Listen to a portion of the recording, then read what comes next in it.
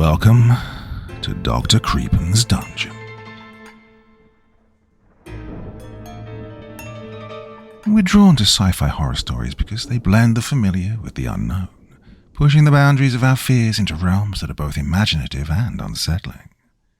These stories allow us to confront our anxieties about technology, the future, and the vastness of the universe, all within the safety of fiction. The thrill comes from exploring what-if scenarios where scientific advancements lead to unexpected horrors, forcing us to question our understanding of reality and the limits of human control. The combination of speculative science and primal fear taps into a deep curiosity and a love for the mysterious, making sci-fi horror a compelling genre that challenges and captivates us, as we shall see in tonight's collection of stories. Now, as ever before we begin, a word of caution. Tonight's tales may contain strong language as well as descriptions of violence and horrific imagery. If that sounds like your kind of thing, then let's begin. Raiders of the Universes by Donald Wandrei. It was in the 34th century that the Dark Star began its famous conquest, unparalleled in stellar annals. Fobar, the astronomer, discovered it. He was sweeping the heavens with one of the newly invented multi-powered Sussendorf comet hunters, and something caught his eye, a new star of great brilliance in the foreground of the constellation Hercules. For the rest of the night, he cast aside all his plans and concentrated on the one star. He witnessed an unprecedented event. Mercier's nullifier had just been invented, a curious and intricate device, based on four-dimensional geometry that made it possible to see occurrences in the universe which had hitherto required the hundreds of years needed for light to cross the intervening space before they were visible on Earth. By a hasty calculation with the aid of this invention, Fobar found that the new star was about 3,000 light-years distant, and that it was hurtling backward into space at the rate of 1,200 miles per second.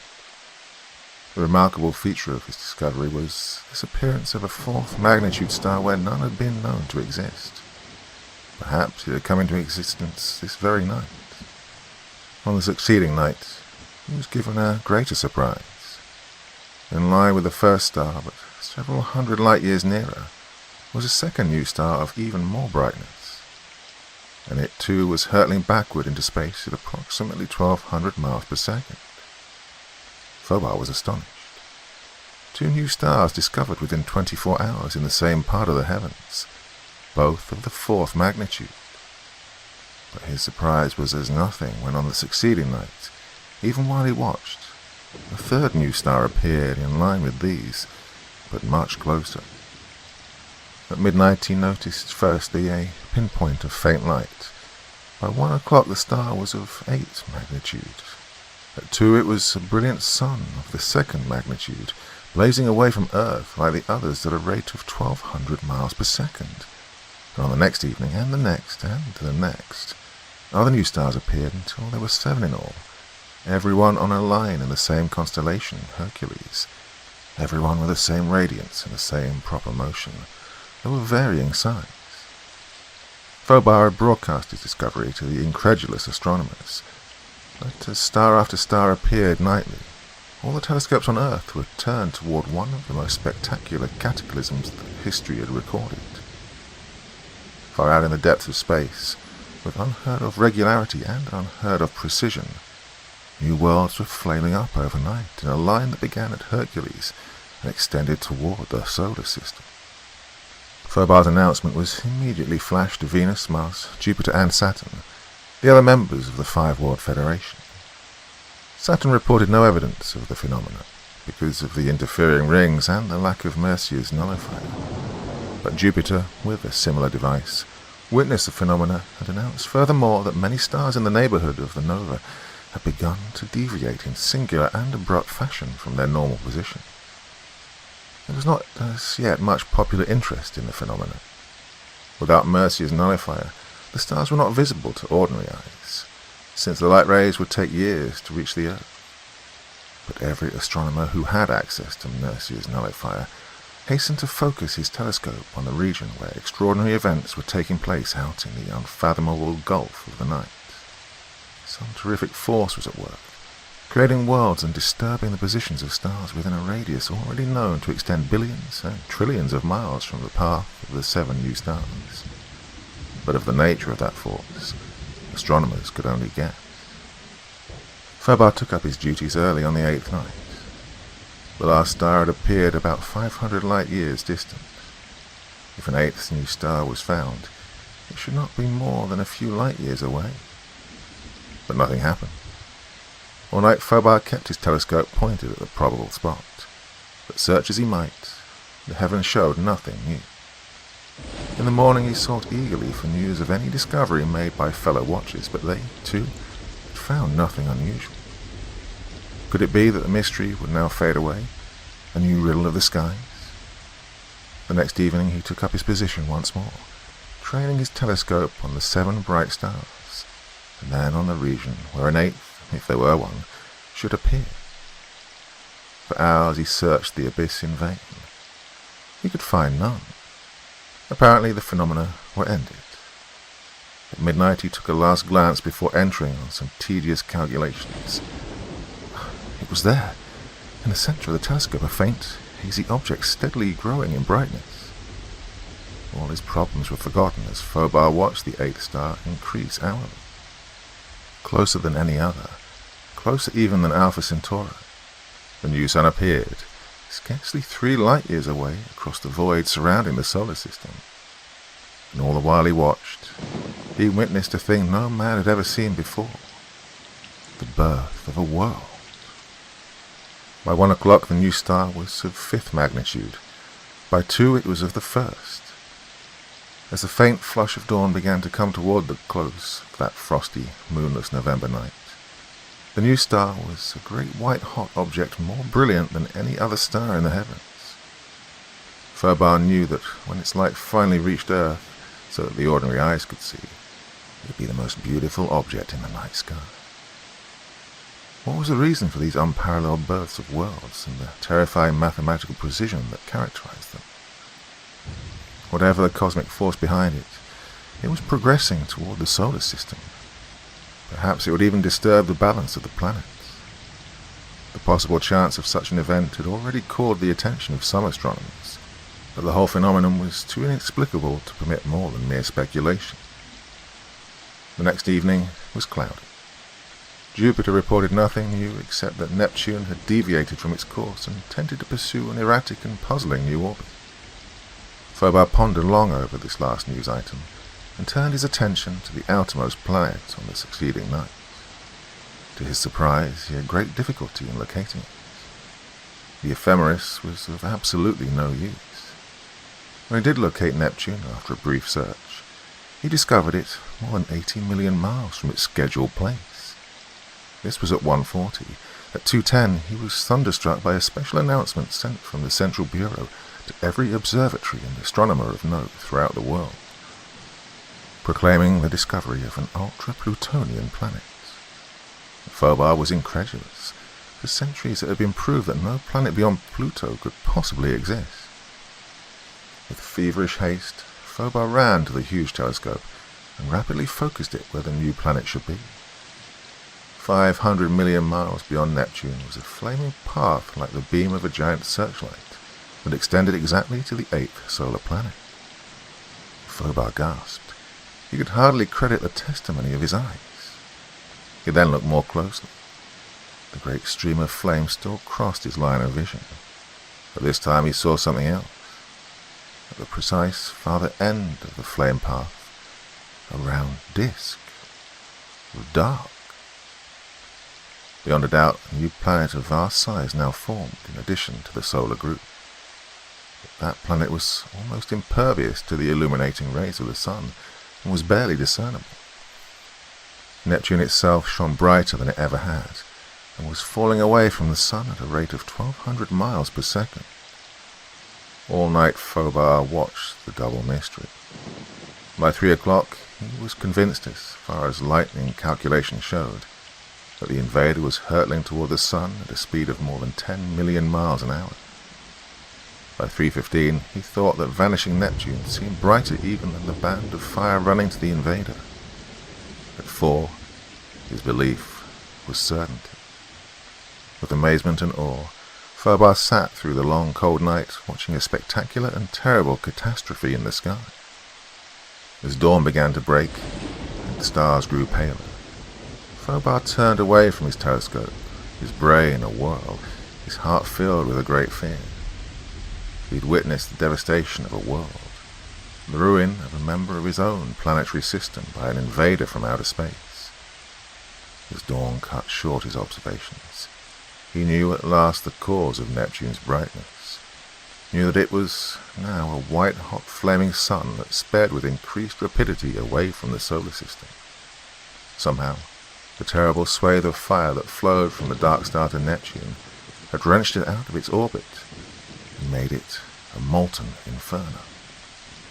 At dawn came another bulletin from the Central Bureau. Neptune now had a surface temperature of 3,000 degrees centigrade and was defying all laws of celestial mechanics, and within 3 days would have left the solar system forever. The results of such a disaster were unpredictable. The entire solar system was likely to break up. Already Uranus and Jupiter had deviated from their orbits. Unless something speedily occurred to check the onrush of the dark star, it was prophesied that the laws governing the planetary system would run to a new balance, and that in the ensuing chaos the whole group would spread apart and fall towards the gulfs beyond the great surrounding void. What was the nature of the great path of fire? What force did it represent? And was the dark star controlled by intelligence, or was it a blind wanderer from space that had come by accident? The flame path alone implied that the dark star was guided by an intelligence that possessed the secret of inconceivable power. Menace hung in the sky now, where all eyes could see in a great arc of fire. The world was on the brink of eternity, and vast forces, at whose nature men could only guess, were sweeping planets and suns out of its path. The following night was again cold and clear. High in the heavens, where Neptune should have been, hung a disk of enormously greater size. Neptune itself was almost invisible, hundreds of millions of miles beyond its scheduled position. As nearly as Phobos could estimate, not 1/100th of the sun's rays were reflected from the surface of the dark star, a proportion far below those of the other planets. Phobos had a better view of the flame path, and it was with growing awe that he watched that strange swathe in the sky during the dead of night. It shot out from the dark star like a colossal beam or huge pillar of fire, seeking a food of worlds.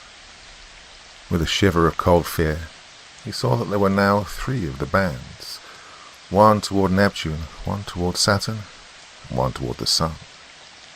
The first was fading, a milky, misty white. The second shone almost as bright as the first one previously had, and the third, toward the sun, was a dazzling stream of orange radiance, burning with a steady, terrible, unbelievable intensity across 2.5 billion miles of space. That gigantic flare was the most brilliant sight in the whole night sky, an awful and abysmally prophetic flame that made city streets black with staring people, a radiance whose grandeur and terrific implication of cosmic power brought beauty and the fear of doom into the heavens. Those paths could not be explained by all the physicists and all the astronomers in the Five World Federation. They possessed the properties of light, but they were rigid bands like a tube or a solid pillar from which only the faintest of rays escaped, and they completely shut off the heavens behind them. They had, moreover, singular properties which could not be described, as if a new force were embodied in them. Hour after hour, humanity watched the spectacular progress of the dark star, watched those mysterious and threatening paths of light that flowed from the invader. And when dawn came, it brought only a great fear and the oppression of impending disaster. In the early morning, Phobos slept. When he awoke, he felt refreshed and decided to take a short walk in the familiar and peaceful light of day. But he never took that walk. He opened the door on a kind of dim and reddish twilight. Not a cloud hung in the sky, but the sun shone feebly with a dull red glow, and the skies were dull and somber. as if the sun were dying, as scientists had predicted it eventually would. Phobos stared at the dull heavens in a daze, at the foreboding atmosphere and the livid sun that burned faintly as through a smoke curtain. Then the truth flashed on him. It was the terrible path of fire from the dark star. By what means he could not guess, by what appalling control of immense and inconceivable forces he could not even imagine, the dark star was sucking light and perhaps more than light from the sun. Phobos turned and shut the door. The world had seen its last dawn. If the purpose of the dark star was destruction, none of the planets could offer much opposition, for no weapon of theirs was effective beyond a few thousand miles range at most, and the dark star could span millions. If the invader passed on, its havoc would only be a trifle smaller, for it had already destroyed 2 members of the solar system and was now striking at its most vital part. Without the sun, life would die, but even with the sun, the planets must rearrange themselves because of the destruction of balance. Even he could hardly grasp the vast and abysmal catastrophe that without warning had swept from space. How could the dark star have traversed 3,000 light-years of space in a week's time? It was unthinkable. So stupendous a control of power, so gigantic a manipulation of cosmic forces, so annihilating a possession of the greatest secrets of the universe, was an unheard-of concentration of energy and knowledge of stellar mechanics.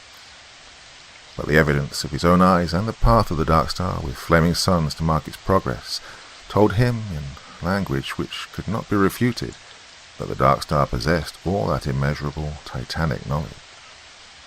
It was the lord of the universe. There was nothing which the dark star could not crush or conquer or change. The thought of that immense, supreme power numbed his mind. It opened vistas of a civilization and a progress and an unparalleled mastery of all knowledge which was almost beyond conception. Already the news had raced across the world. On Phobos' television screen flashed scenes of a nightmare. The radio spewed a gibberish of terror. In one day, panic had swept the earth. On the remaining members of the Five World Federation, the same story was repeated. Rioting mobs drowned out the chant of religious fanatics who hailed Judgment Day. Great fires turned the air murky and flame-shot. Machine guns spat regularly in city streets. Looting, murder, and fear-crazed crimes were universal.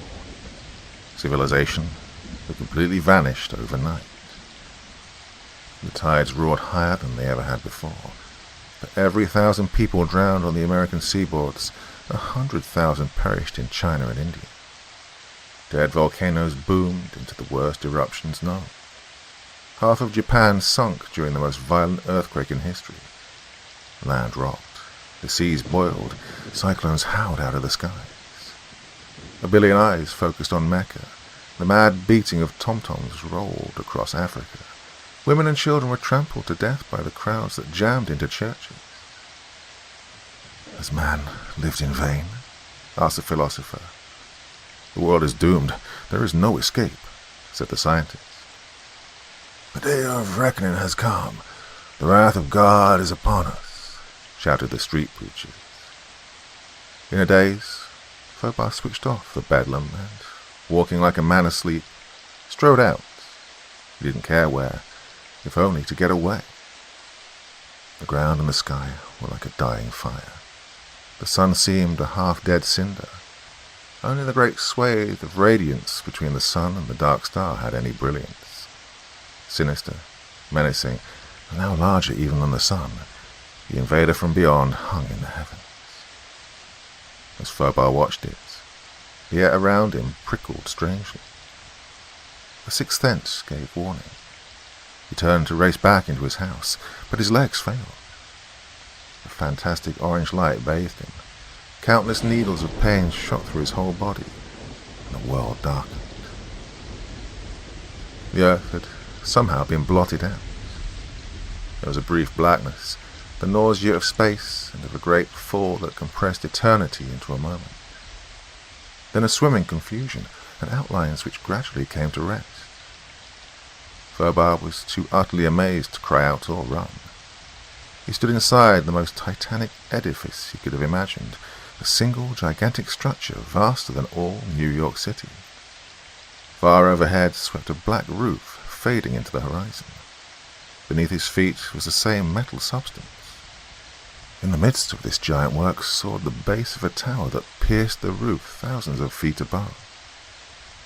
Everywhere loomed machines, enormous dynamos, cathode tubes 100 feet long, masses and mountains of such fantastic apparatus that he'd never encountered before. The air was bluish, electric. From the black substance came a phosphorescent radiance. The triumphant drone of motors and a terrific crackle of electricity were everywhere.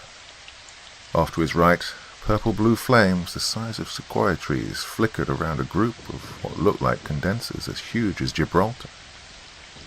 At the base of the central tower, half a mile distant, Fobar could see something that resembled a great switchboard studded with silver controls. Near it was a series of mechanisms at whose purpose he could not even guess. All this his astounded eyes took in one confused glance. The thing that gave him unreasoning terror was the 100-foot-high metal monster before him. It defied description. It was unlike any color known on Earth, a blinding color sinister with power and evil. Its shape was equally ambiguous. It rippled like quicksilver, now compact, now spread out into 1,000 limbs, but what appalled Fobar was its definite possession of rational life. Moreover, his very thoughts were transmitted to him as clearly as though written in his own native English. "Follow me." Fobar's mind did not function, but his legs moved regularly. In the grasp of this metal monster, he was a mere automaton. Fobar noticed idly that he had to step down from a flat disc 12 yards across. By some power, some tremendous discovery that he could not understand, he'd been transported across millions of miles of space, undoubtedly to the dark star itself. The colossal thing, indescribable, a blinding, nameless color, rippled down the hall and stooped before a disc of silvery black. In the center of the disc was a metal seat with a control board nearby. "Be seated." Fobar sat down. The Titan flicked the controls and nothing happened. Fobar sensed that something was radically wrong. He felt the surprise of his gigantic companion. He didn't know it then, but the fate of the solar system hung on that incident. "Come." Abruptly, the giant stooped, and Fobar shrank back. But a flowing mass of cold, insensate metal swept around him, lifted him 50 feet in the air. Dizzy, sick, horrified, he was hardly conscious of the whirlwind motion into which the giant had suddenly shot.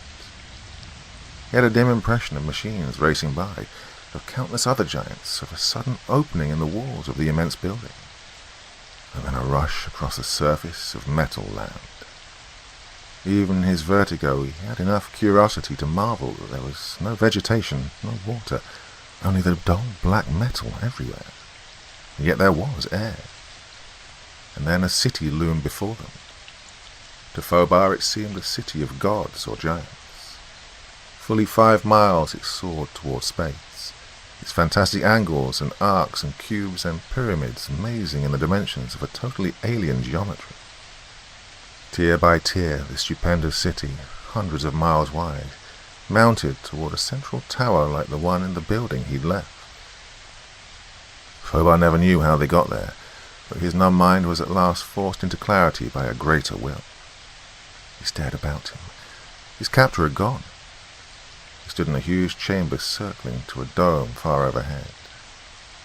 Before him, on a dais of 4,000 feet in diameter, stood, sat, rested, whatever it might be called, another monster, far larger than any he'd yet seen, like a mountain of pliant thinking, living metal. And Fobar knew that he stood in the presence of the ruler. The metal cyclops surveyed him as Fobar might have surveyed an ant, gold, deadly, Dispassionate scrutiny came from something that might have been eyes or a seeing intelligence locked in a metal body. There was no sound, but inwardly to Fobar's consciousness, from the peak of the Titan far above, came a command. "What are you called?" Fobar opened his lips, but even before he spoke, he knew that the thing had understood his thoughts. "Fobar, I'm Gaborez, ruler of Zlabarti, the Lord of the Universes." "Lord of the Universes?" "I and my world come from one of the universes beyond the reach of your telescopes." Fobar somehow felt that the thing was talking to him as he would to a newborn babe. "What do you want of me?"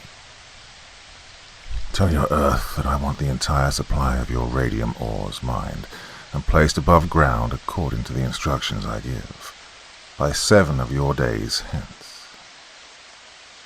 A dozen questions sprang to Fobar's lips. He felt again that he was being treated like a child.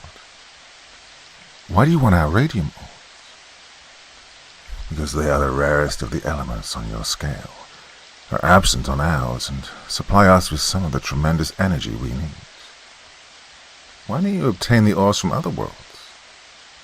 "We do. We're taking them from all worlds where they exist. But we need yours also." Raiders of the universe, looting young worlds of their precious radium ores. Piracy on a cosmic scale. "And if Earth refuses your demand?" For answer, Gaborez rippled to a wall of the room and pressed a button. The wall dissolved, weirdly, mysteriously.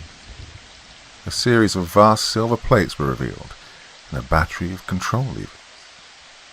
"This will happen to all of your Earth unless the ores are given to us."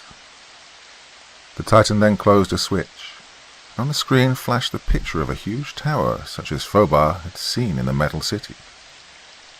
Gaborez adjusted a second control that was something like a rangefinder.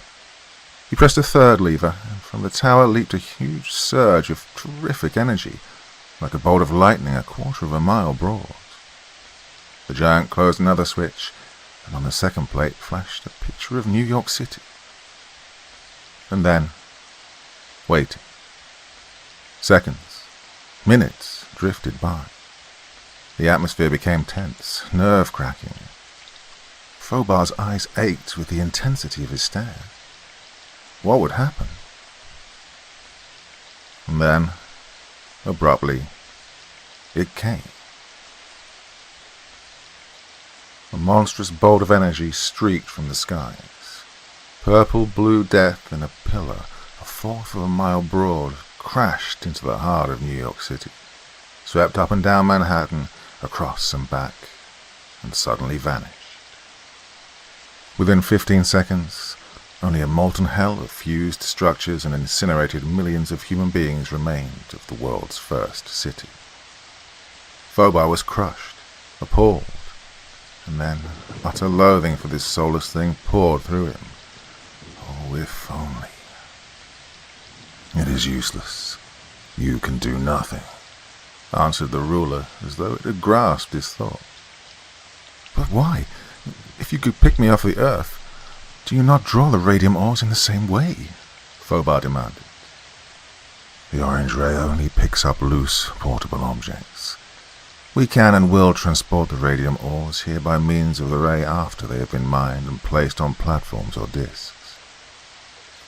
"Why did you select me from all the millions of people on Earth?" "Solely because you were the first apparent scientist whom our Cosmotel chanced upon. It'll be up to you to notify your Earth governments of our demand." "But afterwards," Fobar burst out aloud, "what then?" "We will depart." "But it'll mean death to us. The solar system will be wrecked with Neptune gone and Saturn following it." Gaborez made no answer. To that impassive, cold, inhuman thing, it did not matter if a nation or a whole world perished. Fobar had already seen with what deliberate calm it had destroyed a city, merely to show him what the power lords of the Zlabarti controlled. Besides, what guarantee was there that the invaders would not loot the Earth of everything they wanted, and then annihilate all life upon it before they departed? And yet Fobar knew he was helpless. He knew that the men of Earth would be forced to do whatever was asked of them, and trust that the raiders would fulfill their promise. 2 hours remain for your stay here, came the ruler's dictum to interrupt his line of thought.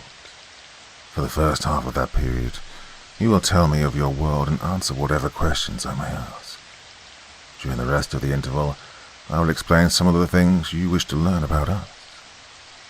Again, Fobar felt Garboreg's disdain, knew that the metal giant regarded him as a kind of plaything for an hour or two's amusement. And yet he had no choice, so he told Garboreg of the life on Earth, how it arose and along what lines it had developed. He narrated in brief the extent of man's knowledge, his scientific achievements, his mastery of weapons and forces of machines, his social organization. And when he finished, he felt as a Stone Age man might feel in the presence of a brilliant scientist of the 34th century. If any sign of interest had shown on the peak of the metallic lord, Fobar failed to see it. But he sensed an intolerant sneer of ridicule in Garboreg, as though the ruler considered these statements to be only the most elementary of facts. Then, for 3/4 of an hour, in the manner of one lecturing an ignorant pupil, the giant crowded its thought pictures into Fobar's mind, so that finally he understood a little of the raiders and of the sudden terror that had flamed from the abysses into the solar system. The universe of matter that you know is only one of the countless universes which comprise the cosmos, began Garboreg. In your universe you have a scale of 92 elements. You have your color spectrum, your rays and waves of many kinds. You are subject to definite laws controlling matter and energy as you know them. But we are of a different universe, on a different scale from yours, 1 trillion light years away in space, eons distant in time. The natural laws which govern us differ from those controlling you. In our universe, you would be hopelessly lost, completely helpless, unless you possess the knowledge that your people will not attain even in millions of years. But we, who are so much older and greater than you, have for so long studied the nature of the other universes that we can enter and leave at will, taking what we wish, doing as we wish, creating or destroying worlds whenever the need arises, coming and hurtling away when we choose. There is no vegetable life in our universe. There is only the scale of elements ranging from 842 to 966 on the extension of your own scale. At this high range, metals of complex kinds exist. There is none of what you call water, no vegetable world, no animal kingdom. Instead, there are energies, forces, rays, and waves, which are food to us and which nourish our life stream just as pigs, potatoes, and bread are food to you. Trillions of years ago in your time calculation, but only a few dozen centuries ago in ours, life arose on the giant world Krypton in our universe. It was life, our life, the life of my people and myself, intelligence animating bodies of pliant metal, existing almost endlessly on an almost inexhaustible source of energy. But all matter wears down. On Krypton, there was a variety of useful metals, others that were valueless. There was comparatively little of the first, and much of the second. Krypton itself was a world as large as your entire solar system, with a diameter roughly of 4 billion miles. Our ancestors knew that Krypton was dying, that the store of our most precious element, Slalreth, was dwindling. But already our ancestors had mastered the forces of our universe and had made inventions that are beyond your understanding, had explored the limits of our universe in space cars that were propelled by the free energies in space and by the attracting repelling influences of stars. The metal inhabitants of Krypton employed every invention they knew to accomplish an engineering miracle that makes your bridges and mines seem but the puny efforts of a gnat. They blasted all the remaining ores of Shalreth from the surface and interior of Krypton and refined them. Then they created a giant vacuum, a dead field in space 100 million miles away from that world. The dead field was controlled from Krypton by atomic projectors, energy absorbers, gravitation nullifiers, and cosmotels, range regulators, and a host of other inventions.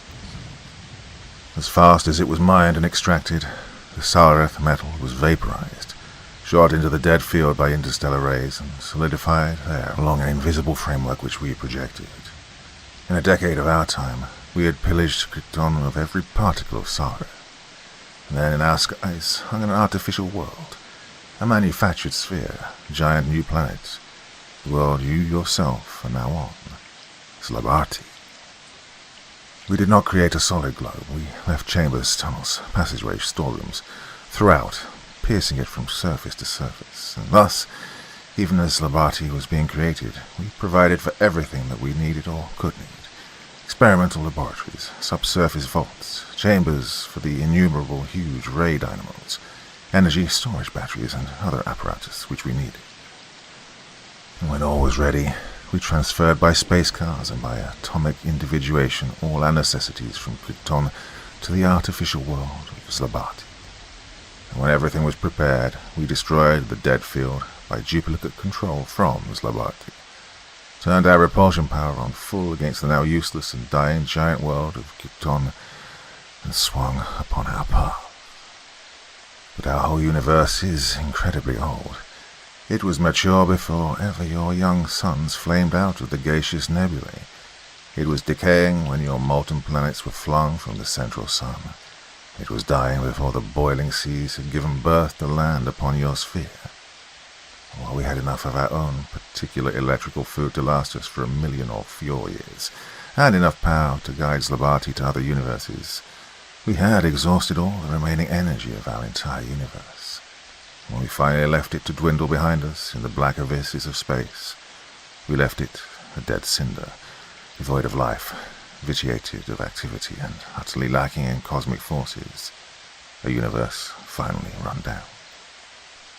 The universes, as you may know, are set off from each other by totally black and empty absence, expanses so vast that light rays have not yet crossed many of them. How did we accomplish the feat of traversing such a gulf? By the simplest of means, acceleration. Why? Because to remain in our universe meant inevitable death. We gambled on the greatest adventure in all the cosmos.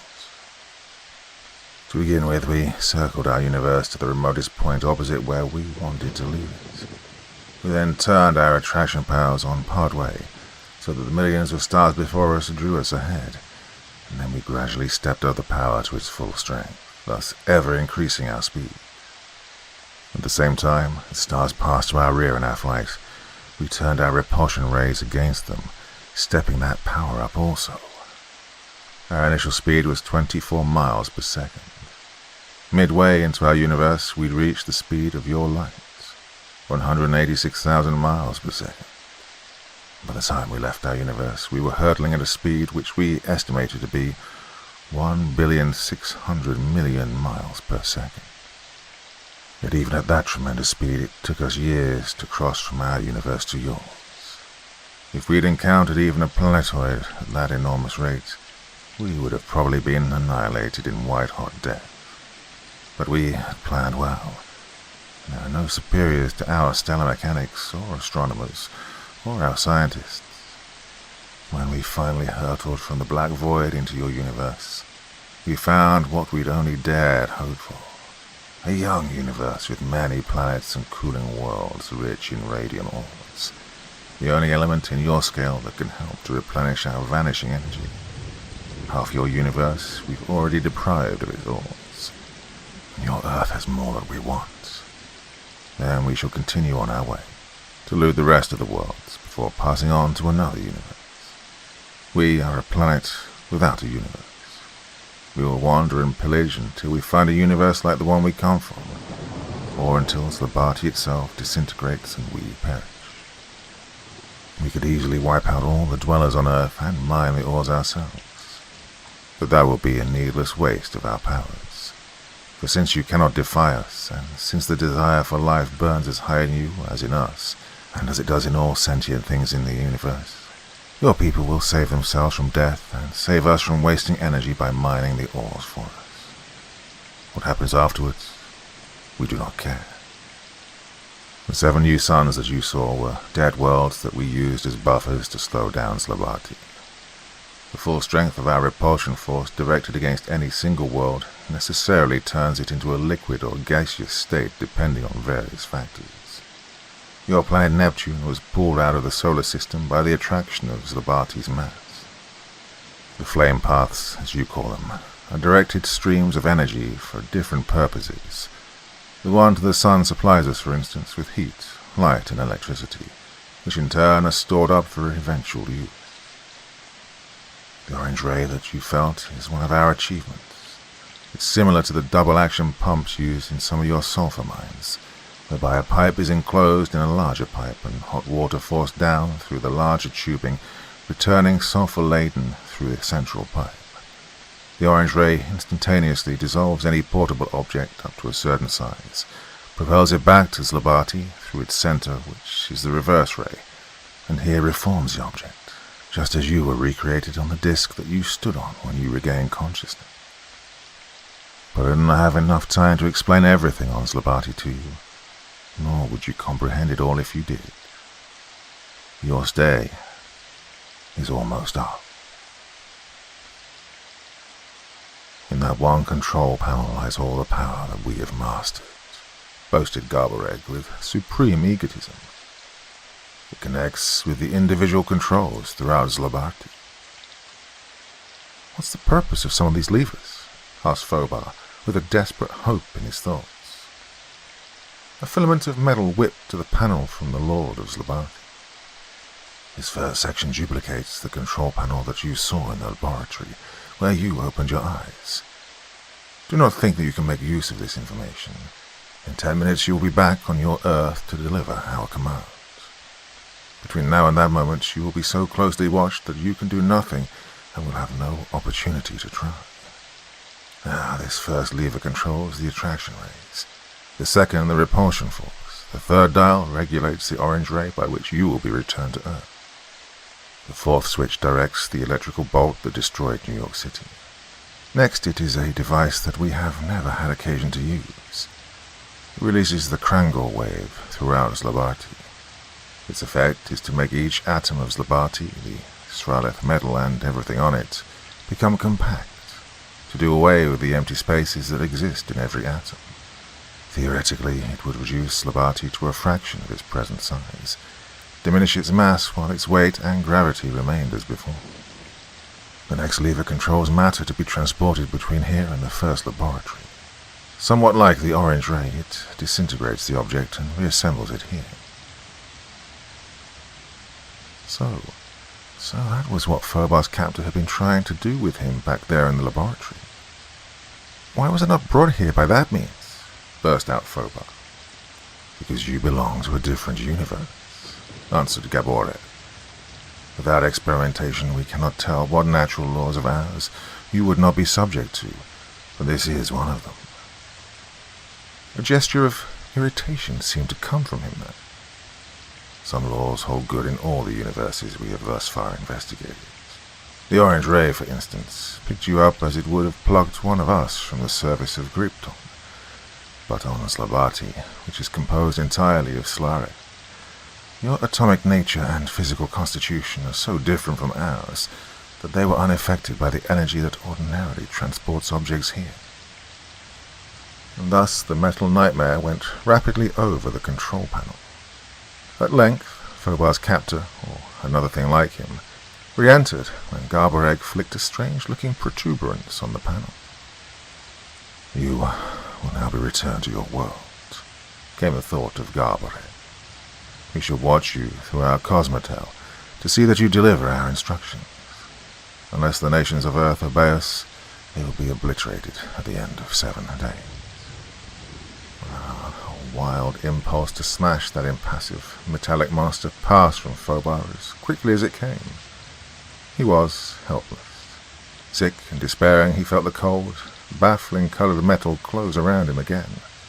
And once more he was borne aloft for the journey to the laboratory, from there to be propelled back to Earth. 7 days of grace.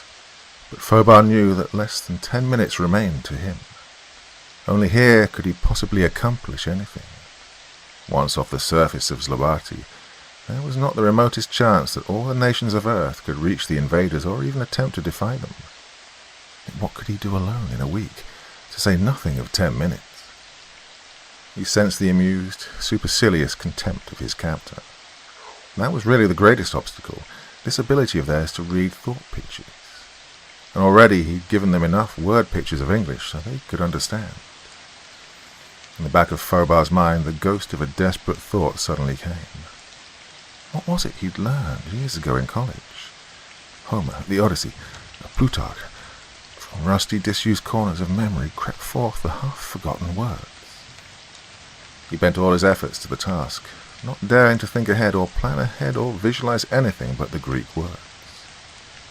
He felt the bewilderment of his captor. To throw it off the track, Fobar suddenly let an ancient English nursery rhyme slip into his thoughts. The disgust that emanated from his captor was laughable. Fobar could have shouted aloud. But the Greek words. Already the pair had left the mountain-high Titan city far behind, and they rippled across the smooth black surface of Zlabati, and bore like rifle bullets down on the swiftly looming laboratory. In a few minutes it would be too late forever. Now the lost Greek words burst into Fobar's mind, and, hoping against hope, he thought in Greek word pictures, which his captor could not understand. He weighed chances, long shots. Into his brain flashed an idea. But they were now upon the laboratory, and a stupendous door dissolved weirdly into shimmering haze, and they sped through. Fobar's hand clutched a bulge in his pocket. Would it work? How could it? They were now beyond the door, and racing across the great expanse of the floor, past the central tower, past the control panel which he'd first seen. Then, as if by magic, there leaped into Fobar's mind a clear-cut, vivid picture of violet oceans of energy crackling and streaking from the heavens to crash through the laboratory roof and barely miss striking his captor behind. Even as Fobar created the image of that terrific death, his captor whirled around in a lightning movement, a long arm of metal flicking outward at the same instant to drop Fobar to the ground. Like a flash, Fobar was on his feet, his hand whipped from his pocket, and with all his strength he flung a gleaming object straight toward the fifth lever on the control panel a dozen yards away. As a clumsy arrow would, his oversized bunch of keys twisted to their mark, clanked, and spread across the fifth control, which was the size regulator. As rapidly as Fobar's captor had spun around, it reversed again, having guessed his trick. The tentacle of pliant metal snaked toward Fobar like a streak of flame. But in those few seconds, a terrific holocaust had taken place. As Fobar's keys spattered against the fifth lever, there came an immediate, growing, strange, high-pitched whine, and a sickening collapse of the very surface beneath them. Everywhere outlines of objects wavered, changed, melted, shrank with a steady and nauseatingly swift motion. The roof of the laboratory high overhead plunged downward. The far distant walls swept inward, contracted, and the metal monsters themselves dwindled as though they were vast rubber figures from which the air was hissing. Fobar sprang back as the tentacle whipped after him. Only that jump and the suddenly dwarfing dimensions of the giant saved him. And even in that instant of wild action, Fobar shouted aloud, for this whole world was collapsing, together with everything on it, except he himself, who came from a different universe and remained unaffected. It was the long shot he'd gambled on, the one chance he'd had to strike a blow. All over the shrinking laboratory, the monsters were rushing toward him. His dwindling captor flung another tentacle toward the control panel to replace the size-regulating lever, but Fobar had anticipated that possibility and had already leapt to the switchboard, sweeping a heavy bar from its place and crashing it down on the lever so hard that it could not be replaced without being repaired. Almost in the same move, he'd bounded away again, the former 100-foot giant now scarcely more than his own height. But throughout the laboratory, the other metal things had halted in their tasks and were racing onwards. Fobar always remembered that battle in the laboratory as a scene from some horrible nightmare. The catastrophe came so rapidly that he could hardly follow the whirlwind events. The half-dozen great leaps he made from the lashing tentacles of his pursuer sufficed to give him a few seconds' respite, and then the weird, howling sound of the tortured world swelled to a piercing wail. His lungs were laboring from the violence of his exertions. Again and again he barely escaped from the curling whips of the metal tentacles.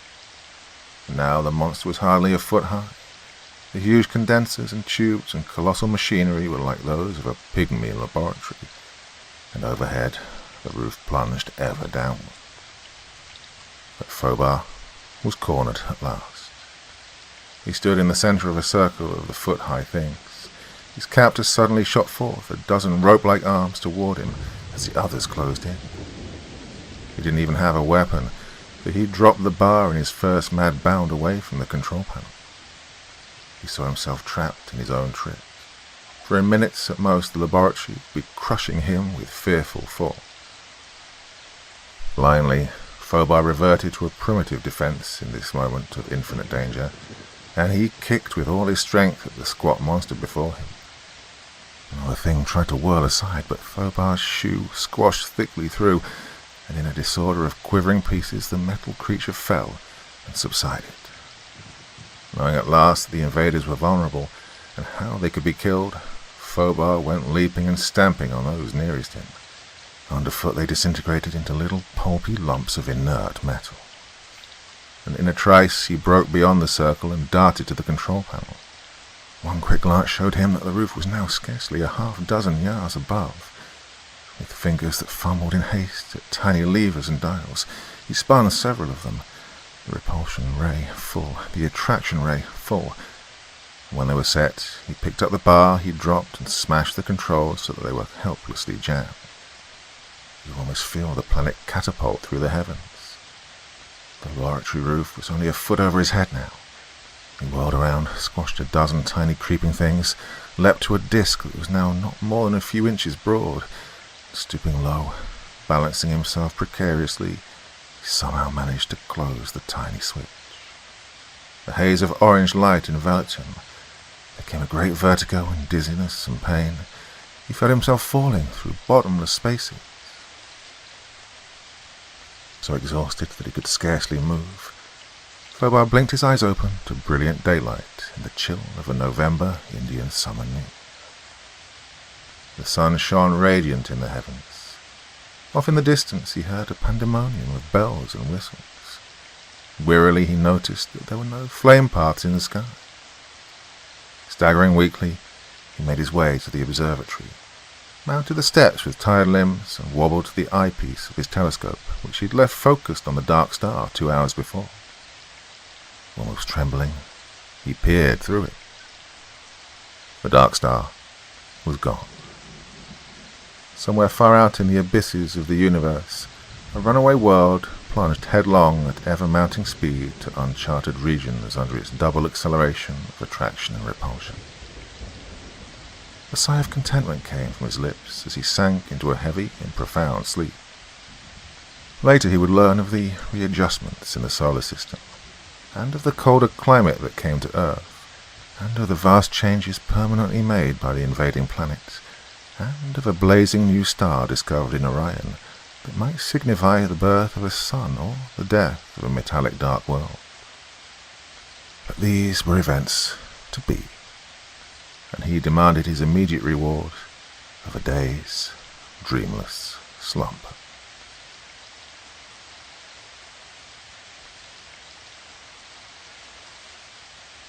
The Man from 2071. Perhaps this story does not belong with my other tales of the Special Patrol Service, and yet there is, or should be, a report somewhere in the musty archives of the service covering the incident. Not accurately, not in detail. Among a great mass of old records which I was browsing through the other day, I happened across that report. It occupied exactly 3 lines in the logbook of the air tug. Just before departure, discovered stowaway, apparently demented, and ejected him. For the hard-headed higher-ups of the service, that report was enough. Had I given the facts, they would have called me to the base for a long-winded investigation. It would have taken weeks and weeks filled with fussy questioning. dozens of stoop-shouldered laboratory men would have prodded and snooped and asked for long written accounts. In those days, keeping the logbook was writing enough for me, and being grounded at base for weeks would have been punishment. Nothing would have been gained by any detailed reports. The service needed action rather than reports anyway. But, well, now that I'm an old man, on the retired list, I have time to write, and it will be a particular pleasure to write this account, for it will go to prove that these much-honoured scientists of ours, with all their tremendous appropriations and long-winded discussions, are not nearly so wonderful as they think they are. They are, and always have been, too much interested in abstract formulas and not enough in their practical application.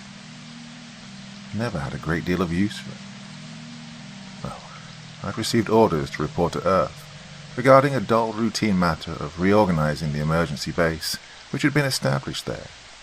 Earth, I might add, for the benefit of those who have forgotten your geography of the universe. It's not a large body, but its people furnished almost all of the officer personnel of the Special Patrol Service. Now, being a native of Earth, I received the assignment with considerable pleasure, despite its dry and uninteresting nature. It was a good sight to see old Earth, bundled up in the cottony clouds, growing larger and larger in the television disc. No matter how much you wander around the universe, no matter how small and insignificant the world of your birth, there is a tie that cannot be denied. I've set my ships down on many strange and unknown worlds, with danger and adventure awaiting me. But there is, for me, no thrill which quite duplicates that of viewing again that particular little ball of mud from whence I sprang. I've said that before, I shall probably say it again. I'm proud to claim Earth as my birthplace, small and out of the way as she is. Our base on Earth was adjacent to the city of Greater Denver on the Pacific coast. Couldn't help wondering, as we settled swiftly over the city, whether our historians and geologists and other scientists were really right in saying that Denver had, at one period, been far from the Pacific. Well, it seemed impossible, as I gazed down on that blue, tranquil sea that it had engulfed hundreds of years ago, such a vast portion of North America. But I suppose the men of science know best. Well, I need not go into the routine business that brought me to Earth. Suffice to say, it was settled quickly, by the afternoon of the second day. Well, I'm referring, of course, to Earth days, which are slightly less than half the length of an Inaran of universe time. A number of my friends had come to meet me, visit me during my brief stay on Earth, and having finished my business with such dispatch, I decided to spend that evening with them and leave the following morning. It was very late when my friends departed, and I strolled out with them to their monocar, returning the salute of the air tax lone sentry, who was pacing his post before the huge circular exit of the ship. The air tack lay lightly upon the earth, her polished sides gleaming in the light of the crescent moon. In the side toward me, the circular entrance gaped like a sleepy mouth. The sentry, knowing the eyes of his commander were upon him, strode back and forth with brisk, military precision. Slowly, still thinking of my friends, I made my way toward the ship. I'd taken only a few steps when the sentry's challenge rang out sharply. "Halt! Who goes there?" I glanced up in surprise. Shiro, the man on guard, had seen me leave. He should have had no difficulty in recognizing me, but, well, the challenge had not been meant for me. Well, between myself and the air tax, there stood a strange figure. An instant before, I would have sworn that there was no human in sight, save for myself and the sentry. But now this man stood not 20 feet away, swaying as though ill or terribly weary, barely able to lift his head and turn it toward the sentry. "Friend," he gasped. "Friend." I think he would have fallen to the ground if I hadn't clapped an arm around his shoulders and supported him. "Just a moment," whispered the stranger. "I'm a bit faint. I'll be all right." I stared down at the man, unable to reply. This was a nightmare, no less. I could feel the sentry staring too. The man was dressed in a style so ancient that I couldn't remember that period. 21st century at least, perhaps earlier. And while he spoke English, which is a language of Earth, he spoke it with a harsh and unpleasant accent that made his words difficult, almost impossible to understand. Their meaning did not fully sink in until an instant after he'd finished speaking. "Shiro," I said sharply, "help me take this man inside. He's ill." "Yes, sir." The guard leapt to obey the order, and together we led him into the airtight, into my own stateroom. There was some mystery here, and I was eager to get at the root of it. The man with the ancient costume and the strange accent had not come to the spot where we'd seen him by any means with which I was familiar. He materialized out of thin air. There was no other way to account for his presence. We propped the stranger in my most comfortable chair, and I turned to the sentry. He was staring at our weird visitor with wondering, fearful eyes, and when I spoke, he started as though stung by an electric shock. "Very well," I said briskly. "That'll be all. Resume your post immediately and— Shiro?" "Yes, sir." "It won't be necessary for you to make a report of this incident. I'll attend to that. Understand?" "Yes, sir." I think it's to the man's everlasting credit, and to the credit of the service which had trained him, that he executed a snappy salute, did an about-face, and left the room without another glance at the man slumped down in my big easy chair. With a feeling of cold, nervous apprehension, such as I've seldom experienced in a rather varied and active life, I then turned to my visitor. He hadn't moved, save to lift his head. He was staring at me, his eyes fixed in his chalky white face. They were dark, long eyes, abnormally long, and they glittered with a strange, uncanny light. "You feeling better?" I asked. His thin, bloodless lips moved, but for a moment no sound came from them. He tried again. "Water," he said. I drew him a glass from the tank in the wall of my room. He downed it at a gulp and passed the empty glass back to me. "More," he whispered. He drank the second glass more slowly, his eyes darting swiftly, curiously around the room.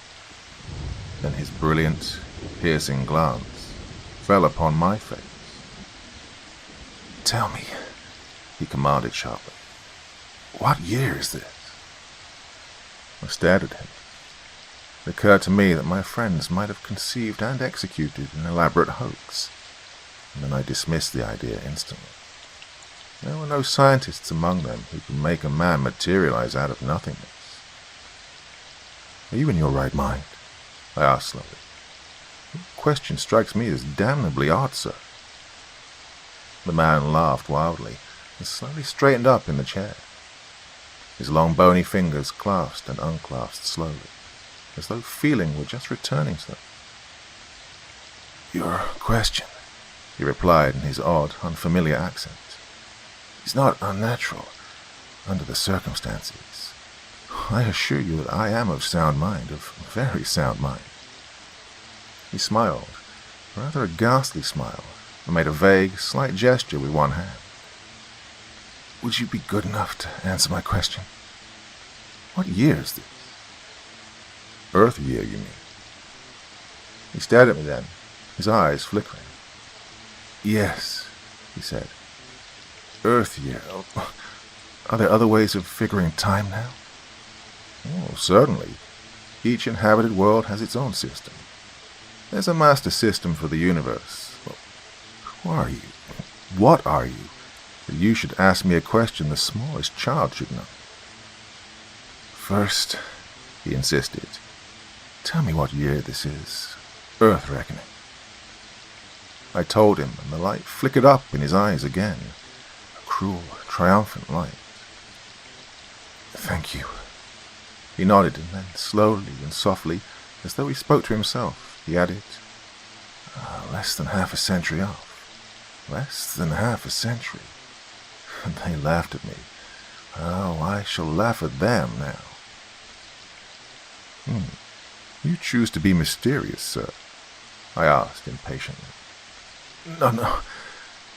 You'll understand, and then you'll forgive me, I know.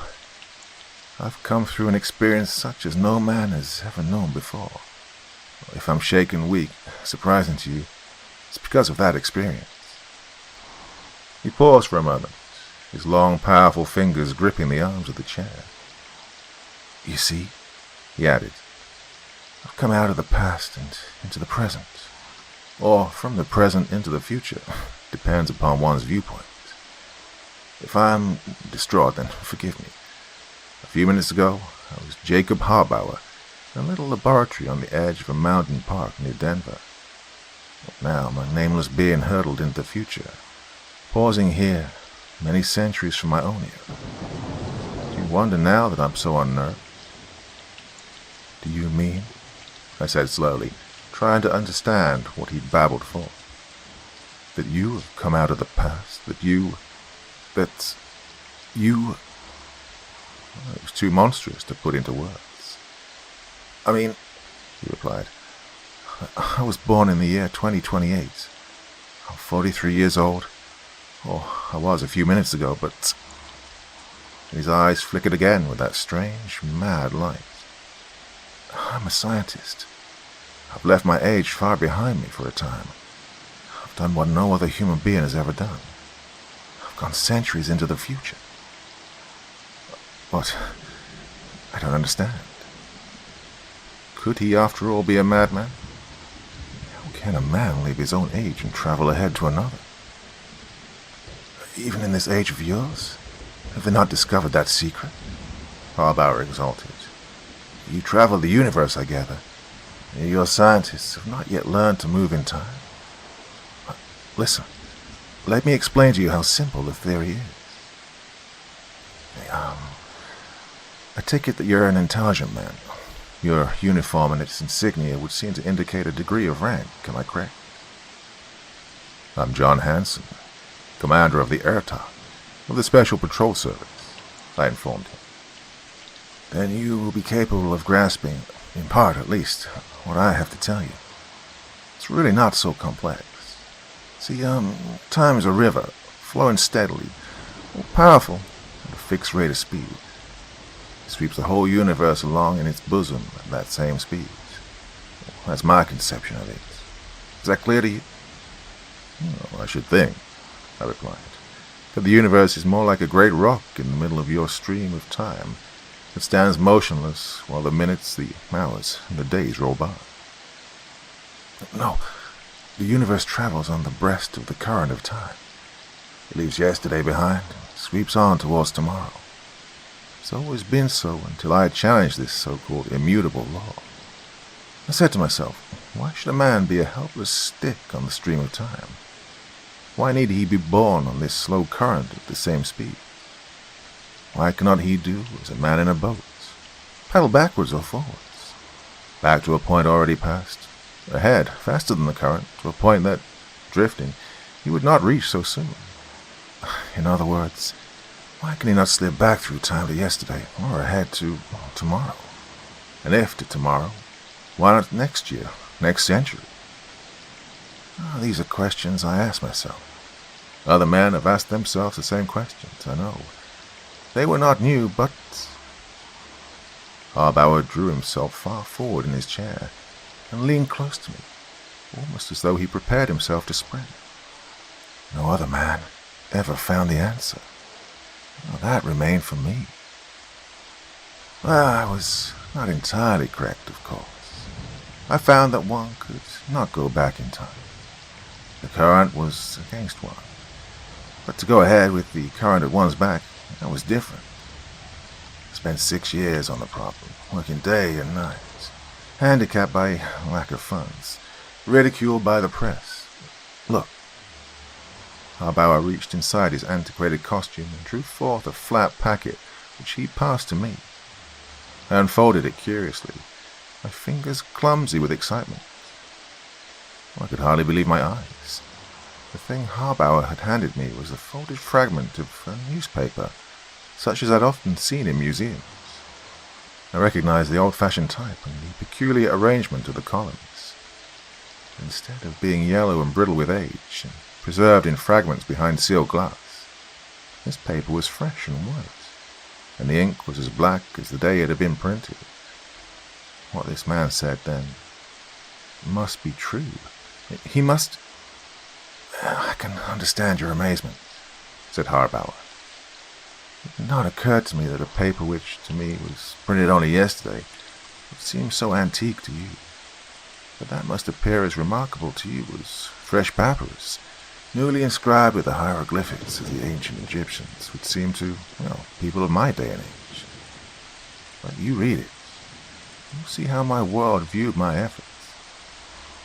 There was a sharpness, a bitterness in his voice that made me vaguely uneasy.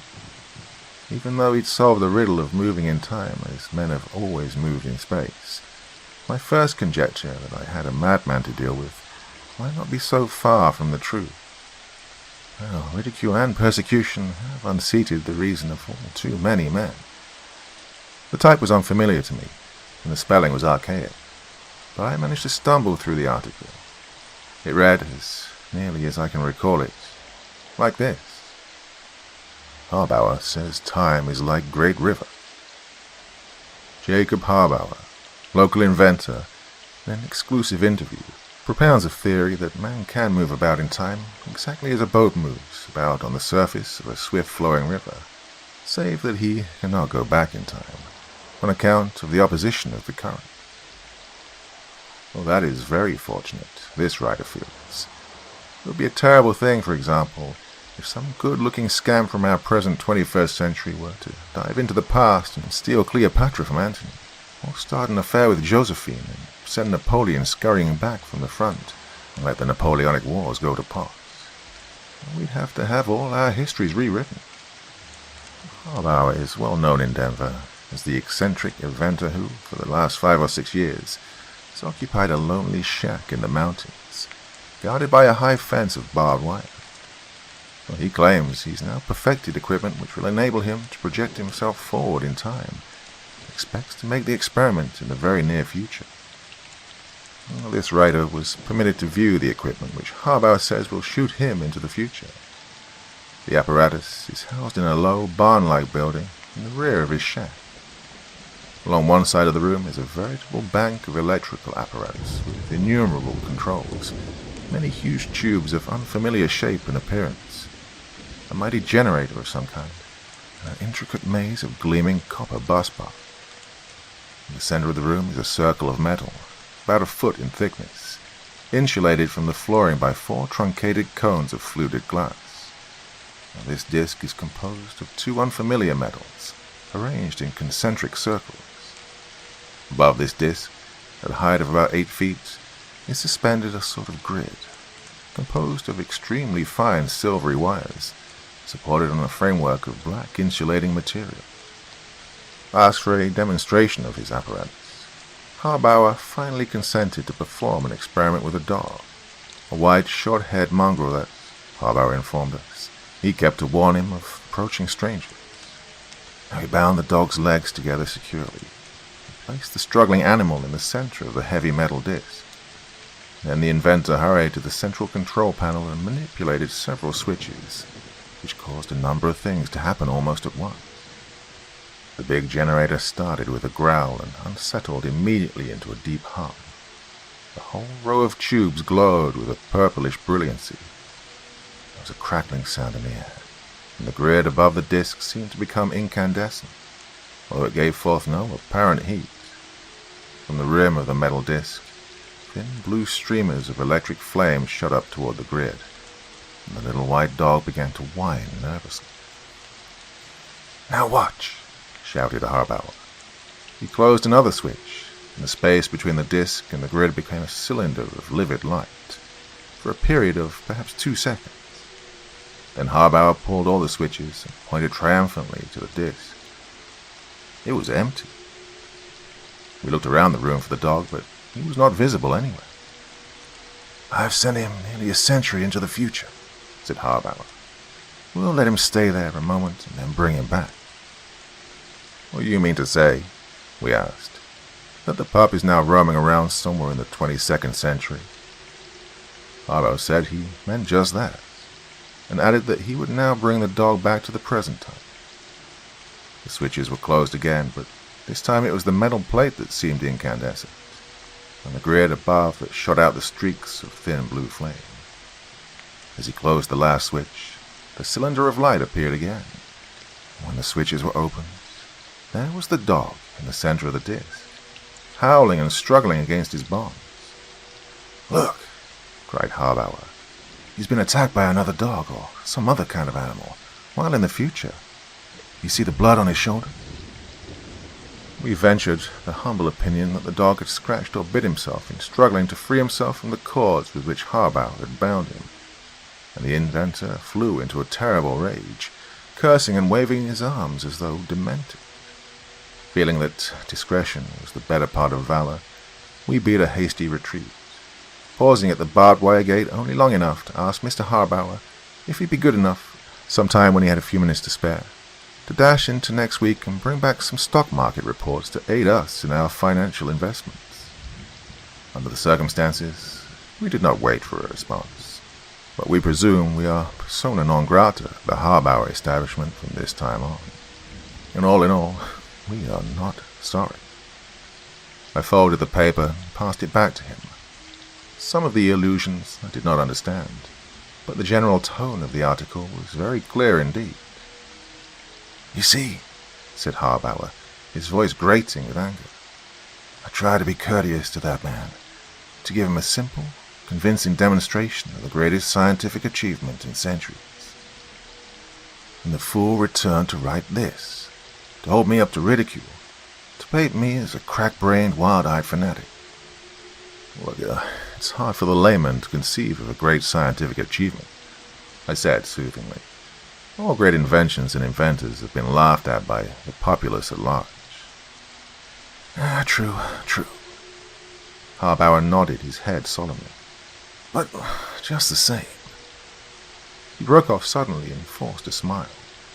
I found myself wishing that he'd completed that broken sentence, though. I felt that he'd almost revealed something that would have been most enlightening. "Oh, but enough of that fool and his babblings," he continued. "I'm here as living proof that my experiment is a success. I have a tremendous curiosity about the world in which I find myself. This, I take it, is a ship for navigating space?" "That's right. The Airtalk of the Special Patrol Service. Would you care to look around a bit?" "I would indeed." There was a tremendous eagerness in the man's voice.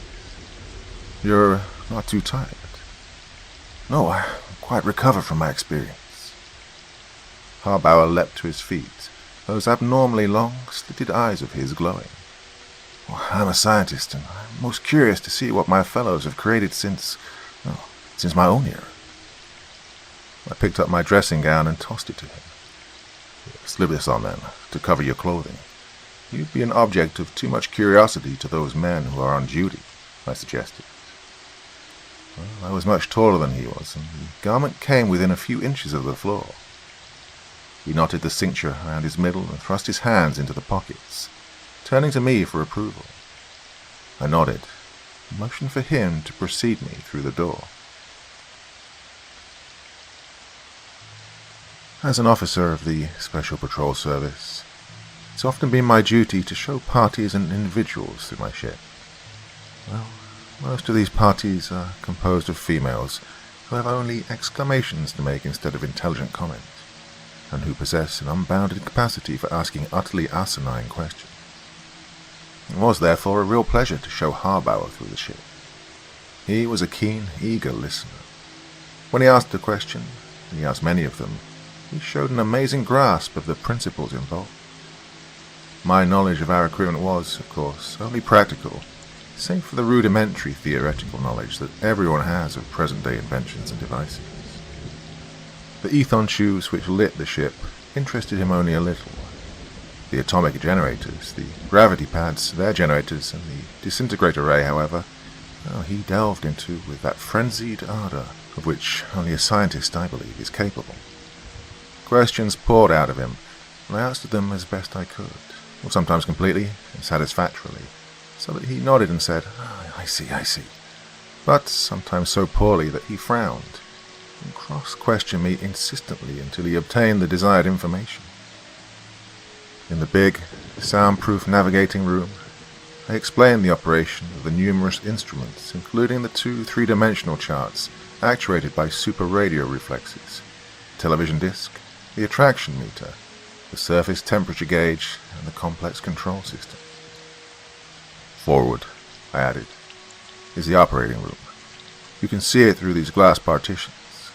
The navigating officer in command relays his orders to men in the operating room, who attend to the actual execution of those orders. Just as a pilot or the navigating officer of a ship of my day gives his orders to the quartermaster at the wheel, nodded Harbauer, and began firing questions at me again, going over the ground we'd already covered, to check up on his information. I was amazed at the uncanny accuracy with which he grasped such a great mass of technical detail. It had taken me years of study to pick up what he had taken from me and apparently retained intact in something more than an hour of Earth time. I glanced at the Earth time clock on the wall of the navigating room as he triumphantly finished his questioning. Less than an hour remained before the time set for our return trip. "I'm sorry," I commented, to be an ungracious host, "but I'm wondering what your plans may be. You see, we're due to start in less than an hour and a passenger will be in your way." Harbauer smiled as he uttered the words, but there was a gleam in his long eyes that rather startled me. I wondered if I only imagined the steeliness of his voice. "Oh, don't let that worry you, sir." "It's not worrying me," I replied, watching him closely. "I have enjoyed a very remarkable, a very pleasant experience. If you should care to remain aboard the airtac, I should like exceedingly to have you accompany us to our base, or I could place you in touch with other laboratory men with whom you would have much in common." Harbauer threw back his head and laughed, not pleasantly. "Thanks," he said, "but I have no time for that. They could give me no knowledge that I need now. You've told me and showed me enough. I understand how you've released atomic energy. It's a matter so simple that a child should have guessed it. A man has wondered about it for centuries, knowing that the power was there but lacking a key to unfetter it. But now I have that key." "True, but perhaps our scientists would like, in exchange, the secret of moving forward in time," I suggested, reasonably enough. "What do I care about them?" snapped Harbauer. He loosened the cord of the robe with a quick, impatient gesture, as though it confined him too tightly, and threw the garment from him. Then, suddenly, he took a quick stride toward me and thrust out his ugly head. "I know enough now to give me power over all my world," he cried. "Haven't you guessed the reason for my interest in your engines of destruction? I came down the centuries ahead of my generation so I might come back with power in my hand. Power to wipe out the fools who've made a mockery of me. And I have that power. Here." He tapped his forehead dramatically with his left hand. "I'll bring a new regime to my era," he continued, fairly shouting now. "I'll be what many have tried to be, and what no man has ever been, the master of the world. Absolute, unquestioned, supreme master." He paused, his eyes glaring into mine, and I knew from the light that shone behind those long, narrow slits that I was dealing with a madman. "True, you will," I said gently, moving carelessly toward the microphone. With that in my hand, a slight pressure on the general attention signal, and I would have the whole crew of the airtac here in a moment. But I had explained the workings of the navigation room's equipment only too well. "Stop," snarled Harbauer, and his right hand flashed up. "See this? Perhaps you don't know what it is, so I'll tell you. It's an automatic pistol. Not so efficient as your disintegrator ray, but deadly enough. There's sudden death for 8 men in my hand, understand?" "Perfectly." What an utter fool I'd been. I was not armed, and I knew that Harbauer spoke the truth. I'd often seen weapons similar to the one he held in the military museums. They're still there if you're curious, rusty and broken, but not unlike our present atomic pistols in general appearance. They propelled the bullet by the explosion of a sort of powder, inefficient of course, but as he'd said, deadly enough for the purpose. Good. You are a good sort, Hanson, but don't take any chances. I'm not going to, I promise you. You see, and he laughed again, the light in his long eyes dancing with evil, I'm not likely to be punished for a few killings committed centuries after I'm dead. I've never killed a man, but I won't hesitate to do so now, if one or more should get in my way. But why? I asked, soothing. Why should you wish to kill anyone? You have what you came for, you say. Why not depart in peace? He smiled crookedly, and his eyes narrowed with cunning. You approve of my little plan to dominate the world? He asked softly, his eyes searching my face. No, I said boldly, refusing to lie to him. I do not, and you know it. Very true. He pulled out his watch with his left hand and held it before his hand so he could observe the time without losing sight of me for even an instant. I doubted that I could secure your willing cooperation. Therefore, I am commanding it. You see, there are a few instruments and pieces of equipment that I should like to take back to my laboratory with me. Perhaps I'd be able to reproduce them without models, but with the models, my task will be much easier. The question remaining is a simple one. Will you give me the proper orders to have this equipment removed to the spot where you first saw me? Or shall I be obliged to return to my own era without this equipment, leaving behind me a dead commander of the Special Patrol Service and any other who may try to stop me? I tried to keep cool under the lash of his mocking voice. I've never been adept at holding my temper when I should, but somehow I managed it this time. Frowning, I kept him waiting for a reply, utilizing the time to do what was perhaps the hardest, fastest thinking of my life. There wasn't a particle of doubt in my mind regarding his ability to make good his threat, nor his readiness to do so. I caught the faint glimmering of an idea and fenced with it eagerly.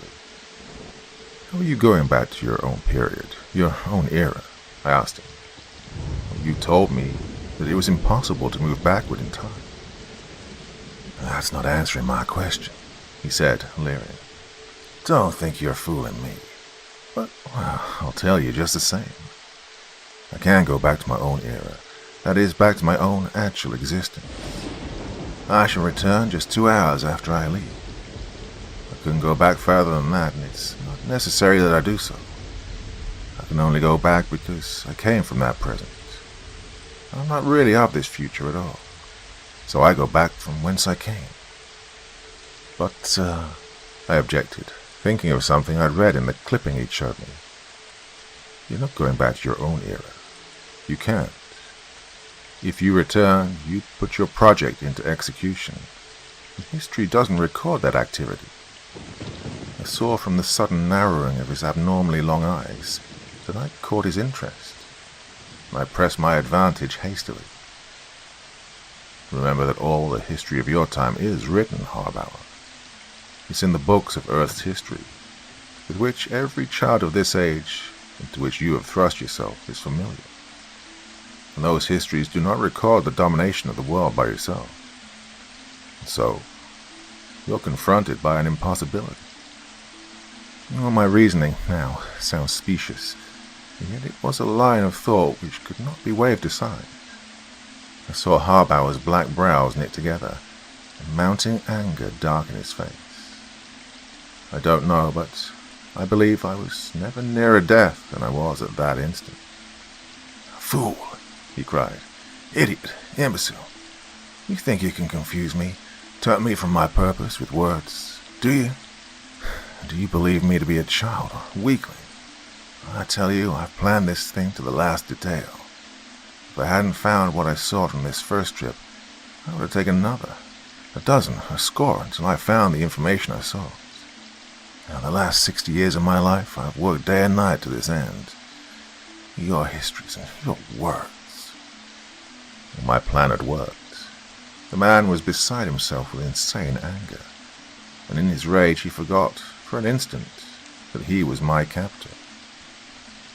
Taking a desperate chance, I launched myself at his legs. His weapon roared over my head, just as I struck. I felt the hot gas from the thing beat against my neck. I caught the reeking scent of the smoke. And then we were both on the floor, and locked in a mad embrace. Harl was a smaller man than myself, but he had the amazing strength of a Xenian. He fought viciously, using every ounce of his strength against me, striving to bring his weapon into use, hammering my head upon the floor, racking my body mercilessly, grunting, cursing, mumbling constantly as he did so. But I was in better shape than Harl. I've never seen a laboratory man who could stand the strain of prolonged physical exertion. Bending over test tubes and meters is no life for a man. At grips with him, I was in my own element, and he was out of his. I let him wear himself out, exerting myself as little as possible, confining my efforts to keeping his weapon where he couldn't use it.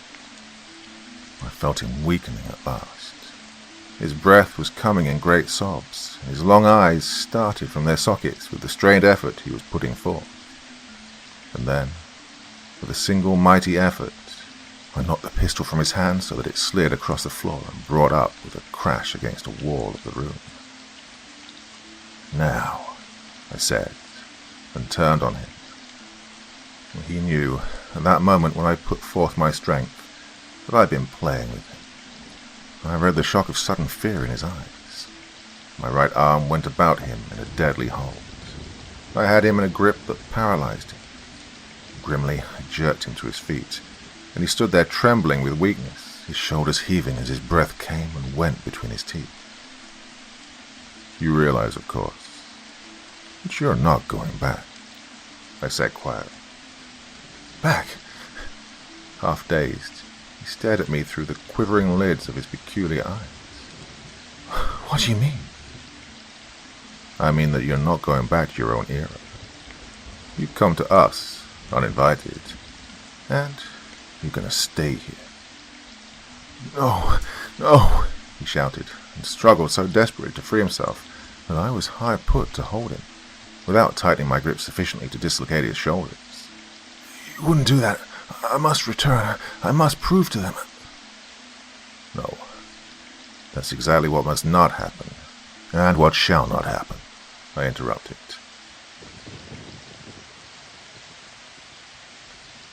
"Now you're in a strange predicament, Harl. It's already written that you do not return. Can't you see that, man? If it were to be that you left this age and returned to your own, you'd make known your discovery. History would record it. But history does not record it. You're struggling, not against me, but against a fate that's been sealed all these centuries." And when I'd finished, he stared at me as though hypnotized, motionless and limp in my grasp. And then, suddenly, he began to shake, and I saw such depths of terror and horror in his eyes as I never hoped to see again. Mechanically, he glanced down at his watch, lifting his wrist into his line of vision as slowly and ponderously as though it bore a great weight. 2 minutes, he whispered huskily. "Then the automatic switch will close, back in my laboratory. If I'm not standing, where you found me between the disk and the grid of my time machine, where the reversed energy can reach me to take me back, then... Oh, God." He sagged in my arms and dropped to his knees, sobbing. "And yet, what you say is true. It's already written that I did not return." His sobs cut harshly through the silence of the room. Pitying his despair, I reached down to give him a sympathetic pat on the shoulder. It is a terrible thing to see a man break down as Harl had done. As he felt my grip on him relax, he suddenly shot his fist into the pit of my stomach and leapt to his feet. Groaning, I doubled up, weak and nerveless, from that instant, vicious, unexpected blow. Shrieked Harl. "You soft-hearted fool." He struck me then in the face, sending me crashing to the floor, and snatched up his pistol. "Well, I'm going now," he shouted. "Going. What do I care for your records and your histories? They're not yet written. If they were, I'd change them. He then bent over me and snatched from my hand the ring of keys, one of which I'd used to unlock the door of the navigating room. I tried to grip him around the legs, but he tore himself loose, laughing insanely in a high-pitched cackling sound that seemed hardly human. "Farewell," he called mockingly from the doorway. And then the door slammed, and as I staggered to my feet, I heard the lock click. I must have acted then by instinct or inspiration. There was no time to think. It would take him not more than 3 or 4 seconds to make his way to the exit, stroll by the guard to the spot where we'd found him, and then disappear. By the time I could arouse the crew and have my orders executed, his time would be up, and unless the whole affair were some terrible nightmare, he would go hurtling back through time to his own era, armed with a devastating knowledge. There was only one possible means of preventing his escape in time. I ran across the room to the emergency operating controls, cut in the atomic generators with one hand, and pulled the vertical ascent lever to full power. There was a sudden shriek of air, and my legs almost thrust themselves through my body. Quickly I pushed the lever back until, with my eye on the altimeter, I held the air tack at her attained height, something over a mile as I recall it. Then I pressed the general attention signal and snatched up my microphone. Less than a minute later, Corey and Hendricks, fellow officers, were in the room and besieging me with solicitous questions. It had been my idea, of course, to keep Harbauer from leaving the ship, but it was not so destined. Shiro, the sentry on duty outside the airtop, was the only witness to Harbauer's fate. "I was walking my post, sir," he reported, watching the sun come up when suddenly I heard the sound of running feet inside the ship. I turned towards the entrance and drew my pistol, to be in readiness. I saw the stranger we had taken into the ship appear at the exit, which, as you know, was open. Just as I opened my mouth to command him to halt, the air tack shot up from the ground at terrific speed. The stranger had been about to leap upon me. Indeed, he had discharged some sort of weapon at me, for I heard a crash of sound and a missile of some kind. Now, as you know, this passed through my left arm. As the ship left the ground, he tried to draw back, but he was off balance, and the inertia of his body momentarily incapacitated him, I think. He slipped, clutched at the gangway across the threads which seal the exit, and then, at a height I estimate to be of around 500 feet, he fell. The air tack shot on up until it was lost to sight, and the stranger crashed to the ground a few feet from where I was standing, on almost exactly the spot where we first saw him, sir. And, now, sir, comes a part I guess you'll find hard to believe. When he struck the ground, he was smashed flat. He died instantly. Well, I started to run toward him, and then I stopped. My eyes had not left the spot for a moment, sir, but his body, that is, suddenly disappeared. That's the truth, sir, for I saw it with my own eyes. There wasn't a sign of him left. I see, I replied. I believe that I did see. We'd gone straight up, and his body, by no great coincidence, had fallen upon the spot close to the exit of the air tack where we'd first found him. And his machine, in operation, had brought him, or rather his mangled body, back to his own age. You've not mentioned this affair to anyone, Shiro? No, sir, it wasn't anything you'd be likely to tell. Nobody would believe you. I went at once to have my arm attended to, and then reported here according to orders. Very good, Shiro. You, keep the entire affair to yourself. I'll make all the necessary reports. That's an order, understand? Yes, sir. And that'll be all. Take good care of your arm. He saluted me with his good hand, and then left. Later in the day, I wrote in the logbook of the air tack the report I mentioned at the beginning of this story. Just before departure, discovered stowaway, apparently demented, and ejected him. And that was a perfectly truthful statement, and it served its purpose. given the whole story in detail just to prove what I've so often contended, that these owlish laboratory men, whom this age reveres so much, are not nearly so wise and omnipotent as they think they are. Well, I'm quite sure they would have discredited or attempted to discredit my story had I told it at the time. They would have resented the idea that someone so much ahead of them had discovered a principle that still baffles this age of ours. I would have had no evidence to present. Well, perhaps even now the story will be discredited. If so, I don't care. I'm much too old, and too near the portals of that impenetrable mystery, in the shadow of which I've stood so many times, to concern myself with what others may think or say. Well, I know that what I've related here is the truth, and in my mind I have a vivid and rather pitiful picture of a mangled body, bloody and alone, in the barn-like structure that the ancient paper had described. A body broken and motionless, lying across that striated metal disc, like a sacrificial victim. A victim and a sacrifice of science. There have been many such.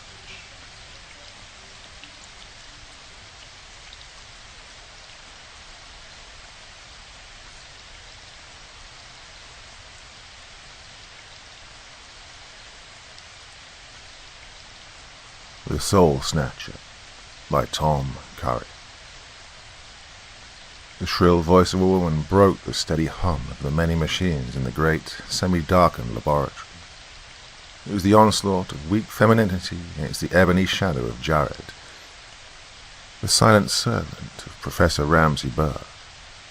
Not many people were able to get to the famous man against his wishes, as Jared obeyed orders implicitly and was generally an efficient barrier. "I will see him. I will," screamed the middle-aged woman. "I'm Mrs. Mary Baker, and it's his fault my son's gonna die. His fault. The Professor Burr." Jared was unable to keep her quiet. Coming in from the sunlight, her eyes were not yet accustomed to the strange, subdued haze of the laboratory, an immense chamber crammed full of equipment, the vista of which seemed like an apartment in hell. Bizarre shapes stood out from the mass of impedimenta. Great stills which rose 2 full stories in height, dynamos, immense tubes of coloured liquids, 100 puzzles to the inexpert eye. The small, plump figure of Mrs. Baker was very out of place in this setting. Her voice was poignant, reedy. A look at her made it evident that she was a conventional, good woman. She had soft, cloudy golden eyes and a pathetic mouth, and she seemed on the point of tears.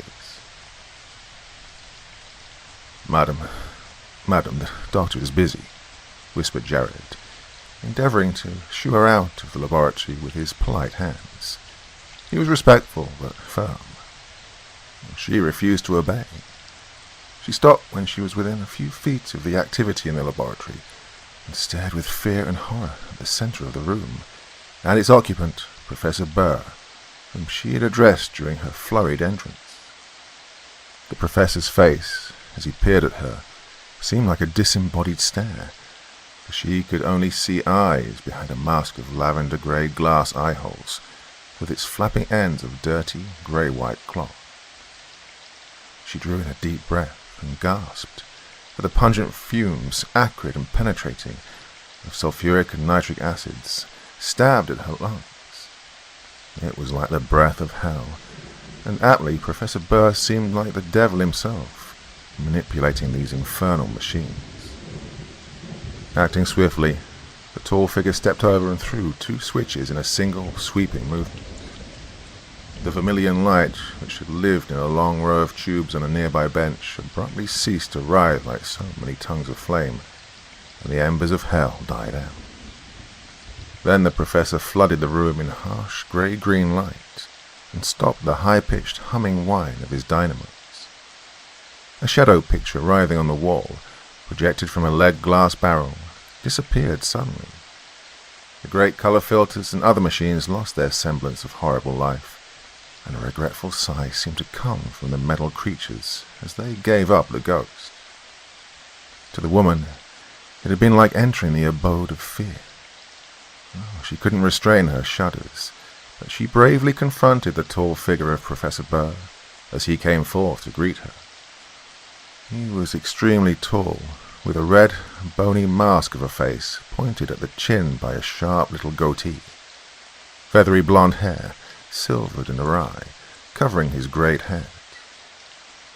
"Madam," said Burr in a gentle, disarmingly quiet voice, "your manner of entrance might have cost you your life. Luckily I was able to deflect the rays from your person, or else you might not now be able to voice your complaint, for such seems to be your purpose in coming here."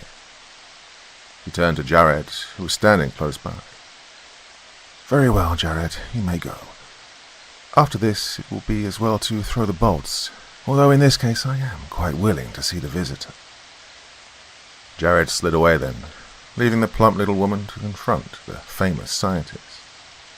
For a moment, Mrs. Baker stared into the pale grey eyes, the pupils of which seemed black as coal by contrast. Some, his bitter enemies among them, claimed that Professor Ramsay Burr looked cold and bleak as an iceberg, others saying that he had a baleful glare, while his mouth was grim and determined. Yet, through her eyes, Mrs. Baker, looking at the professor's bony mask of a face, with that high-bridged, intrepid nose, those passionless grey eyes, thought that Ramsay Burr would be handsome, if a little less cadaverous and more human. "The experiment which you ruined by your untimely entrance," continued the professor, "was not a safe one." His long white hand waved toward the bunched apparatus, but to her the room seemed all glittering metal coils of snake-like wire, ruddy copper, dull lead, and tubes of all shapes. Hell cauldrons of unknown chemicals seethed and slowly bubbled. Beetle-black baker-like fixtures reflected the hideous light. "Oh," she cried, clasping her hands as though she addressed him in prayer. "Forget your science, Professor Burr, and be a man. Help me. 3 days from now, my boy, my son, whom I love above all else in the world, is going to die." 3 days is a long time," said the professor calmly. "Do not lose hope.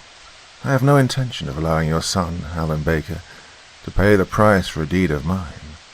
And I freely confess it was I who was responsible for the death of... what was the person's name? Smith, I believe. It was you who made Alan get poor Mr. Smith to agree to the experiments which killed him, and which the world blamed on my son," she said. "They called it the deed of a scientific fiend, Professor Burr. Perhaps they're right, but Alan's innocent." "Be quiet," ordered Burr, raising his hand. "Remember, madam, your son Alan is only a commonplace medical man.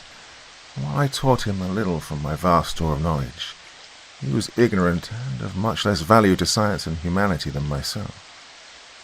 Do you not understand? Can you not comprehend also that the man Smith was a martyr to science?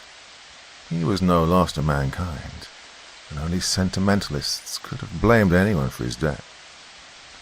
Well, I should have succeeded in the interchange of atoms which we were working on, and Smith would at this moment be hailed as the first man to travel through space in invisible form, projected on radio waves, had it not been for the fact that the alloy which conducts the 3 types of sinusoidal failed me and burned out.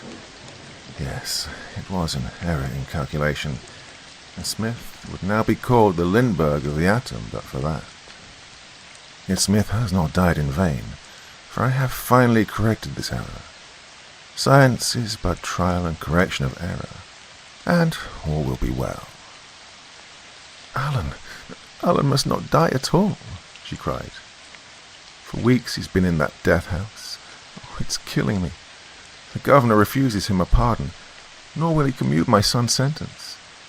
In 3 days he's to die in the electric chair, for a crime which you admit you alone are responsible for. And yet you remain in your laboratory, immersed in your experiments, and do nothing. The tears came now, and she sobbed hysterically. It seemed that she was making an appeal to someone in whom she'd only a forlorn hope. "Nothing," repeated Burr, pursing his thin lips. Nothing. Madam, I have done everything. I have, as I've told you, perfected the experiment. It's successful. Your son has not suffered in vain, and Smith's name will go down with the rest of science's martyrs as one who died for the sake of humanity. But if you wish to save your son, you must be calm. You must listen to what I have to say, and you must not fail to carry out my instructions to the letter. I'm ready now.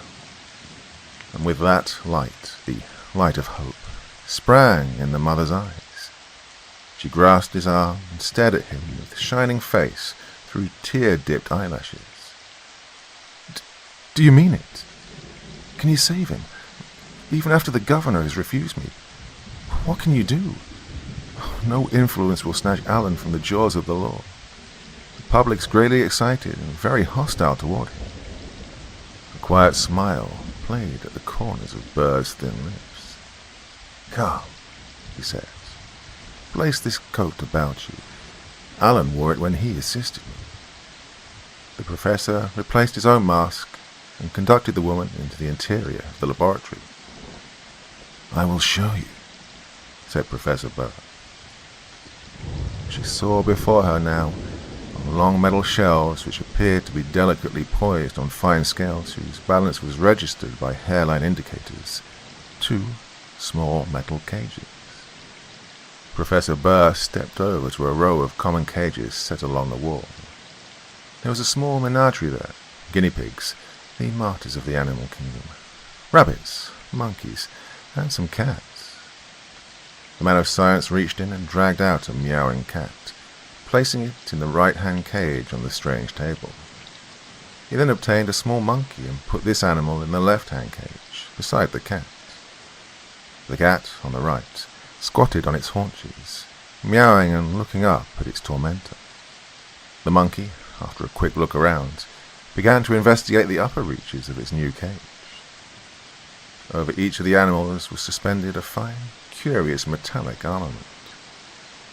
For several minutes, while the woman, puzzled at how this demonstration was to affect the rescue of her condemned son, waited impatiently, the professor deftly worked at the apparatus, connecting wires here and there. Right, I am ready now, said Burr. Watch the 2 animals carefully.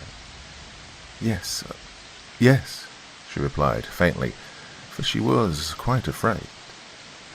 The great scientist was stooping over, looking at the balances of the indicators through microscopes. She saw him reach for his switches, and then a brusque order caused her to turn her eyes back to the animals. The cat in the right-hand cage, the monkey at the left. Both animals screamed in fear, and a sympathetic chorus sounded from the menagerie as a long, purple spark danced from one grey metal pole to the other, over the cages on the table. At first, Mrs. Baker noticed no change. The spark had died. The professor's voice, unhurried, grave, broke the silence.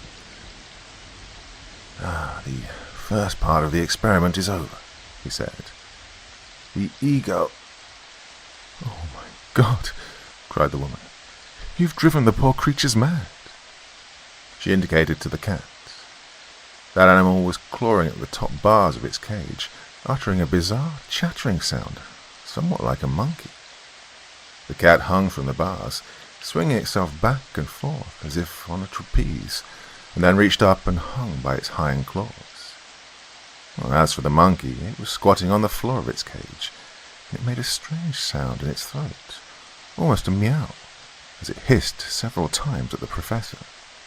Oh, they are not mad, said Burr. As I was explaining to you, I finished the first portion of the experiment. The ego, the personality of one animal, has been taken out and put into the other. She was unable to speak. Well, he had mentioned madness. Was he, Professor Ramsay Burr, crazy? Well, it was likely enough, and yet the whole thing, these surroundings, did seem plausible. She hesitated about speaking, watching with fascinated eyes the out-of-character behavior of the 2 beasts. Burr went on. The second part follows at once. Now that the two egos have interchanged, I will shift the bodies. And when it's completed, the monkey will have taken the place of the cat, and vice versa. Now, watch. He was busy for some time with his levers, and the smell of ozone reached Mrs. Baker's nostrils as she stared with horrified eyes at the animals. She then blinked. The sparks crackled madly, the monkey meowed, and the cat chattered. Were her eyes going back on her? She could now see neither animal distinctly. They seemed to be shaking in some cosmic disturbance, and were merely blurs. Well, this illusion, for to her it seemed it must be optical, just persisted, or grew worse, until the quaking forms of the two unfortunate creatures were like so much ectoplasm in swift motion, ghosts whirling about in a dark room. Yes, she could see the cages quite distinctly, and the table and even the indicators of the scalings. She closed her eyes for a moment. The acrid odors penetrated to her lungs, and she coughed, opening her eyes. Now, she could see clearly again. Yes, she could see a monkey, and it was climbing quite naturally about its cage. It was excited, but just a monkey. And the cat, while protesting mightily, did act like a cat. And then she gasped. Had her mind in the excitement betrayed her? She looked at Professor Burr. On his lean face there was a smile of triumph, and he seemed to be awaiting her applause. She looked again at the two cages. Surely at first the cat had been in the right-hand cage, and the monkey in the left, but now the monkey was in the place where the cat had been, and the cat had been shifted to the left-hand cage. And so it was with Smith, when the alloys burned out, said Burr. It is impossible to extract the ego or dissolve the atoms and translate them into radio waves unless there's a connection with some other ego and body. For in such a case, the translated soul and body would have no place to go. Well, luckily for you, madam, it was the man Smith who was killed when the alloys failed me. It might have been Alan, for he was the second pole of the connection. What? She began faintly. How can this mad experiment have anything to do with saving my boy? He waved impatiently at her evident stupidity. Do you not understand? It is so I will save Alan, your son. I shall switch our egos, or souls, as you say, and then switch the bodies. You must always take this sequence. Why, I have not ascertained, but it always works like this. Mrs. Baker was terrified.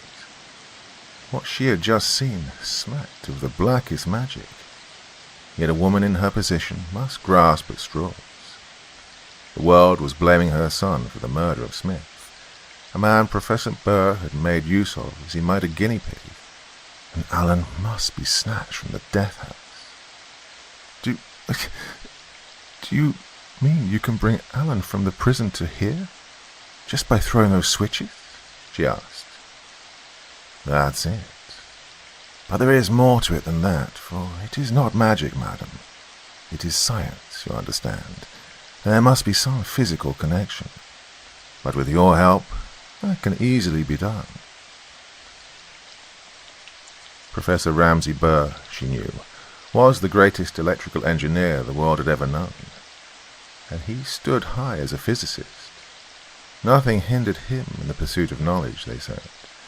He knew no fear, and he lived on an intellectual mountaintop. He was so great that he almost lost sight of himself. To such a man, nothing was impossible. So hope, wild hope, sprang in Mary Baker's heart, and she grasped the bony hand of the professor and kissed it. "Oh, I believe you," she cried. "You can do it. You can save Alan. I'll do anything you tell me to do." "Very well. You visit your son daily at the death house, do you not?" She nodded, a shiver of remembrance of that dread spot passing through her. "Then you will tell him the plan and let him agree to see me the night preceding the electrocution." I'll give him final instructions as to the exchange of bodies. Then my life spirit, or ego, is confined in your son's body in the death house, and Alan will be able to perform the feat of changing the bodies. And your son's flesh will join his soul, which will have been temporarily inhabiting my own shell. Do you see? When they find me in the cell where they suppose your son to be, they'll be unable to explain the phenomenon. They can do nothing but release me. Your son will go here, and can be whisked away to a safe place of concealment. Yes. What am I supposed to do besides this? Professor Burr opened a drawer nearby, and from it extracted a folded garment of thin, shiny material. This is metal cloth coated with the new alloy, he said. He rummaged further, saying as he did so, I expected you'd be here to see me, and I've been getting ready for your visit. All is prepared, save a few odds and ends which I can easily clean up in the next 2 days. Here are 4 cups which Alan must place under each leg of his bed, and this delicate little director coil you must be especially careful with. It is to be slipped under your son's tongue at the time appointed. She was staring at him, still half in fear, half in wonder, yet she couldn't feel any doubt of the man's miraculous powers. Somehow, while he talked to her and rested those cold eyes upon her, she was under the spell of the great scientist. Her son, before the trouble into which he'd been dragged by the professor, had often hinted at the abilities of Ramsay Burr, giving her the idea that his employer was practically a necromancer, yet a magician whose advanced scientific knowledge was correct and explainable in the light of reason. Yes, Alan had talked to her often when he was at home, resting from his labours with Professor Burr. He'd spoken of the new electricity discovered by the famous man, and also told his mother that Burr had found a method of separating atoms and then transforming them into a form of radioelectricity so they could be sent in radio waves to designated points. And she now remembered. The swift trial and conviction of Alan on the charge of murder had occupied her so deeply that she'd forgotten all else for the time being. That her son had informed her quite seriously that Professor Ramsay Burr would soon be able to transport human beings by radio. Neither of us will be injured in any way by the change, said Burr calmly. It is possible for me now to break up human flesh, send the atoms by radioelectricity, and reassemble them in their proper form by these special transformers and atom filters. Mrs. Baker took all the apparatus presented to her by the professor. She ventured the thought that it might be better to perform the experiment at once, instead of waiting until the last minute. But this Professor Burr waved aside as impossible.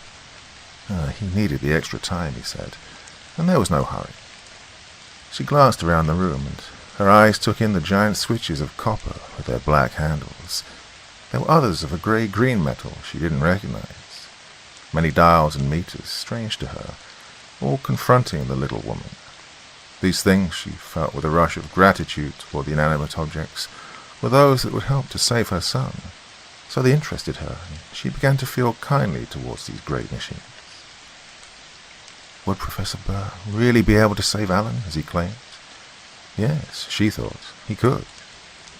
She would make Alan consent to the trial of it, even though her son had cursed the scientist and cried he would never speak to Ramsay Burr again. She was escorted from the home of the professor by Jared, and, going out into the bright, sunlit streets, she blinked her eyes as they adjusted themselves to the daylight after the strange light of the laboratory. In a bundle she had a strange suit and the cups. Her purse held the tiny coil, wrapped in cotton for safety. How could she get the authorities to consent to her son having the suit? The cups and the coil she might slip to him herself. Well, she decided that her mother would be allowed to give her son new underwear. Yes, she would say it was that. And so she started at once for the prison. Professor Burr's laboratory was about 20 miles from the cell where her son was incarcerated. As she rode on the train, seeing people in everyday clothing, commonplace occurrences going on about her, the spell of Professor Burr faded, and cold reason stared her in the face. Was it nonsense, this idea of transporting bodies through the air in invisible waves? Yet she was old-fashioned. The age of miracles had not passed for her. Radio, in which pictures and voices could be sent on wireless waves, was unexplainable to her, so perhaps... She sighed and shook her head. It was hard to believe. It was also hard to believe that her son was in deadly peril, condemned to death as some scientific fiend. Here was her station. A taxi took her to the prison, and after a talk with the warden, finally she stood there, before the screen through which she could talk to Alan, her son. Mom! Her heart lifted and melted within her. It was always thus when he spoke. Alan, she whispered softly. And they were allowed to talk undisturbed. Professor Burr wishes to help you, she said in a low voice. Her son, Alan Baker, MD, turned eyes of misery upon her. His hair was awry. This young man was imaginative and could therefore suffer deeply. He had the gift of turning platitudes into puzzles, and his hazel eyes were lit with an elfin quality which, if possible, endeared him even more to his mother. All his life he'd been the greatest thing in the world to this woman, and to see him in such dire straits tore her very heart. When he'd been a little boy, she'd been able to make joy appear in those eyes by a word and a pat on the head. Now that he was a man, the matter was more difficult, but she'd always done her best. I cannot allow Professor Burr to do anything for me, he said dully. It's his fault that I am here. But Alan, you must listen carefully. Professor Burr can save you. He said it was all a mistake. The ally was wrong. He's not come forward before because, he knew he'd be able to iron out the trouble if he had time and thus snatch you from this terrible place. She put as much confidence into her voice as she could. She must, to enhearten her son. Anything to replace that look of suffering with one of hope. She would believe. She did believe. The bars, the great masses of stone which enclosed her son, would be as nothing. He would pass through them unseen and unheard. For a time, Alan spoke bitterly of Ramsay Burr, but his mother pleaded with him, telling him it was his only chance, and that the devilry that Alan suspected was in his imagination. He killed Smith in such an experiment, said Alan. I took the blame, as you know, though I only followed his instructions. But, you say he claims to have found the correct alloys? Yes, and this suit, you must put it on. Professor Burr himself will be here to see you the day after tomorrow, the day preceding the... She bit her lip and got out the dreaded word. The electrocution. But, there won't be any electrocution, Alan. No, there can be. You'll be safe. You'll be safe in my arms. She had to fight now to hold her belief in the miracle which Burr had promised. The solid steel and stone of this room dismayed her brain. The new alloy seemed to interest Alan Baker. His mother told him of the exchange of the monkey and the cat, and he nodded excitedly, growing more and more restive, and his eyes began to shine with hope and curiosity. I've told the warden about the suit, saying it was something I made for you myself, she said in a low voice. You must pretend the coil and the cups are things you desire for your own amusement. You know, they've allowed you a great deal of latitude since you are educated and need diversion. Yeah, maybe some difficulty, but I'll overcome that. Okay, tell Burr to come. I'll talk with him and he can instruct me in the final details. It's better than waiting in here like a rat in a trap. Oh, I've been afraid of going mad, Mom. And this buoys me up. He smiled at her then, and her heart sang in the joy of relief. Well, how did the intervening days pass? Mrs. Baker couldn't sleep, could scarcely eat. She could do nothing but wait, and wait some more. She watched the meeting of her son at Ramsay Burr on the day preceding the date set for the execution. Well, Baker, said Burr nonchalantly, nodding to his former assistant. How are you? You see how I am, said Alan coldly. Yes, well, listen to what I have to say and note it carefully. There must be no mistakes. You have the suit, the cups, and the director coil.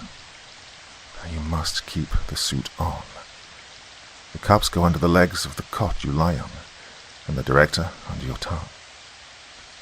The professor then spoke further with Alan, instructing him in scientific terms which the woman could scarcely comprehend. Okay, tonight. Then, at 11:30, said Burr finally. Be ready. Alan nodded. Mrs. Baker accompanied Burr from the prison. You will let me be with you, she begged. Oh, it's hardly necessary, replied the professor. But I must see Alan the moment he's free, to make sure he's all right. Then I want to be able to take him away. I have a place in which he can hide, and as soon as he's rescued, he must be taken out of sight. Very well, said Burr, shrugging. It's immaterial to me, so long as you do not interfere with the course of the experiment. You must sit perfectly still, and you must not speak until Alan stands before you and addresses you. Yes, I'll obey you, she promised. Mrs. Baker then watched Professor Ramsay Burr eat his supper. Burr himself was not in the least perturbed. It was wonderful, she thought, that he could be so calm. Well, to her it was the great moment, the moment when her son would be saved from the jaws of death. Jared carried a comfortable chair into the laboratory, and she sat in it, quiet as a mouse, in one corner of the room. It was 9 o'clock, and Professor Burr was busy with his preparations. She knew he'd been working steadily for the past few days. She gripped the arms of her chair, and her heart burned within her. The professor was making sure of his apparatus. He tested this bulb and that, and carefully inspected the curious oscillating platform over which was suspended a thickly bunched group of grey-green wire, which was, seemingly, an antenna. The numerous indicators and implements seemed to be satisfactory, for, at 11:15, Burr gave an exclamation of pleasure and nodded to himself. Burr seemed to have completely forgotten about the woman. He spoke aloud occasionally, but not to her, as he brought forth a suit made of the same metal cloth as Alan must have on at this moment. Oh, the tension was terrific. Terrific for the mother, who was awaiting the culmination of the experiment which would rescue her son from the electric chair. Or might it fail? She shuddered. What if Burr was mad? And then she looked at him. She was sure he was sane, as sane as she was. He will succeed, she murmured, digging her nails into the palms of her hands. I know he will. She pushed out of her mind the picture of what was going to happen tomorrow, only a few hours from now, when Alan, her son, was due to be led to a legal death in the electric chair. Professor Burr placed the shiny suit upon his lank form. She saw him put a duplicate coil, the same sort of machine which Alan possessed, under his tongue. The Mephistophelian figure then consulted a matter-of-fact watch. At that moment, Mrs. Baker heard, above the hum of the myriad machines in the laboratory, the slow chiming of a clock. Now was the moment for the deed. And then she feared the professor was indeed insane, for he suddenly leaped to the high bench at the table on which stood one of the oscillating platforms. Wires led out from this, and Burr sat gently upon it, a strange figure now in the subdued light. Professor Burr, however, she soon came to realize, was not insane. No, this was all part of it. He was reaching for switches near at hand, and bowls began to glow with unpleasant light. Needles on indicators swung madly, and then, at last, Professor Burr kicked over a giant switch, which seemed to be the final movement. For several seconds the professor did not move, and then his body grew rigid, and he twisted a few times. His face, though not drawn in pain, did switch galvanically, as though actuated by slight jabs of electricity. The many tubes fluoresced, flared up in pulsing waves of violet and pink. There were grey bars of invisibility, or areas of air in which nothing visible showed. Then there came the faint, crackling hum of machinery, rather like a swarm of wasps in anger. Blue and grey threads of fire spat across the antenna. The odour of ozone came to Mrs. Baker's nostrils, and the acrid odours burned her lungs. She was staring at him now, staring at the professor's face. She half rose from her chair and then uttered a little cry. The eyes had changed. No longer were they cold, impersonal, the eyes of a man who prided himself on the fact that he kept his arteries soft and his heart hard. No, they were loving, soft eyes. "Alan," she cried. Yes, without doubt the eyes of her son were looking at her out of the body of Professor Ramsay Burr. "Mom," he said gently. "Don't be alarmed. It worked. I'm here. I'm in Professor Burr's body." "Yes," she cried hysterically. Well, it was too weird to believe. It seemed, strangely to her, to be totally unearthly. "Oh, are you all right, darling?" she asked timidly. "Yeah. I felt nothing beyond a momentary giddy spell, a bit of nausea and some mental stiffness. Well, it was strange, and I have a slight headache. However, all is well." He grinned at her, laughed with a voice which was not quite his, yet which she recognized as coming from her son's spirit. The laugh was cracked and unlike Alan's whole-hearted mirth, yet she smiled in sympathy. "Yes, the first part is a success," said the man. "Our egos have interchanged, and soon our bodies will undergo the transformation, and then I must keep under cover. Well, I dislike Burr, yet he is a great man. He saved me. I suppose the slight headache which I feel is the one bequeathed me by Burr. I hope he inherits my shivers and terrors and the neuralgia for the time being, so you'll get some idea of what I've undergone." He got down now from the oscillating platform. The spirit of her son was in Ramsay's body. What are you doing now?" she asked. "Well, I must carry out the rest of it myself," he said. "Burr directed me when we talked yesterday. Well, it's more difficult when one subject is out of the laboratory. Tubes have to be checked." He went carefully about his work, and she saw him replacing 4 of the tubes with others, new ones which were ready at hand.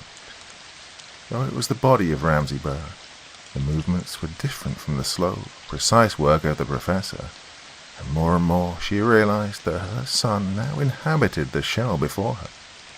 Well, for a moment the mother thought of attempting to dissuade her son from making the final change.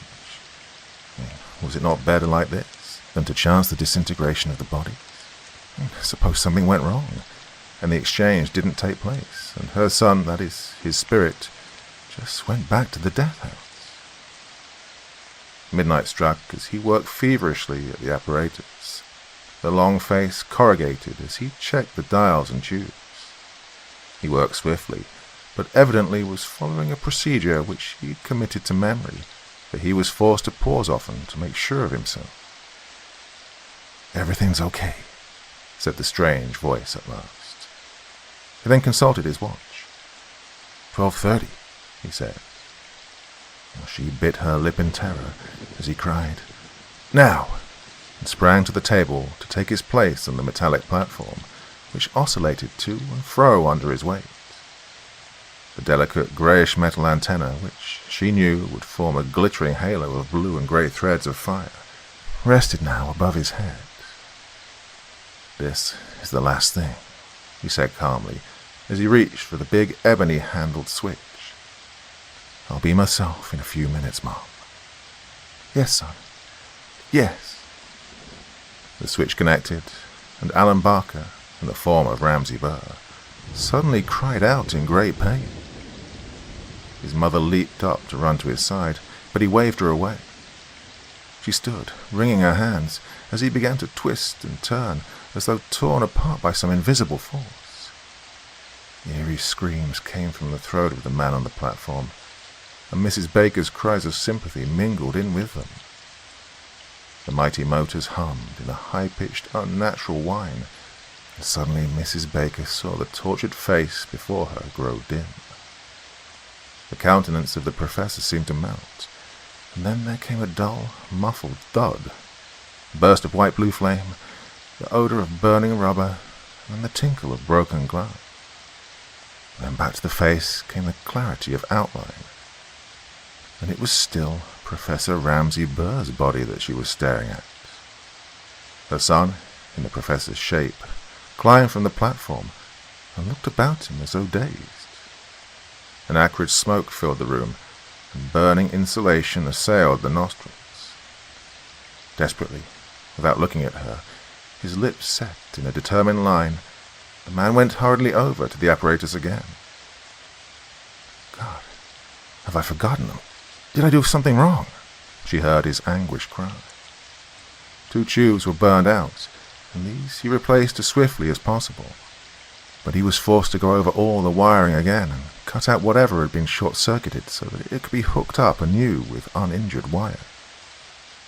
Before he was ready to resume his seat on the platform, after half an hour of feverish haste, a knock came on the door. The person outside was impatient, and Mrs. Baker ran over and opened the portal. Jared, the whites of his eyes shining in the dim light, stood there.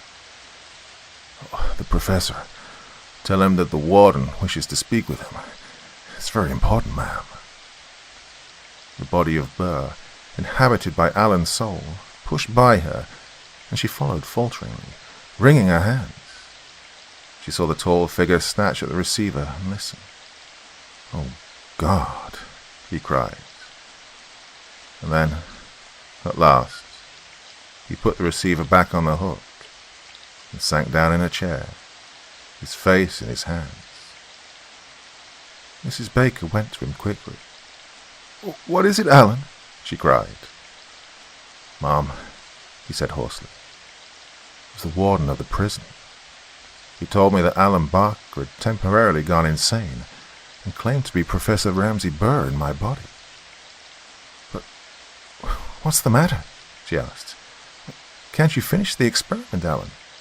Can't you change the 2 bodies now?" He shook his head. "Mom, they electrocuted Ramsay Burr in my body at 12:45 tonight." She screamed. She was faint, but she controlled herself with a great effort. "Yeah, but the electrocution wasn't to be until tomorrow morning," she said. Alan shook his head.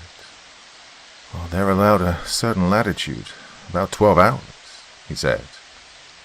Burr protested up to the last moment and begged for more time. "Oh, God, then they must have come and dragged him from his bed to die in that electric chair while you were attempting the second part of the change," she said. "Yeah, that's why it failed. That's why the tubes and wires burned out and why we couldn't exchange bodies. It had begun to work. Then I could feel something terrible had happened. It was impossible to complete the beta circuit, which short-circuited. Well, they took him from the cell, you see, while I was starting the exchange of the atoms." For a time, the mother and her boy sat staring at one another. She saw the tall, eccentric figure of Ramsay Burr before her, and she also saw the soul of her son within that form. The eyes were Alan's, the voice was soft and loving, and his spirit was with her. "Come, Alan, my son," she said softly. "Well, Burr paid the price," said Alan, shaking his head. "He became a martyr to science."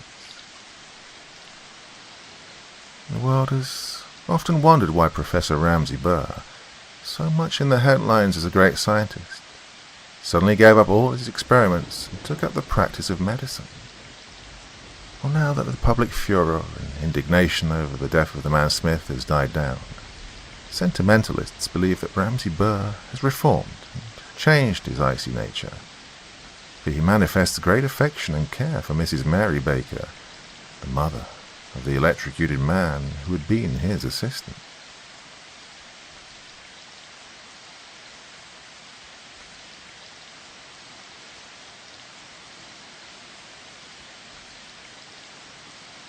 4 lives lay helpless before the murder machine, the uncanny device by which hypnotic thought waves are filtered through men's minds to mold them into murdering tools.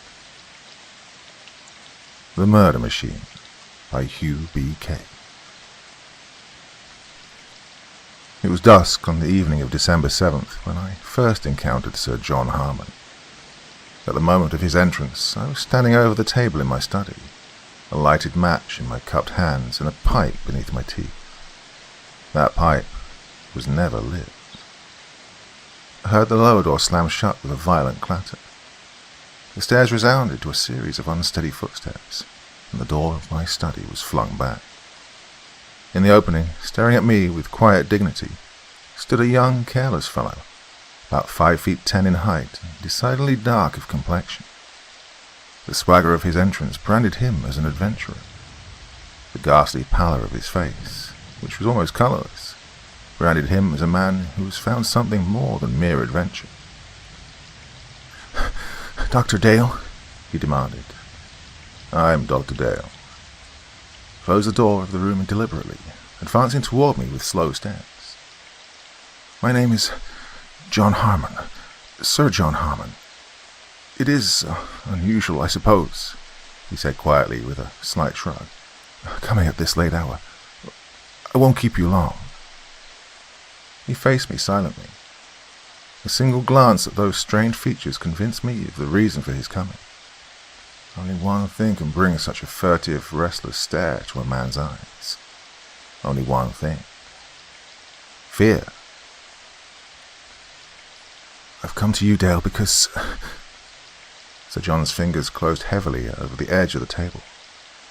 "Because I'm on the verge of going mad." "From fear?"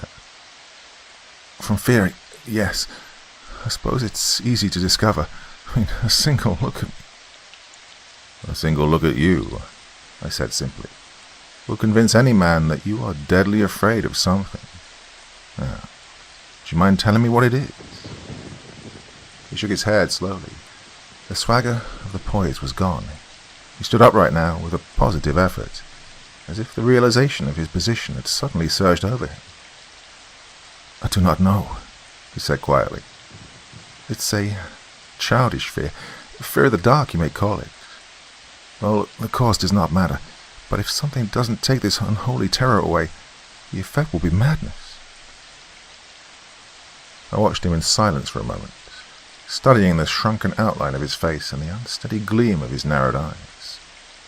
I'd seen this man before. All of London had seen him. His face was constantly appearing in the sporting pages, a swaggering member of the upper set, a man who had been engaged to nearly every beautiful woman in the country, who sought adventure in sport and in nightlife, merely for the sake of living at top speed. And here he stood before me, whitened by fear, the very thing he had so deliberately laughed at. "Dale," he said slowly, "for the past week I've been thinking things that I don't want to think and doing things completely against my will. Some outside power, God knows what it is controlling my very existence." He stared at me then, and leaned closer across the table.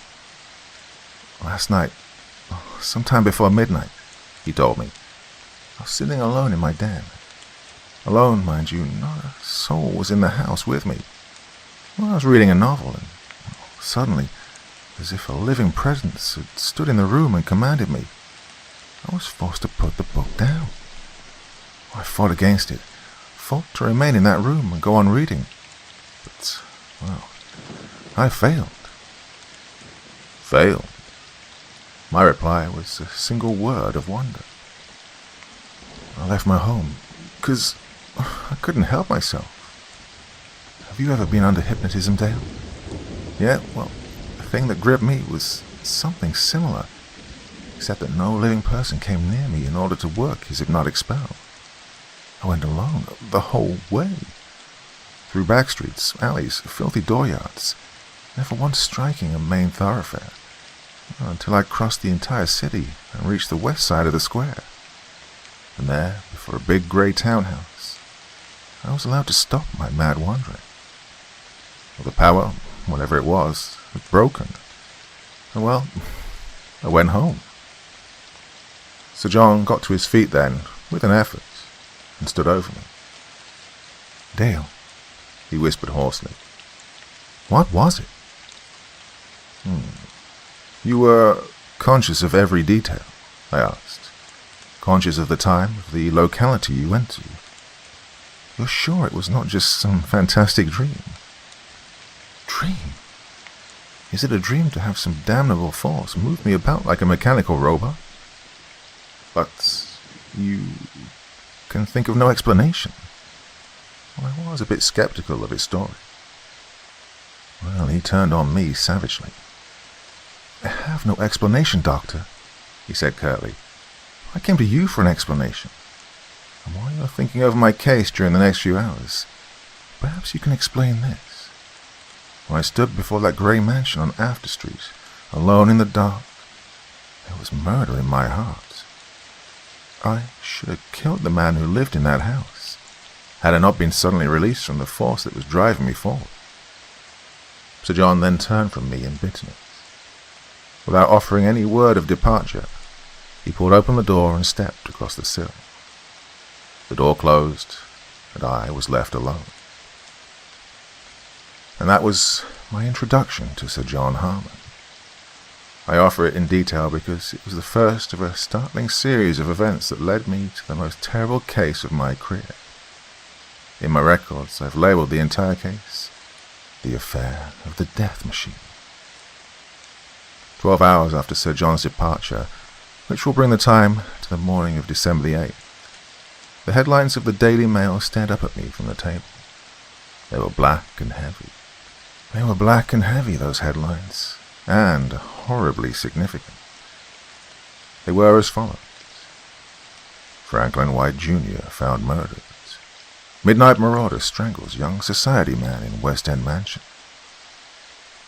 I turned the paper hurriedly and read, between the hours of 1 and 2 o'clock this morning, an unknown murderer entered the home of Franklin White Jr., well-known West End sportsman, and escaped, leaving behind his strangled victim. Young White, who is a favorite in London upper circles, was discovered in his bed this morning, where he had evidently lain dead for many hours. Police are seeking a motive for the crime, which may have its origin in the fact that White only recently announced his engagement to Margot Verney, young and exceedingly pretty French debutante. Police say that the murderer was evidently an amateur, and that he made no attempt to cover his crime. Inspector Thomas Drake of Scotland Yard has the case. Oh, there was more. Much more. Young White had evidently been a decided favourite, and the murder had been so unexpected, so deliberate, that the Mail reporter had made the most of his opportunity for a story. But aside from what I've explained here, there was only a single short paragraph which claimed my attention, and it was this. The White home is not a difficult one to enter. It is a huge grey townhouse, situated just off the square in After Street. The murderer entered by a low French window, leaving it open. Well, I have said here the words exactly as they were printed. The item does not call for any comment. But I'd hardly dropped the paper before she stood before me. I say she. It was Margot Verney, of course, because for some particular reason I had expected her. She stood quietly before me, her cameo face set in the black of mourning, staring straight into mine. "You know why I have come," she said quickly. I glanced at the paper on the table before me and nodded. Her eyes followed my glance. "That is only part of it, Doctor," she said. "I was in love with Franklin, very much, but I have come to you for something more, because you are a famous psychologist, and you can help me." She then sat down quietly, leaning forward so that her arms rested on the table. Her face was white, almost as white as the face of that young adventurer who had come to me on the previous evening. And when she spoke, her voice was hardly more than a whisper. "Doctor, for many days now I have been under some strange power, something frightful that compels me to think and act against my will. She glanced at me suddenly, as if to note the effect of her words. And then, "I was engaged to Franklin for more than a month, Doctor. Yet for a week now I have been commanded by some awful force to return to a man who knew me more than 2 years ago. I can't explain it. I did not love this man. I hated him bitterly. And now comes this mad desire, this hungering to go to him. And last night..." Margot Vernay hesitated suddenly. She stared at me searchingly, and then, with renewed courage, she continued. "Last night, Doctor, I was alone. I had retired for the night, and it was late, nearly 3 o'clock. And then I was strangely commanded by this awful power that has suddenly taken possession of my soul to go out. I tried to restrain myself, and in the end I found myself walking through the square. I went straight to Franklin White's home. And when I reached there, it was 3:30. I could hear Big Ben. I went in through the wide French window at the side of the house. I went straight to Franklin's room, because I could not prevent myself from going." A sob came from Margot's lips. She had half risen from her chair and was holding herself together with a brave effort. I went to her side and stood over her, and she, with a half-crazed laugh, stared up at me. "He was dead when I saw him," she cried. "Dead, murdered. That infernal force, whatever it was, had made me go straight to my lover's side to see him lying there, with those cruel finger marks on his throat. Dead, I tell you. Oh, it's horrible." She then turned suddenly. "When I saw him," she said bitterly, "the sight of him and the sight of those marks, well, it broke the spell that had held me. I crept from the house as if I had killed him. Well, they will probably find out I was there, and they'll accuse me of the murder. It doesn't matter, but, well, this power, this awful thing that has been controlling me, is there no way to fight it?" I nodded heavily. The memory of that unfortunate fellow who had come to me with the same complaint was still holding me. I was prepared to wash my hands of the whole horrible affair. It was clearly not a medical case, and clearly out of my realm. "There is a way to fight it," I said quietly.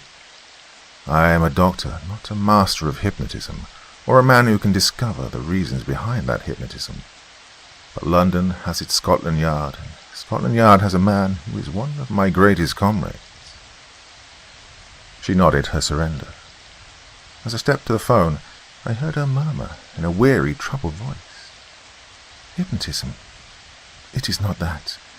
God knows what it is, but it has always happened when I've been alone. One cannot hypnotize through distance."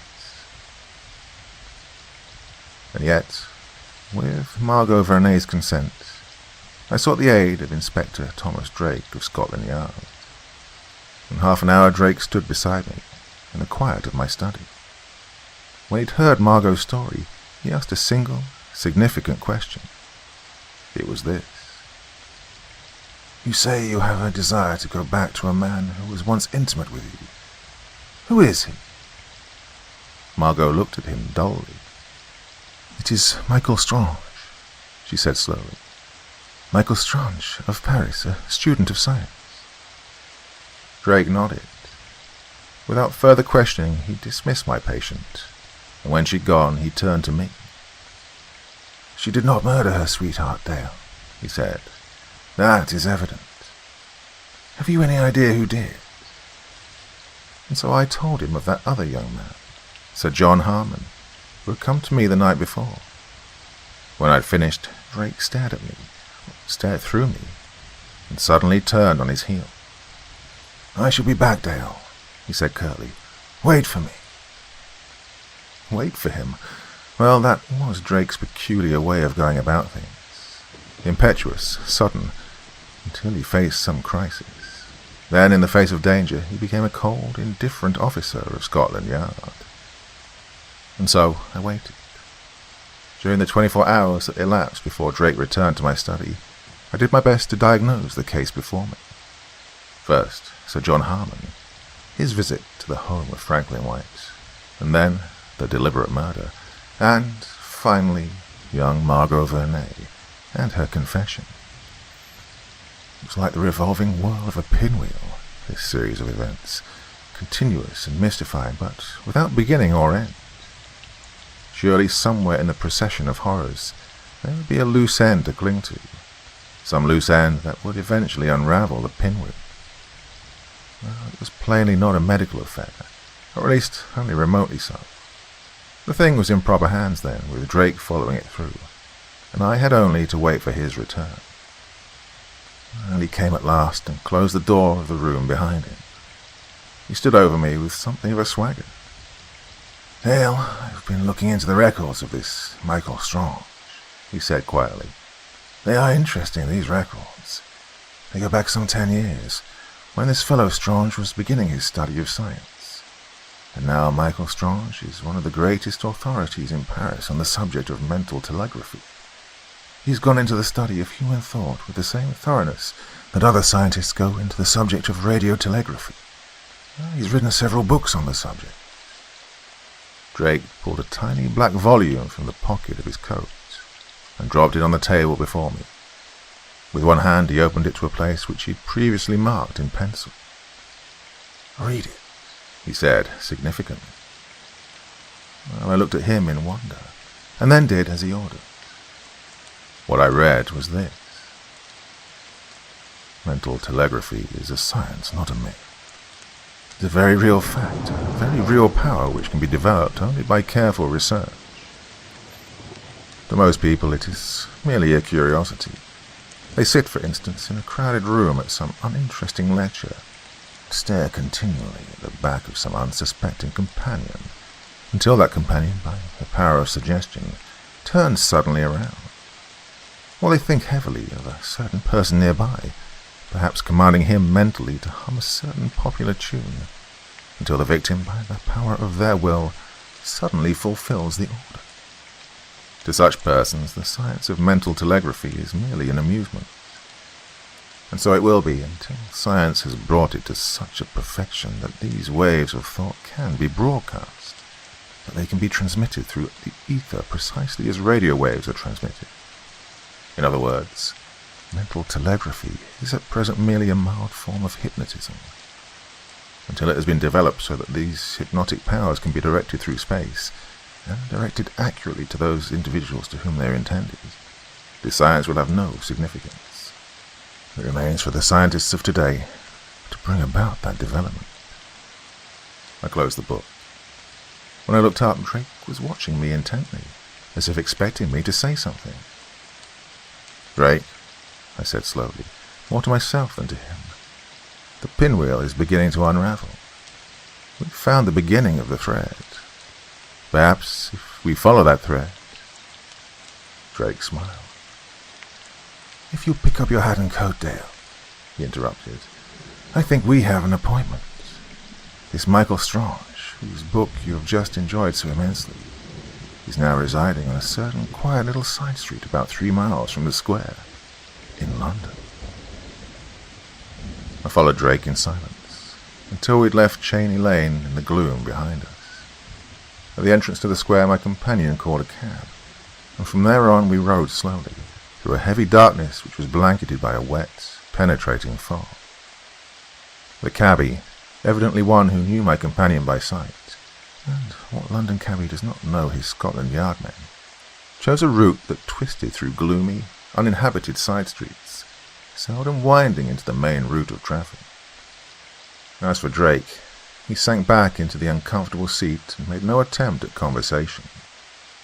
For the entire first part of our journey he said nothing. Not until we'd reached a black, unlit section of the city did he turn to me. "Dale," he said at length, "have you ever hunted a tiger?" I looked at him and laughed. "Why?" I replied. "Do you expect this hunt of ours will be something of a blind chase?" "Oh, it will be a blind chase, no doubt of it," he said. "And when we've followed the trail to its end, I imagine we'll find something very like a tiger to deal with. I've looked rather deeply into Michael Strange's life, and unearthed a bit of the man's character. He's twice been accused of murder by hypnotism, and has twice cleared himself by throwing scientific explanations at the police. That is the nature of his entire history for the past 10 years. I nodded without replying. As Drake turned away from me again, our cab poked its labouring nose into a narrow and gloomy street. I had a glimpse of a single unsteady street lamp on the corner, then a dim sign, Mate Lane. And then we were dragging along the curb. The cab stopped with a groan. I'd stepped down and was standing by the cab door when suddenly, from the darkness in front of me, a strange figure advanced to my side. He glanced at me intently, then, seeing that I was evidently not the man he sought, he turned to Drake. I heard a whispered greeting and an undertone of conversation, and then, quietly, Drake stepped toward me. "Dale," he said, "I thought it best that I should not show myself here tonight. No, there's no time for explanation now. You will understand later, perhaps." And, significantly, well, sooner than you anticipate. Inspector Hartnett will go through the rest of this pantomime with you. I shook hands with Drake's man, still rather bewildered at this sudden substitution. Then, before I was aware of it, Drake had vanished and the cab was gone. We were alone, Hartnett and I, in Mate Lane. The home of Michael Strange, number 7, was hardly inviting. No light was in evidence. The big house stood like a huge, unadorned vault set back from the street, some distance from its adjoining buildings. The heavy steps echoed to our feet as we mounted them in the darkness, and the sound of the bell, as Hartnett pressed it, came sharply to us from the silence of the interior. We stood there, waiting.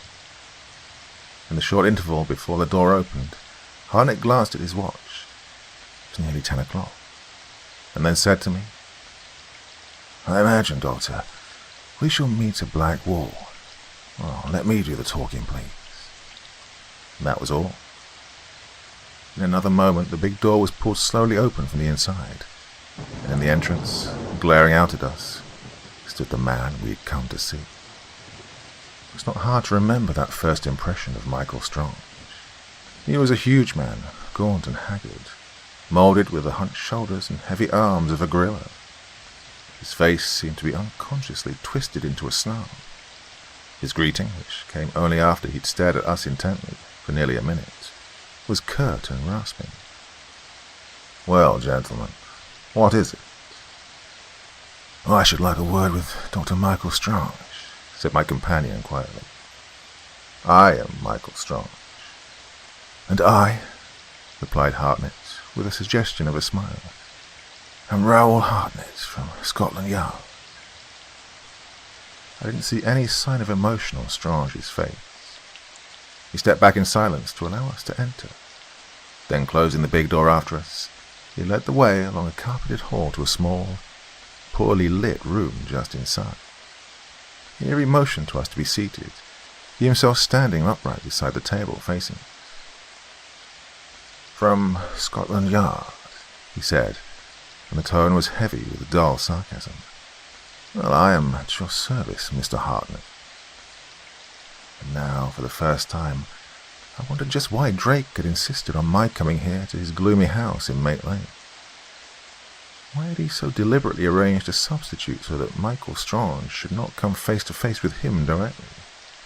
Well, evidently Hartnett had been carefully instructed as to his course of action, but why this seemingly unnecessary caution on Drake's part? And now, after we'd gained admission, what excuse would Hartnett offer for the intrusion? Surely he would not follow the bull-headed role of a common policeman. Well, there was no anger, no attempt at dramatics in Hartnett's voice. He looked quietly up at our host. "Dr. Strange," he said at length, "I have come to you for your assistance. Last night, sometime after midnight, Franklin White was strangled to death. He was murdered, according to substantial evidence, by the girl he was going to marry, Margot Vernay.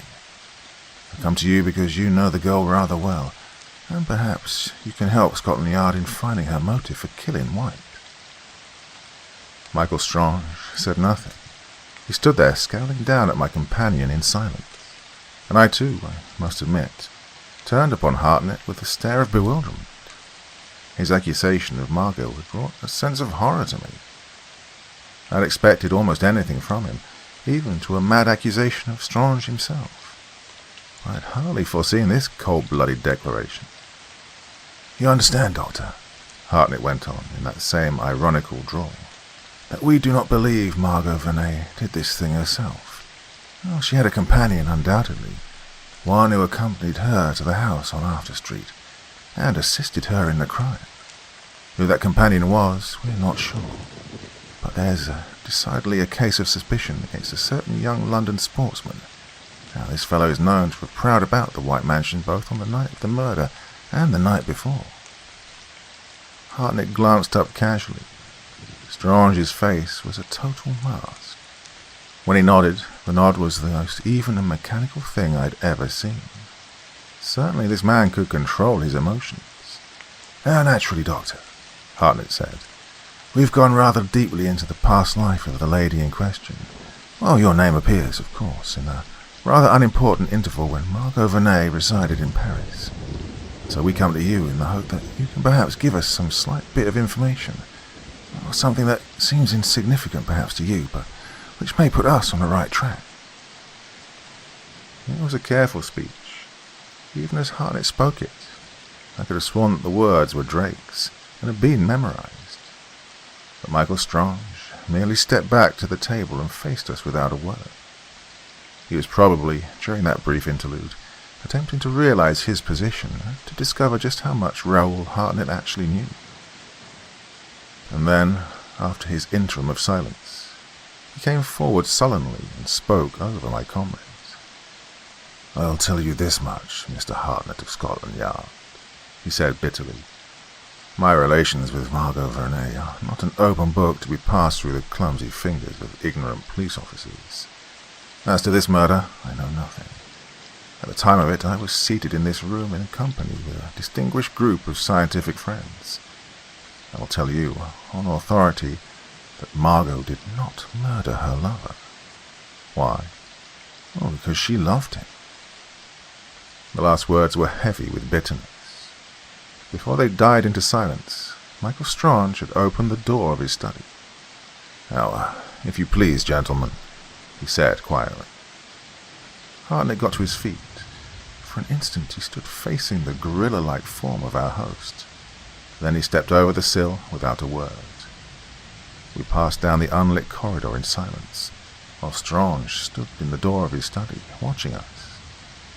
I couldn't help but feel, as we left that gloomy house, that Strange had suddenly focused his entire attention upon me, and had ignored my companion. Oh, I could feel those eyes upon me, and feel the force of the will behind them. A decided feeling of uneasiness crept over me, and I shuddered. A moment later, the big outer door had closed shut after us, and we were alone in Mate Lane. Alone, that is, until a third figure joined us in the shadows, and Drake's hand closed over my arm. "Captain Dale," he said triumphantly, "for half an hour you entertained him, you and Hartnett, and for half an hour I've had the unlimited freedom of his inner rooms, with the aid of an unlocked window on the lower floor. Those inner rooms, gentlemen, are significant, very." As we walked the length of Mate Lane, the gaunt, sinister home of Michael Strange became an indistinct outline in the pitch behind us. Drake said nothing more on the return trip, until we'd nearly reached my rooms. Then he turned to me with a smile. "We are one up on our friend there," he said. "He does not know, just now, which is the bigger fool, you or Hartnett here. However, I imagine Hartnett will be the victim of some very unusual events before many hours have passed." And that was all, at least all of significance. I left the two Scotland Yard men at the opening of Cheney Lane, and continued alone to my rooms. I opened the door and let myself in quietly, and there, some few hours later, began the last and most horrible phase of the case of the murder machine. It began, or to be more accurate, I began to react to it, at 3 o'clock in the morning. I was alone and the rooms were dark. For hours I'd sat quietly by the table, considering the significant events of the past few days.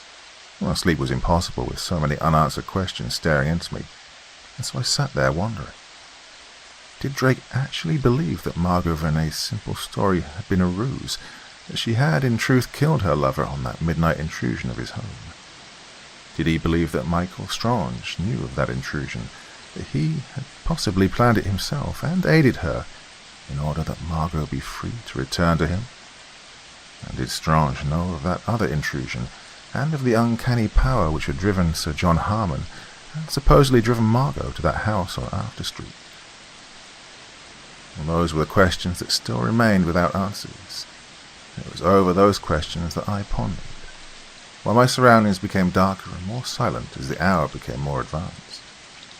I heard the clock strike 3, and heard the answering drone of Big Ben from the square. And then it began. Well, at first it was little more than a sense of nervousness. Before I'd been content to sit in my chair and doze, but now, in spite of myself, I found myself pacing the floor back and forth like a caged animal. I could have sworn at the time that some sinister presence had found entrance to my room, and yet the room was empty. And I could have sworn, too, that some silent power of will was commanding me, an undeniable force, to go out into the darkness of Cheney Lane. I fought it bitterly. I laughed at it. Yet even through my laugh came the memory of Sir John Harmon and Margot, and what they had told me. And then, unable to resist that unspoken demand, I seized my hat and coat and went out. Cheney Lane was deserted, utterly still. At the end of it, the street lamp glowed dully, throwing a patch of ghastly light over the side of the adjoining building. I hurried through the shadows, and as I walked, a single idea had possession of me.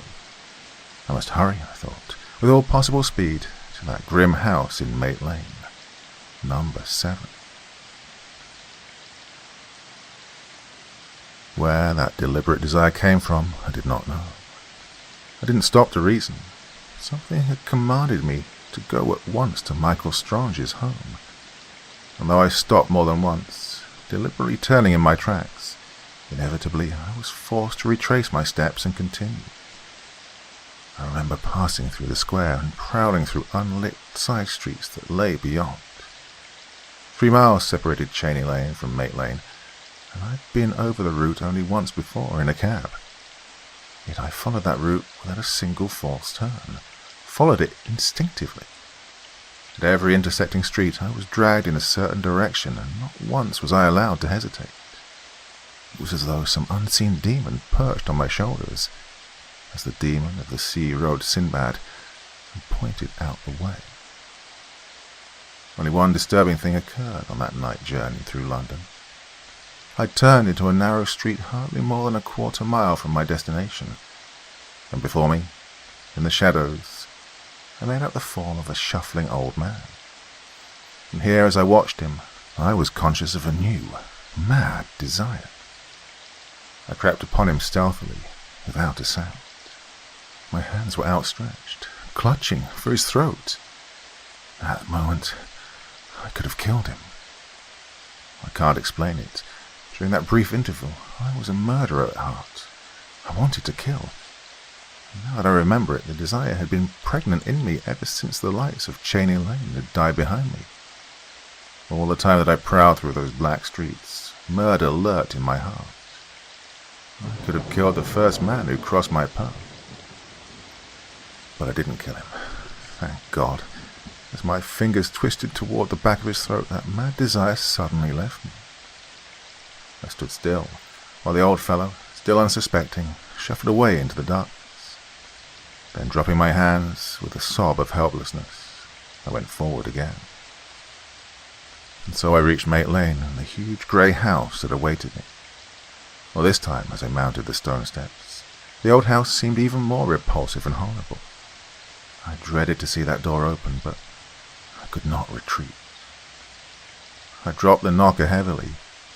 A moment passed, and then, precisely as before, the huge door swung inward, and Michael Strange stood before me.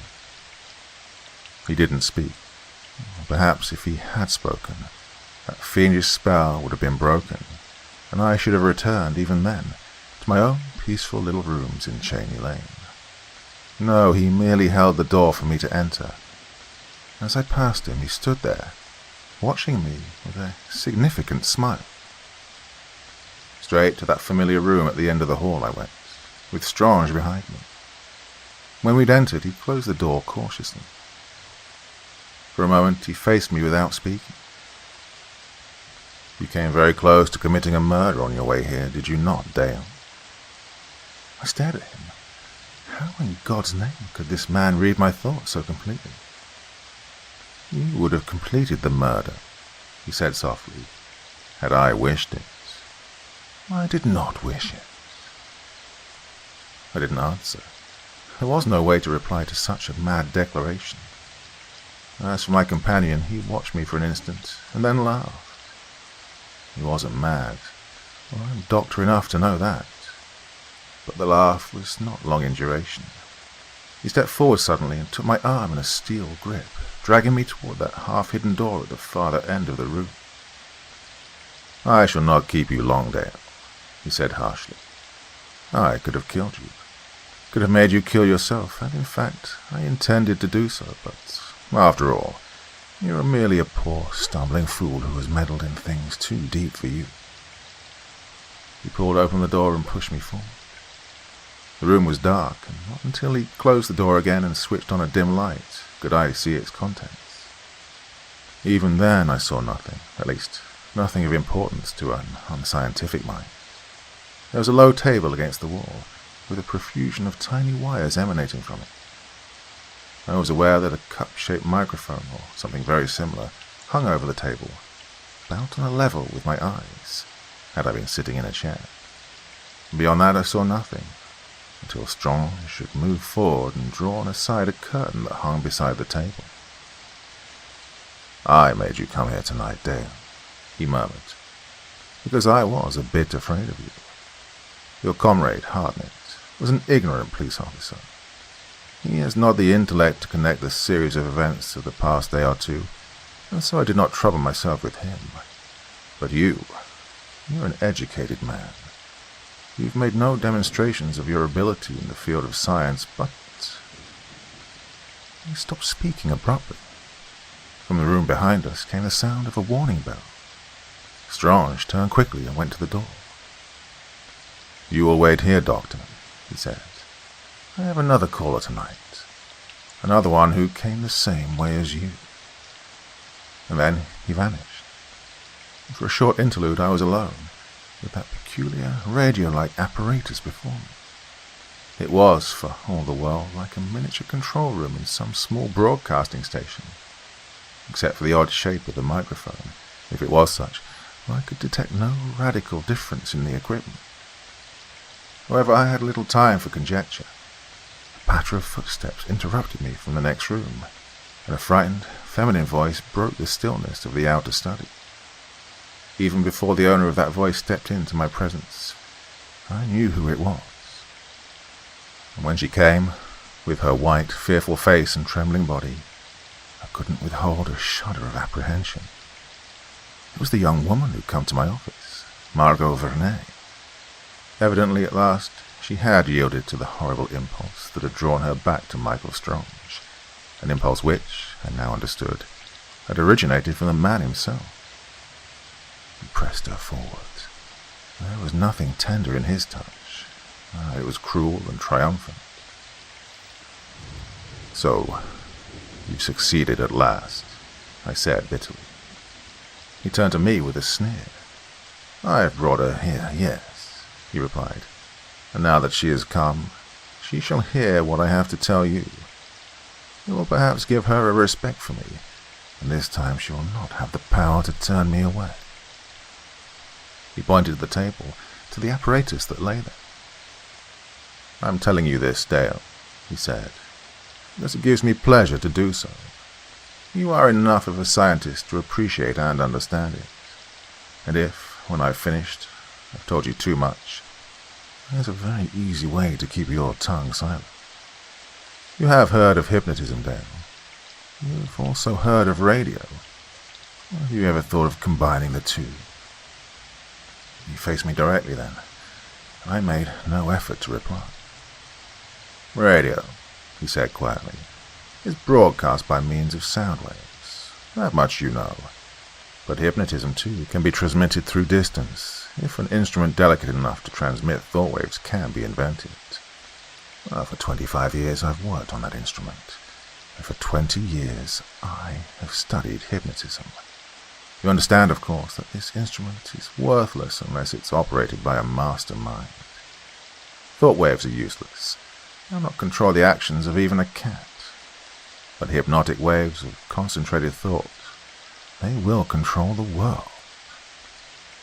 There was no denying him. He faced me with the savage triumph of a wild beast. And he was glorying in his power, and in my amazement. Well, I wanted Franklin White to die, he cried. It was I who murdered him. Why? Because he was about to take the girl I desired. Is that not reason enough for murder? And so I killed him. It was not Margot Vernet who strangled her lover. No, it was a complete stranger. A London sportsman who had no reason for committing the murder, except that I wished him to. And so he died on the night of December 7th, murdered by Sir John Harmon, the sportsman. Why? Because all London, Sir John would be the last man to be suspected. I have a keen appreciation for the irony of fate. White would have died the night before, except that I lacked the courage to kill him. His murderer was standing, under my power, outside his very house, and then I suddenly thought it best that I should have an alibi. Oh, your Scotland Yard is clever, and it was best that I had protection. And so on the following night, I sent Sir John to the house once again. This time, while I sat here and controlled the actions of my puppet, a group of men sitting here with me.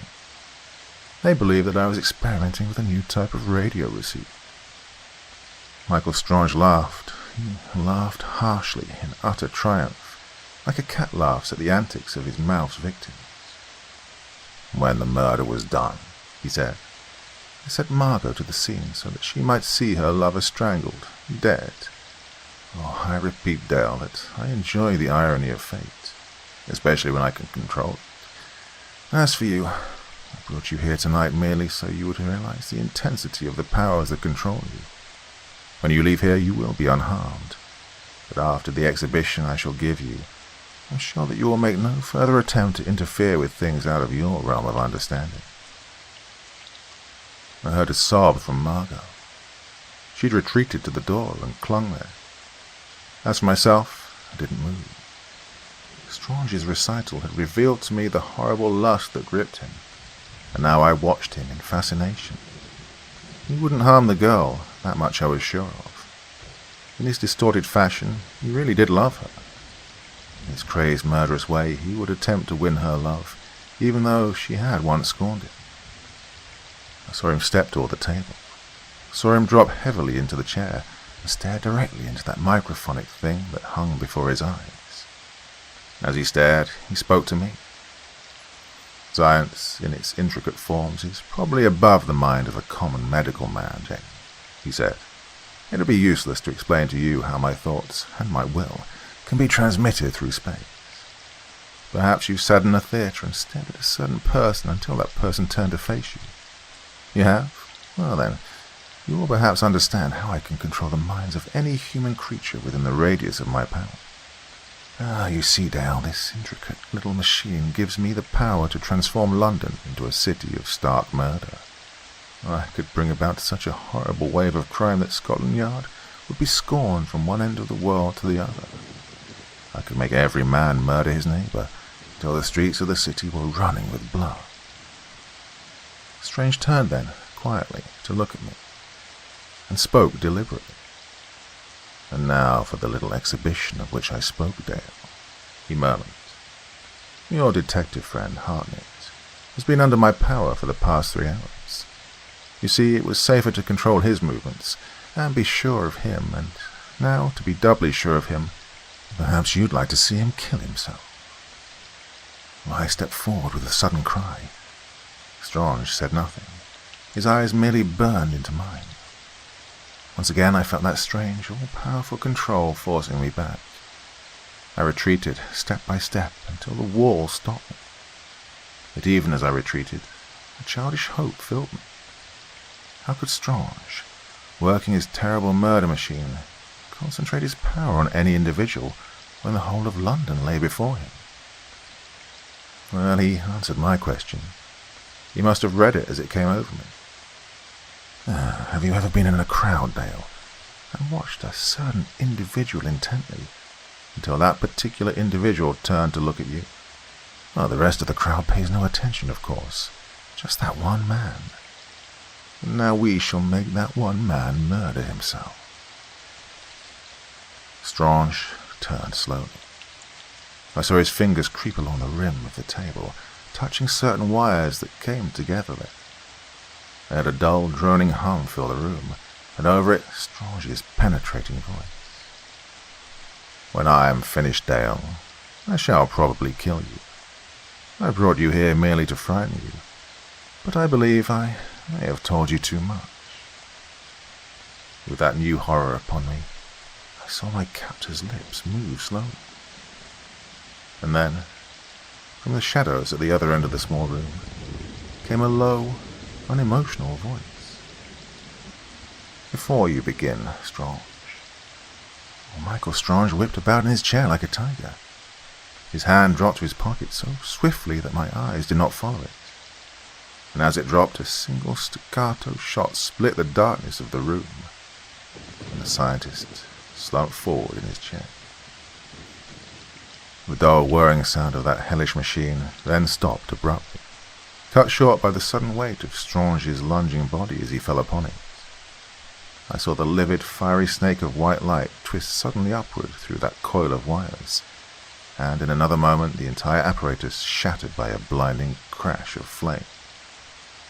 After that, I turned away. Whether the bullet had killed Strange or not, I don't know. But the sight of his charred face hanging over that table of destruction told its own story. It was Inspector Drake who came across the room toward me and took my arm, the smoking revolver still in his hand, as he led me to the adjoining room, where I saw Margot had already found refuge. "You see now, Dale," Drake said quietly, "why I let Hartnett go with you before. If Strange had suspected me, I would merely be another victim. As for Hartnett, he has been under constant guard down at the headquarters. He's safe. They've kept him there at my instructions, in spite of all his terrific efforts to leave them." I was listening to my companion in admiration, even though I didn't quite understand. I was wrong in just one thing, Dale. I left you alone without protection. I believe Strange would ignore you because, after all, you're not a Scotland Yard man. Thank God I had the sense to follow Margot, to trail her here, and get here soon enough. So ended the horrible series of events that began with Sir John Harmon's chance visit to my study. As for Harmon, he was later cleared of all guilt, upon the charred evidence in Michael Strange's house in Maid Lane. The girl, I believe, has left London, where she can be as far as possible from the memories that are all too terrible. As for me, I'm back once again in my quiet rooms in Cheney Lane, where the routine of common medical practice has wiped out many of those vivid horrors. But in time, I believe I shall forget, unless Inspector Drake of Scotland Yard insists upon bringing the affair up again.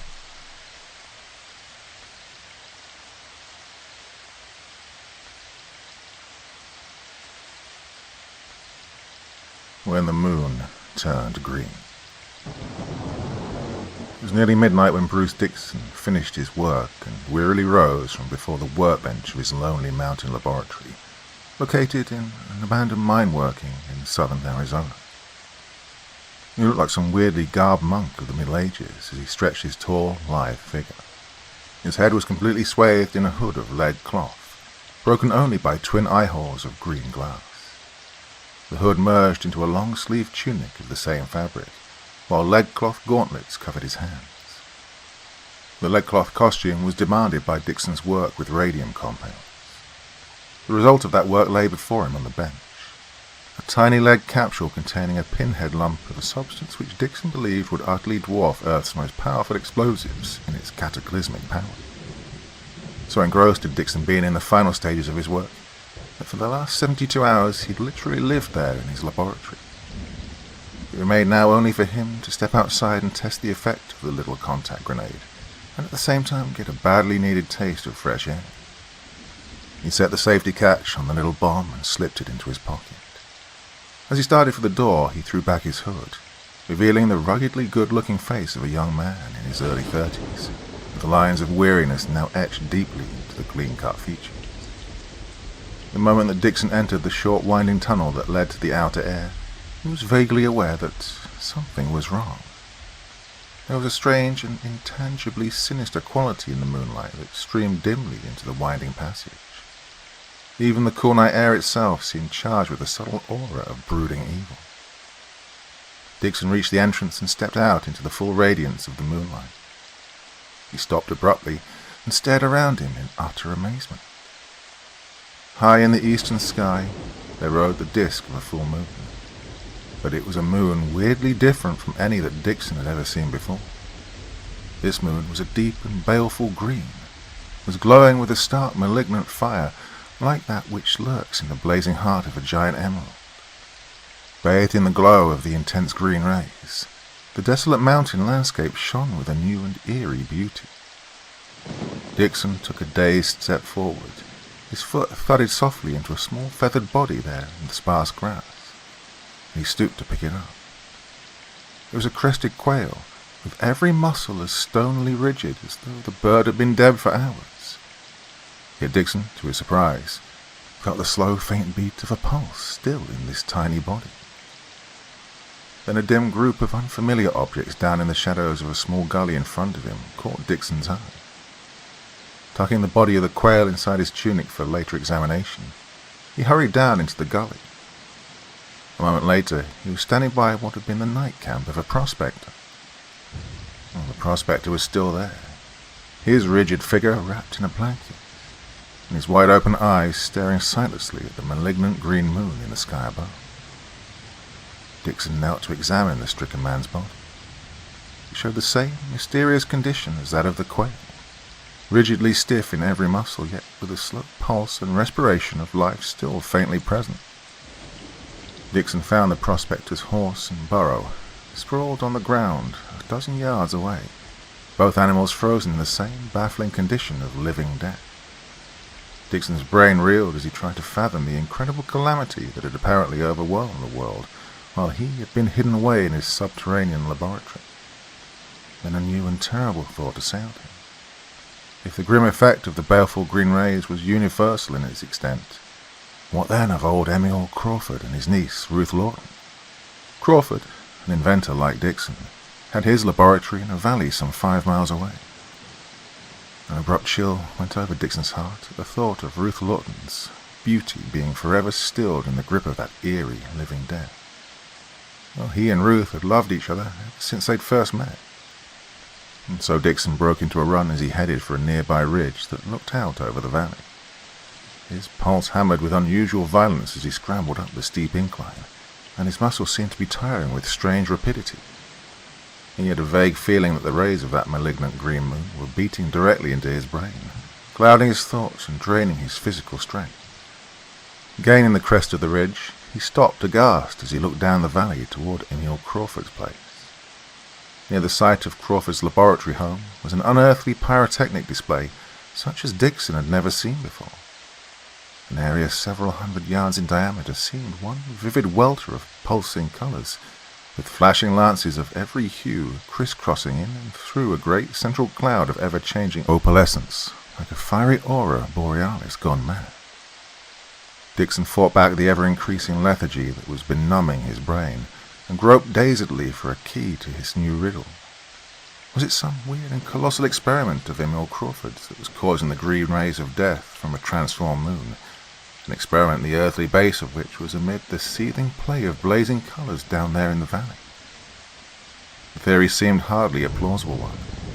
As far as Dixon knew, Crawford's work had been confined almost entirely to a form of radio-propelled projectile for use in wartime against marauding planes. Dixon shook his head forcibly in a vain effort to clear the stupor that was sweeping over him. It was strange how the vivid rays of that malevolent green moon seemed to sear insidiously into one's brain, stifling thought as a swamp fog stifles the sunlight. Then Dixon suddenly froze in stark immobility, staring with startled eyes at the base of a rocky crag 30 yards away.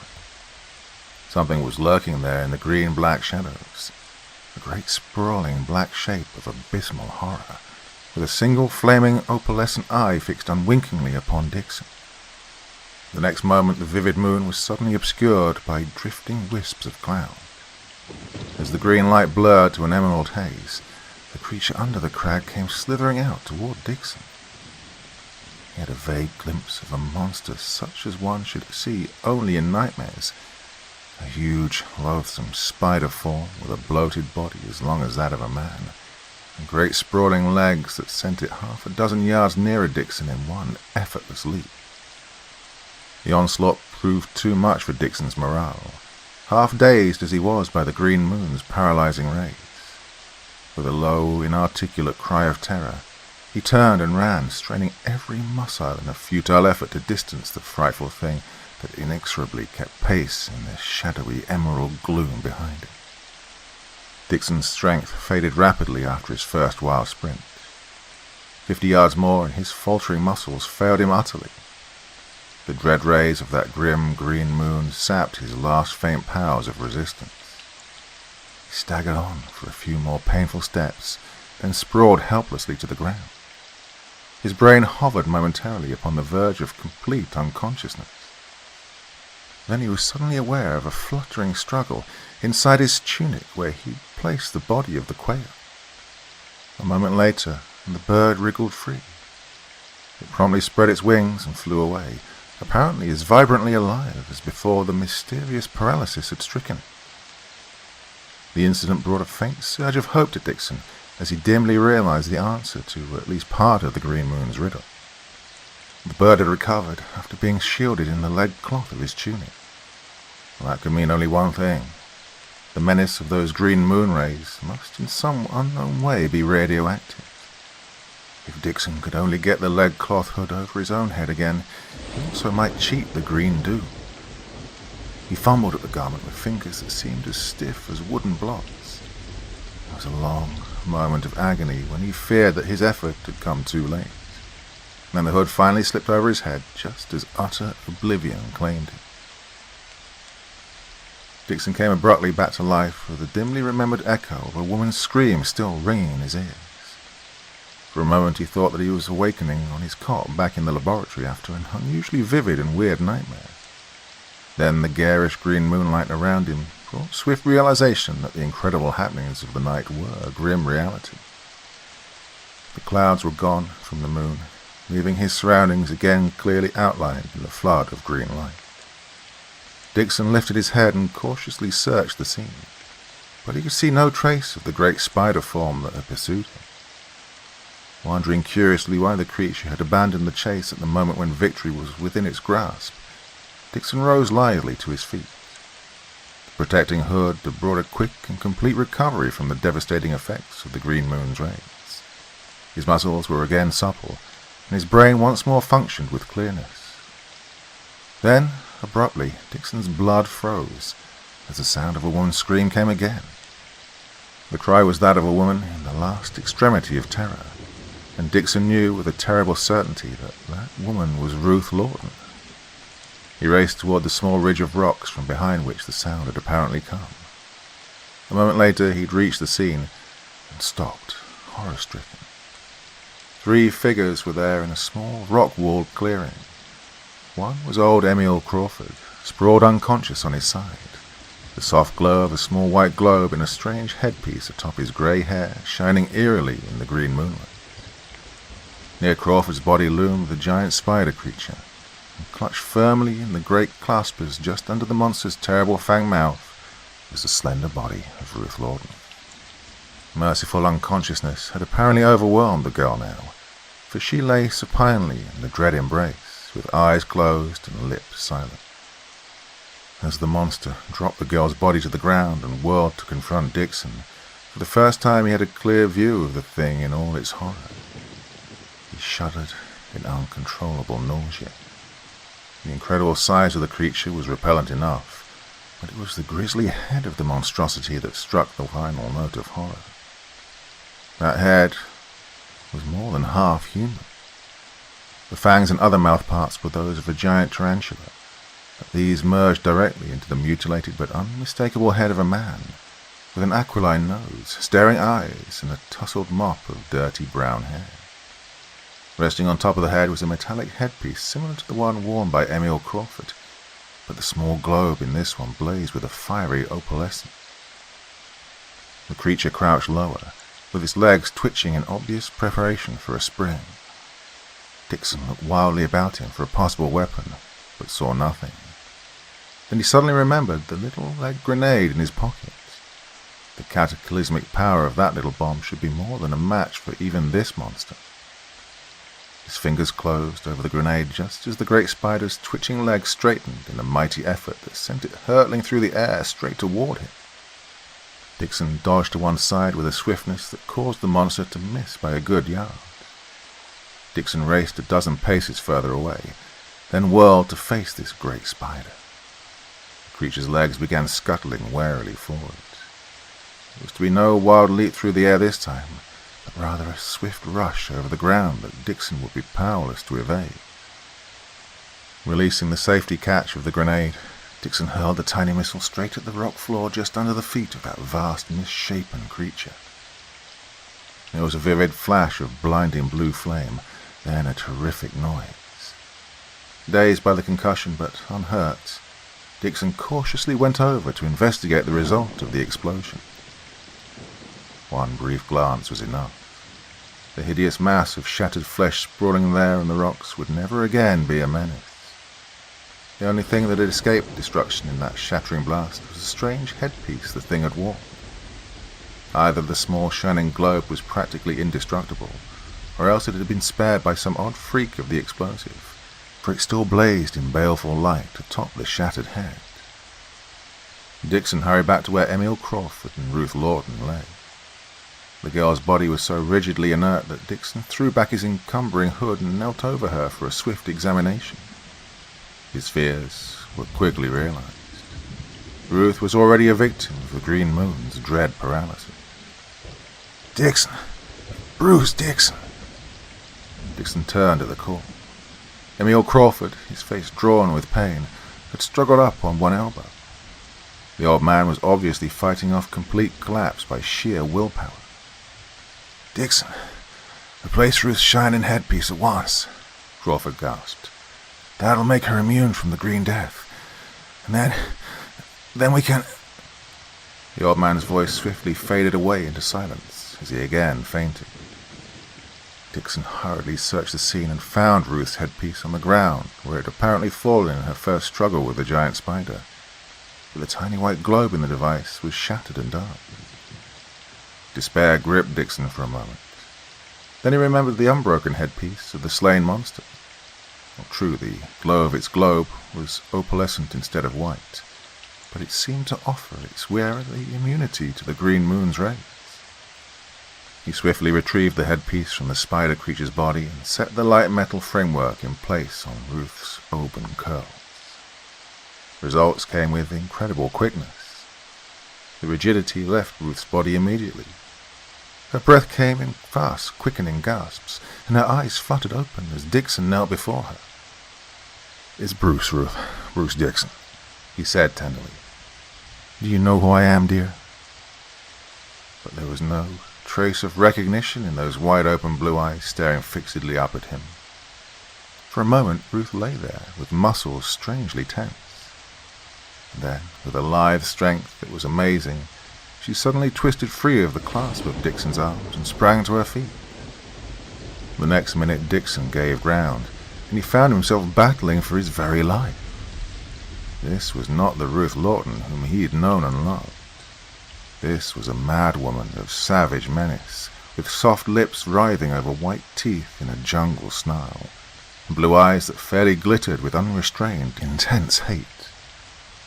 He tried to close in on the maddened girl, but instantly regretted his rashness. Her slender body seemed imbued with the strength of a tigress, as she sent slim fingers clawing at his throat. He tore himself free just in time.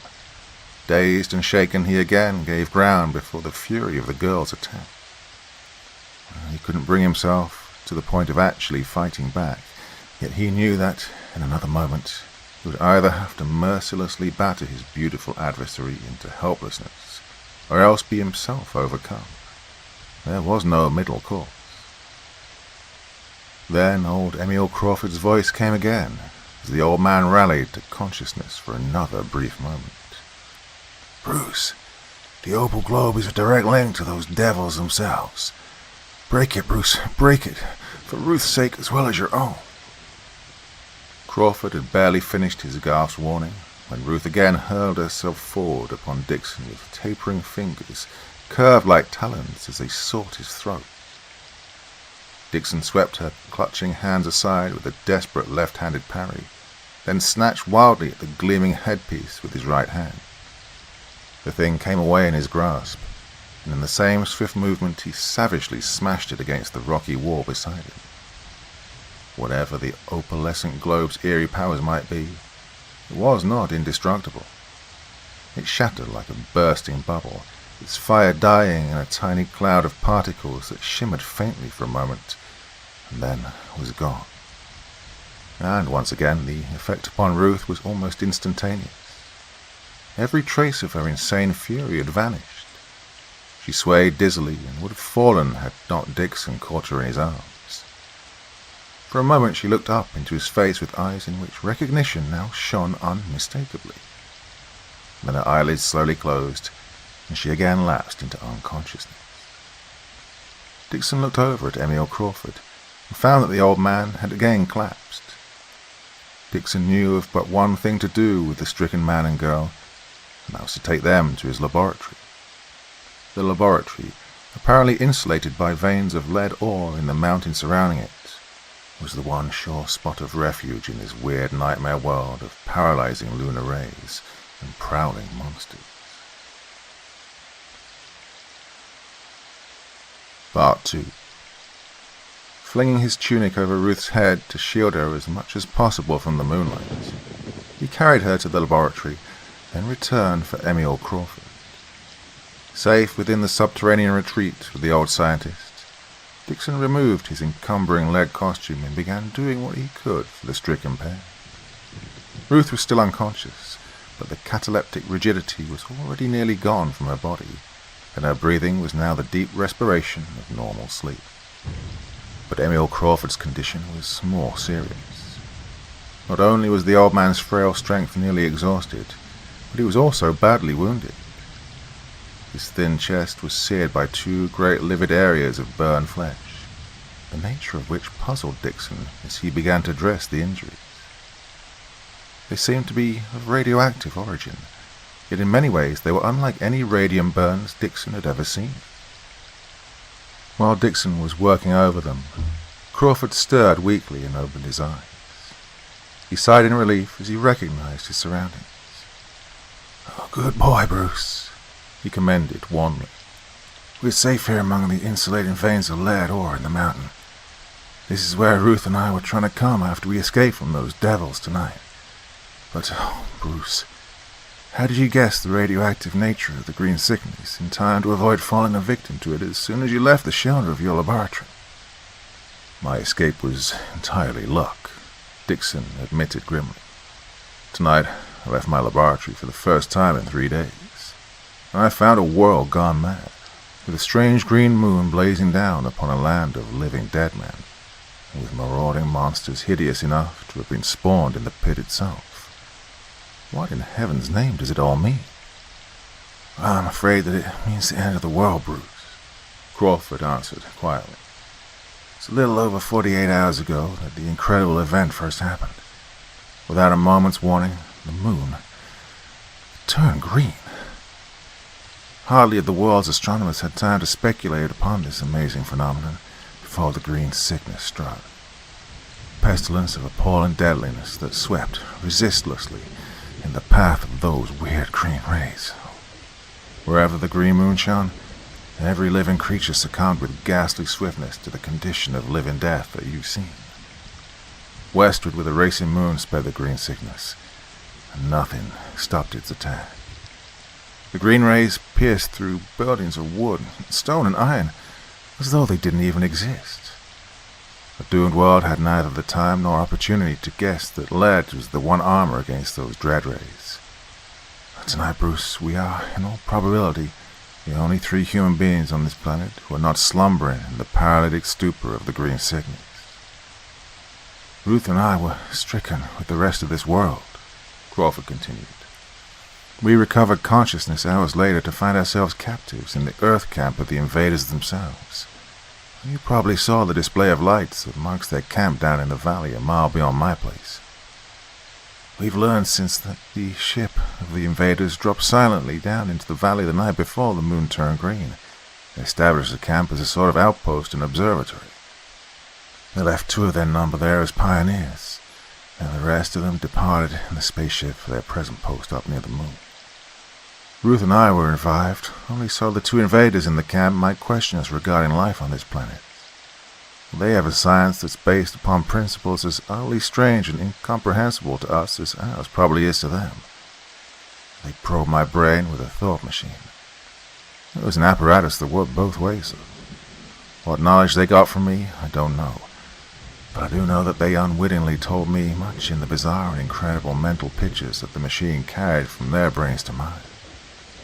Well, they're refugees, Bruce, from a planet that circled about the star we know as Alpha Centauri, a star that's the nearest of all of our stellar neighbors, being only 4 1/3 light years distant. Their home planet was disrupted by a colossal engineering experiment of the Centaurians themselves, the only survivors being a group of 50 who escaped in a spaceship just before the catastrophe. Well, there were no other habitable planets in their own system, so in desperation these refugees sped out across the void to our solar system, in the hope of finding a new home here. They did reconnaissance on our Earth secretly and found it ideal. At first they believed that they must conquer the life that already held this Earth, and to do this they struck with the green sickness. The rays of the turning the moon green emanate from the spaceship hovering up there some 50,000 miles from the moon itself. The Centaurians' rays, blending with the sunlight striking the disk of the full moon, are intensified in some unknown way, then reflected across 250,000 miles to the Earth, to flood this planet with virulent radiance. The green moonlight is radioactive in nature, and overcomes animal life within a matter of 15 minutes or less. The rays are the most powerful when the moon is in the sky, but their effect continues even after it is set, because, well, as long as the green moonlight strikes any part of the Earth's atmosphere, the entire atmospheric envelope of the planet remains charged with a paralyzing radioactive influence. Well, Earth's inhabitants are not dead. They're merely stupefied. If the green rays were to cease now, most of the victims of the green sickness would quickly recover with little permanent injury. But Bruce, if that evil green moon blazes on for 24 hours more, the brain powers of Earth's millions will be forever shattered. So weakened will they be by then that recovery will be impossible, even with the rays shut off. And the entire planet will be populated by only mindless imbeciles, readily available material for the myriads of monstrous hybrids that the invaders will create to serve them. Well, tonight, you saw the hybrid that the invaders sent to recapture Ruth and me. It was a fit specimen of the grisly magic which those devils from outer space work with their uncanny surgery and their growth-stimulating radioactive rays. The basic element of that monster was an ordinary tarantula spider, with its growth incredibly increased in a few short hours of intensive ray treatment in the Centaurians' camp. The half-head grafted to it was that of a human being. They always graft the brain cavity of a mammal to a hybrid. Half-heads of burros, horses, or even dogs, but preferably those of human beings. I think that they prefer to use as great a brain power as possible. Well, the hybrids are controlled through the small, opalescent globes on their heads, globes that are in direct tune with a huge master globe of green fire in the invaders' camp. When Ruth attacked you after you placed the opal headpiece upon her head, she was, for the moment, merely another of the invaders' servants blindly obeying the broadcast command to kill. The white gloves that Ruth and I wore when we escaped from the camp were identical with those worn by the invaders themselves, being nothing more than harmless insulators against the effect of the green moonlight. A sudden spasm of pain convulsed Crawford's face. Dixon sprang forward to aid him, but the old man rallied with an effort and weakly waved Dixon back. "I'm all right, Bruce," he gasped. "My strength is nearly exhausted, that's all. Like a garrulous old fool, I've worn myself out talking about everything, apart from the one important subject. Bruce, have you developed that new and infinitely powerful explosive you were working on?" "Yes," Dixon answered grimly. "I have an explosive right here in the laboratory that can easily blow the Centaurians' camp completely off the map." And Crawford shook his head impatiently. "Destroying the camp would do no good. We must shatter the spaceship itself if we're to extinguish those green rays in time to save our world." "No, that's impossible if the spaceship is hovering up there by the moon," Dixon protested. No, it's not impossible," Crawford answered confidently. "I have a projectile in my laboratory that will not only hurtle across that great gap with incredible speed, but will also infallibly strike its target when it gets there. It's a projectile that's as irresistibly drawn by radio waves as steel is by a magnet, and it will speed as straight to the source of those waves as a bit of steel will to the magnet." "Those Centaurians in the spaceship," Crawford continued, "are in constant communication with their camp through radio apparatus, much like our own. If you can pack a powerful contact charge of your explosive in my projectile, then I can guarantee that when the projectile is released, it'll flash out into space and score a direct hit against the walls of their spaceship." "Well, I can pack the explosive in the projectile, all right," Dixon answered grimly.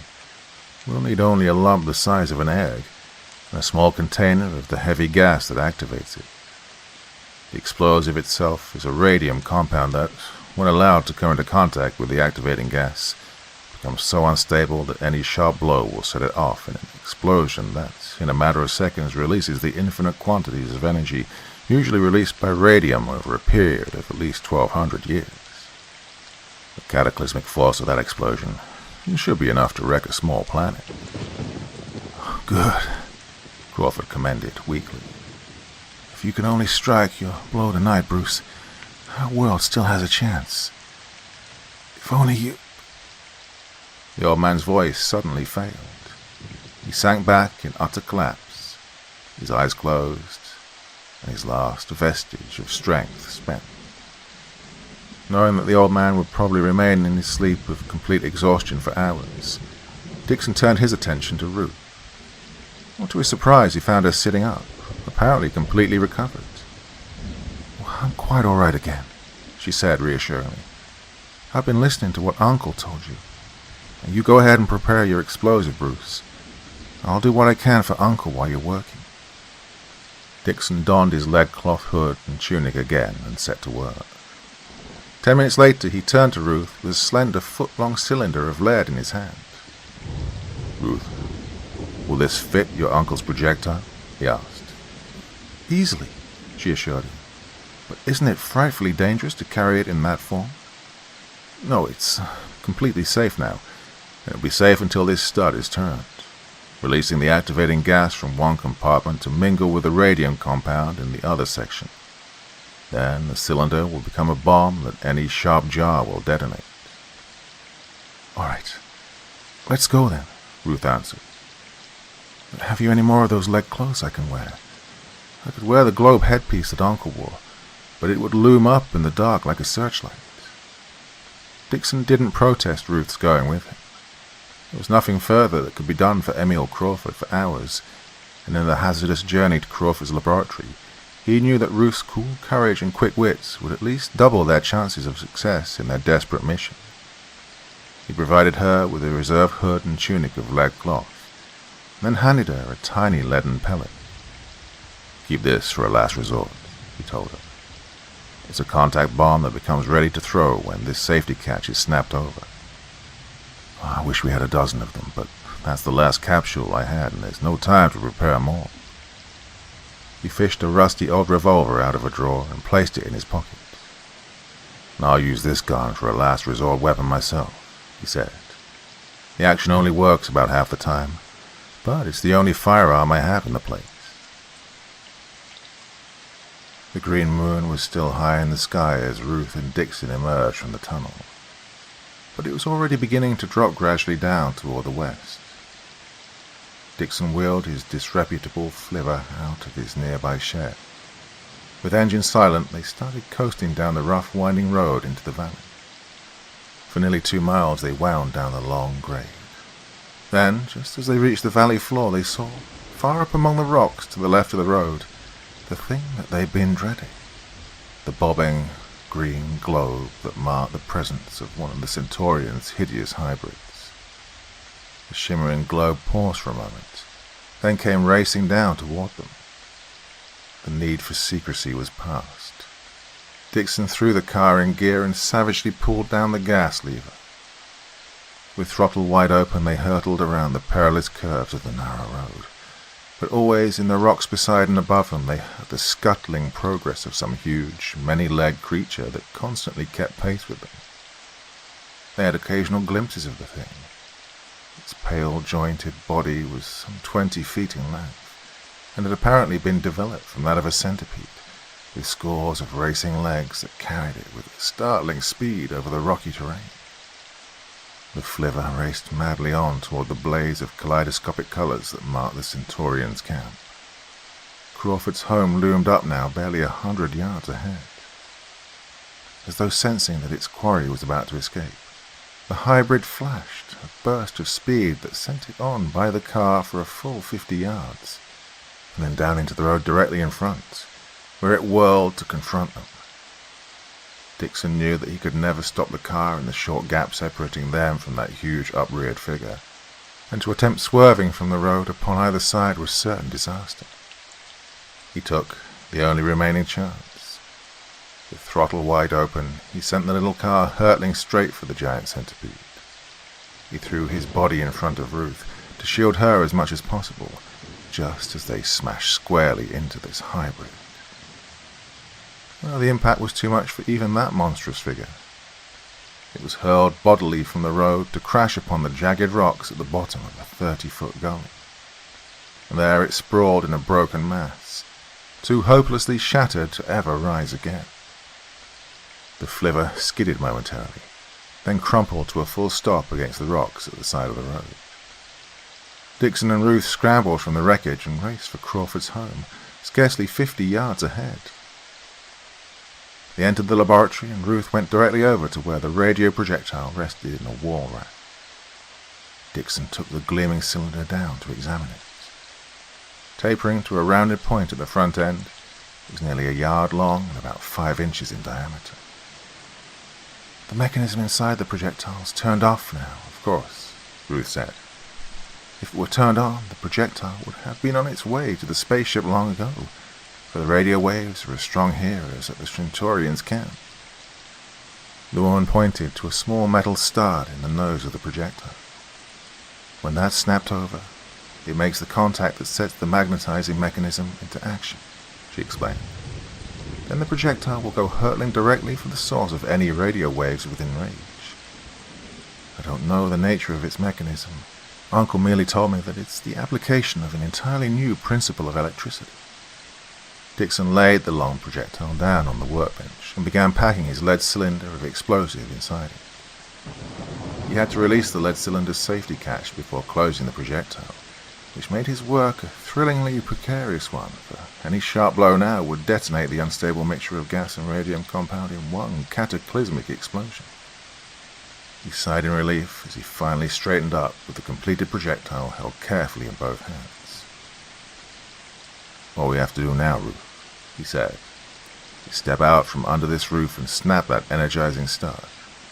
then this little package of destruction will be on its way to our Centaurian friends up there by that pestilential green moon. Ruth stepped ahead to open the door for him. With the end of their task so near at hand, both forgot to be cautious. Ruth threw the door open and took one step outside, and suddenly screamed in terror as her shoulders were encircled by a long, snake-like object that came whipping down from some vast something that had been lurking just outside. Dixon tried to dodge back, but too late. Another great hairy tentacle came lashing around his shoulders, pinning his arms tightly and jerking him out of the doorway. He got a swift, vague glimpse of the hybrid looming there in the green moonlight. A tarantula hybrid that in size and horror dwarfed any of the frightful products of Centaurian science that he'd yet seen. Before Dixon had any time to note the details of his assailant, another tentacle curled around him, tearing the projectile from his grasp. Then he was irresistibly drawn up toward that grisly head where Ruth's body was also suspended in one of those powerful tentacles. The next moment, bearing its burdens with amazing ease, the giant hybrid set off. Dixon tried with all his strength to squirm free enough to get a hand upon the revolver in his pocket, but the constricting tentacle did not give for even an inch. The only result of his effort was to twist his hood to one side, leaving him as effectually blindfolded as though his head were in a sack. Long minutes of swaying, pinching motion followed as the hybrid sped over the rocky ridges and gullies. It finally came to a halt, and for another minute or so Dixon was held there motionless in midair, dimly conscious of a subdued hum of activity all about him. And then he was gently lowered to the ground again. While one tentacle still held him securely, another tore away his hood and tunic. Almost immediately the hood was replaced by one of the protective white globe devices. Dixon then blinked for a moment in half-blinded bewilderment as he got his first glimpse of the Earth camp of the Centurions. Part 3. The place, located on the smooth rock floor of a large natural basin, seemed a veritable cauldron of seething colors which rippled and blended in a dazzling maze of unearthly splendor. But Dixon forgot everything else in that weird camp as his startled gaze fell upon the creature standing directly in front of him. He instinctively knew that the thing must be one of the Alpha Centaurians, for in its alien grotesqueness the figure was utterly dissimilar to anything ever seen upon Earth before. Life upon the shattered planet of that far-distant sun had apparently sprung from sources both crustacean and reptilian. The Centaurian stood barely 5 feet in height. Its bulky, box-like body was completely covered with a chitinous armor that gleamed pale yellowish green. 2 short, powerful legs, scaled like those of a lizard, ended in feet that resembled degenerated talons. 2 pairs of slender arms emanated from the creature's shoulders, with their many-jointed flexible length ending in delicate 3-pronged hands. The scaly, hairless head beneath the Centaurian's white globe device bore a face that was blankly hideous. 2 great lidless eyes, devoid of both pupils and whites, stared unblinkingly at Dixon like twin globs of red-black jelly. A toothless, loose-lipped mouth slathered beneath. Dixon averted his gaze from the horror of that fearful alien face and looked anxiously around for Ruth. He saw her almost at once, over at his right. She was tethered by a light metallic rope that ran from her waist to one of the metal beams supporting the great shimmering ball of opalescent fire which formed the central control of the hybrid. One of the white globe devices had been placed upon Ruth's head, and she was apparently unhurt, as she pluckily flashed a reassuring smile at Dixon. Directly in front of Dixon, and some 40 yards away, there was a large pen-like enclosure, with vari-colored shafts of radiance from banks of projectors constantly sweeping through it. Dixon drew in his breath sharply as he saw the frightful life lying dormant in that pen. It was a solid mass of hybrids, great, loathsome creatures, fashioned from a score of different worms, insects, and spiders. The globes upon the gruesome mammalian half-heads were still dark and unfired with opalescence. The invaders had apparently raided most of the surrounding country in obtaining those grafted half-heads. Near where Dixon stood, there was a tragic little pile of articles taken from the Centaurian's victims. Prospectors' picks, shovels, axes, and other tools. Over to the left of the dormant hybrid stood the second Alpha Centaurian, curiously examined Dixon's projectile. The creature apparently suspected the deadly nature of the gleaming cylinder, for it soon laid it carefully down and packed cushions of soft fabric around it to shield it away from any possible shock. Then, at an unspoken command from the first Centaurian, the great hybrid whirled Dixon around to face a small enclosure just behind him, in which were located banks of control panels and other apparatus. One of the pieces of mechanism, with a regularly spaced stream of sparks snapping between two terminals, was apparently a radio receiver automatically recording the broadcast from the spaceship. Dixon was unable to even guess the nature of the remaining apparatus. "Bruce, be careful," Ruth called in despairing warning. "He's going to put the thought-reading machine on your brain. Then he'll learn what the projectile's for, and everything will be lost." Dixon's mind raced with lightning speed in the face of this new danger. He stealthily slipped a hand over the revolver in his pocket. There was one vulnerable spot in the great hybrid holding him, and that was the opalescent globe on the creature's head. If he could only smash that globe with one well-directed shot, he might be able to elude the Centaurians for the precious minute necessary to send the projectile on its deadly journey. The hybrid began maneuvering Dixon toward the instrument enclosure. For a fleeting second, the grip of the tentacles upon his shoulders loosened slightly, and Dixon took instant advantage of it. Twisting himself free from the loosened tentacle in one mighty effort, he whirled and fired point-blank at the opalescent globe on the head looming above him. The bullet smashed accurately home, shattering the globe like a bursting bubble. The great hybrid collapsed with startling suddenness, its life force instantly extinguished as the globe burst.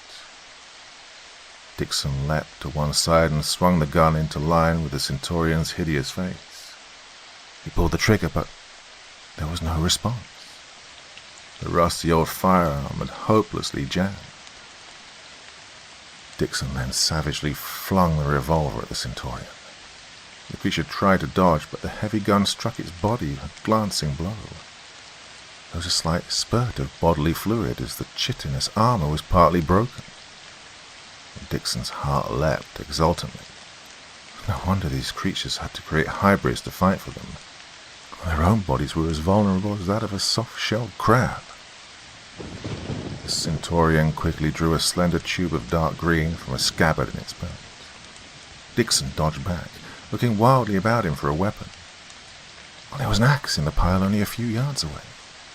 Dixon snatched it up and whirled, ready to give battle. The other Centaurian had come hurrying over now to aid its mate. Dixon was effectually barred from attempting any progress toward the projectile by the two grotesque creatures as they stood alertly there beside each other with their green tubes menacing him. Dixon waited tensely at bay, remembering those searing radium burns upon Emil Crawford's body. Then the first Centaurian abruptly leveled a second and smaller tube upon Dixon. A burst of yellow light flashed toward him, enveloping him in a cloud of pale radiance before he could dodge it. Then there was a faint plop as the protecting white globe upon his head was shattered. The yellow radiance swiftly faded, leaving Dixon unhurt, but he realized that the first round in the battle had been won decisively by the Centaurians. His only chance now was to end the battle before the paralyzing rays of the green moon sapped his strength. He warily advanced upon the Centaurians. Their green tubes swung into line, and twin bolts of violet flame flashed toward him. He dodged, and the bolts missed by inches. Then Dixon nearly fell as his foot struck a bundle of cloth on the ground. The next moment he snatched the bundle up with a cry of triumph. It was his leg cloth tunic, torn and useless as a garment, but invaluable as a shield against the searing effects of those bolts of radioactive flame. He hurriedly wrapped the fabric in a rough bundle around his left forearm. The next time the tube's violet flames flashed toward him, he thrust his rude shield squarely into their path. There was a light tingling shock, but that was all. The bolts did not sear through. With newfound confidence, Dixon boldly charged the two Centaurians. A weird battle ensued in the garishly lighted arena. The effective range of the violet flashes was only about 10 feet, and Dixon's muscular agility was far superior to that of his antagonists. By constant whirling and dodging, he was able to either catch the violet bolts upon his shielded arm, or else dodge them entirely. And yet, in spite of the Centaurians' clumsy slowness, they maneuvered with a cool strategy that constantly kept the Earthman's superior strength at bay. Always as Dixon tried to close with one of them, he was forced to retreat when a flanking attack from the other threatened his unprotected back. And always the Centaurians maneuvered to bar Dixon from attempting any dash toward the projectile. Minutes passed, and Dixon felt his strength rapidly ebbing, both from his Herculean exertions and from the paralyzing rays of the green moon beating down upon his unprotected head. As his speed of foot lessened, the Centaurians began inexorably pressing their advantage. Dixon was no longer escaping unscathed. In spite of his frantic efforts to dodge, twice the violet bolts grazed his body in searing flashes of exquisite agony. His muscles stiffened still more in the attack of the green sickness. Desperately dodging a Centaurian bolt, he stumbled and nearly fell. As he staggered to regain his balance, one of his antagonists scrambled to the coveted position behind him. It was only Ruth's scream of warning that galvanized Dixon's numb brain into action in time to meet the imminent peril. In one mighty effort, he flung his axe at the Centaurian in front of him. The heavy blade cut deep into the thinly armored body. Mortally wounded, the creature collapsed. Dixon then whirled and flung up his shielded left arm just in time to intercept the violet bolt of the other Centurion. Warily backing away, Dixon succeeded in retrieving his axe from beside the twitching body of the fallen invader. Then, with the heavy weapon again in his hand, he remorselessly charged his remaining foe. The Centaurion's tube flashed in a veritable hail of hurtling violet bolts, but Dixon caught the flashes upon his shield and closed in grimly. One final leap brought him to close quarters. The heavy axe whistled through the air in a single mighty stroke that cleft the Centaurion's frail body nearly in two. And then Ruth's excited scream came in. "Bruce! The other one! Get it quick!" Dixon turned. The wounded invader, taking advantage of their preoccupation in the final struggle with its mate, had dragged its crippled body over to the instrument enclosure. Dixon staggered toward it as fast as his half-paralyzed muscles would permit. But he was just too late. The Centaurian jerked to leave a home a fraction of a second before Dixon's smashing axe forever ended his activities. The lever's action upon the pen of inert hybrids was immediate. The sweeping lances of light vanished in a brief sheet of vivid flame, which kindled the dark globes of the hybrids' gruesome heads to steady opalescence, and the dreaded horde came to life. Sprawling from the pen, they came scuttling toward Dixon in a surging flood, a scene straight out of a nightmare. Dixon faced the oncoming horde in numb despair, knowing that his nearly paralyzed body had no chance in a fight. Then, just as the hybrids were nearly upon him, he heard Ruth's encouraging voice again. "There's still one chance left, Bruce," she cried, "and I'll take it." Dixon turned. Ruth had in her hand the tiny contact grenade he'd given her for a last emergency. She snapped the safety catch on the little bomb, then hurled it squarely at the giant opalescent globe looming close beside her. There was a terrific explosion, and the great globe shattered to atoms. Apparently stunned by the concussion, but otherwise unhurt, Ruth was flung clear of the wreckage. With the shattering of the central globe, the strange life force of the hybrid horde vanished instantly and completely. Midway in their rush, they sprawled inert and dead, with their outstretched legs so close to Dixon that he had to step over one or two to get clear. Dixon's brain reeled in the reaction of relief from the horde's hideous menace.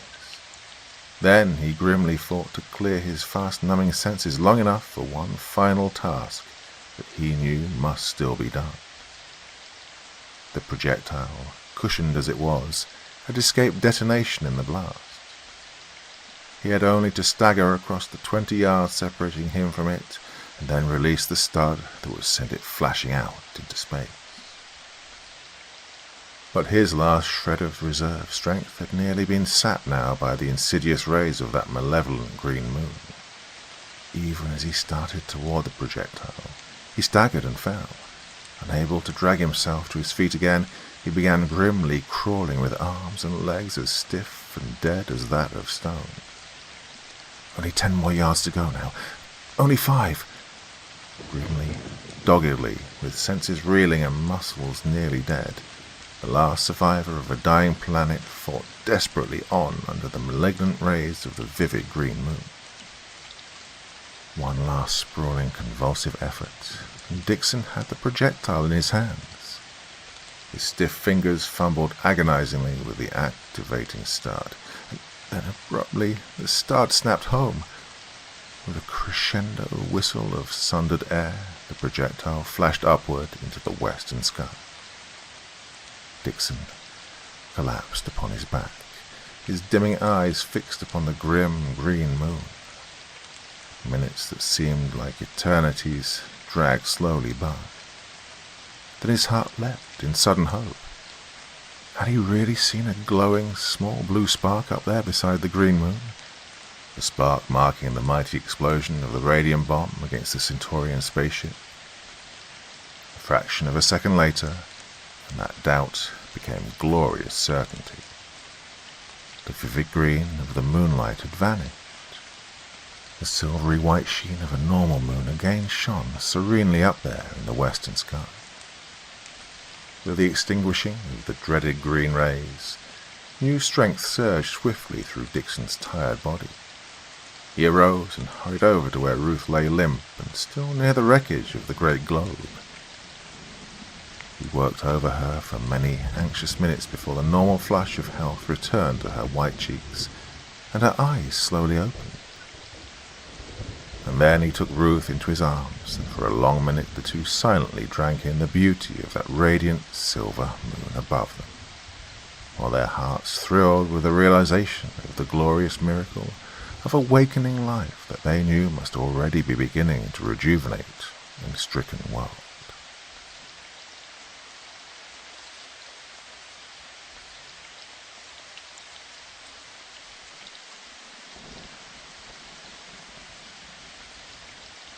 The Moonweed by Harl, Vincent. Unwittingly the traitor of Earth, Van pits himself against the inexorably tightening web of plant beasts that he is released from the moon. Hobart Madison pursed his lips in a whistle of incredulous surprise as he regarded the object that lay in the palm of his hand. An ordinary pebble, it seemed to be, but a pebble in which a strange fire smouldered and showed itself here and there through the dull surface.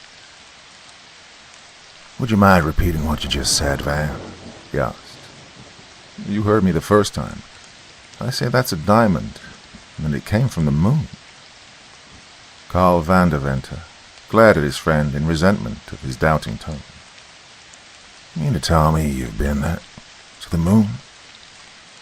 "Well, certainly not. I'm not a Jules Verne adventurer.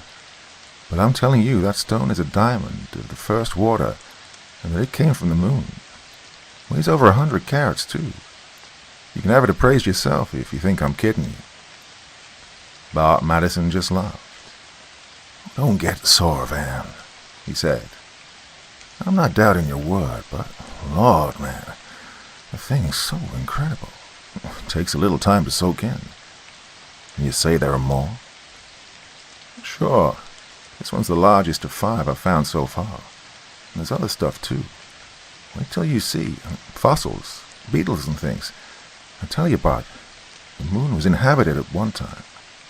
I have the evidence, and I want you to be the first to see it."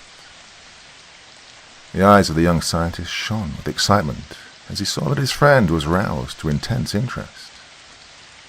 "So that's what all your experimenting has been aimed at. No wonder it costs so much." "Yeah, and you've been a brick for financing me. Never asked a question either. But, Bart, it'll all come back to you now. You know how much that stone's worth?" "Oh, plenty, I guess, but forget about the financing and all that. Where's this laboratory of yours?" Madison had pushed his chair back from his desk and was reaching for his hat. "Over in the Ramapo Mountains, not far from Tuxedo. I'll have you there in 2 hours. Sure you can spare the time to go out there now?" Van Deventer was enthusiastically eager. "Spare the time? Well, you'll just try and keep me from going."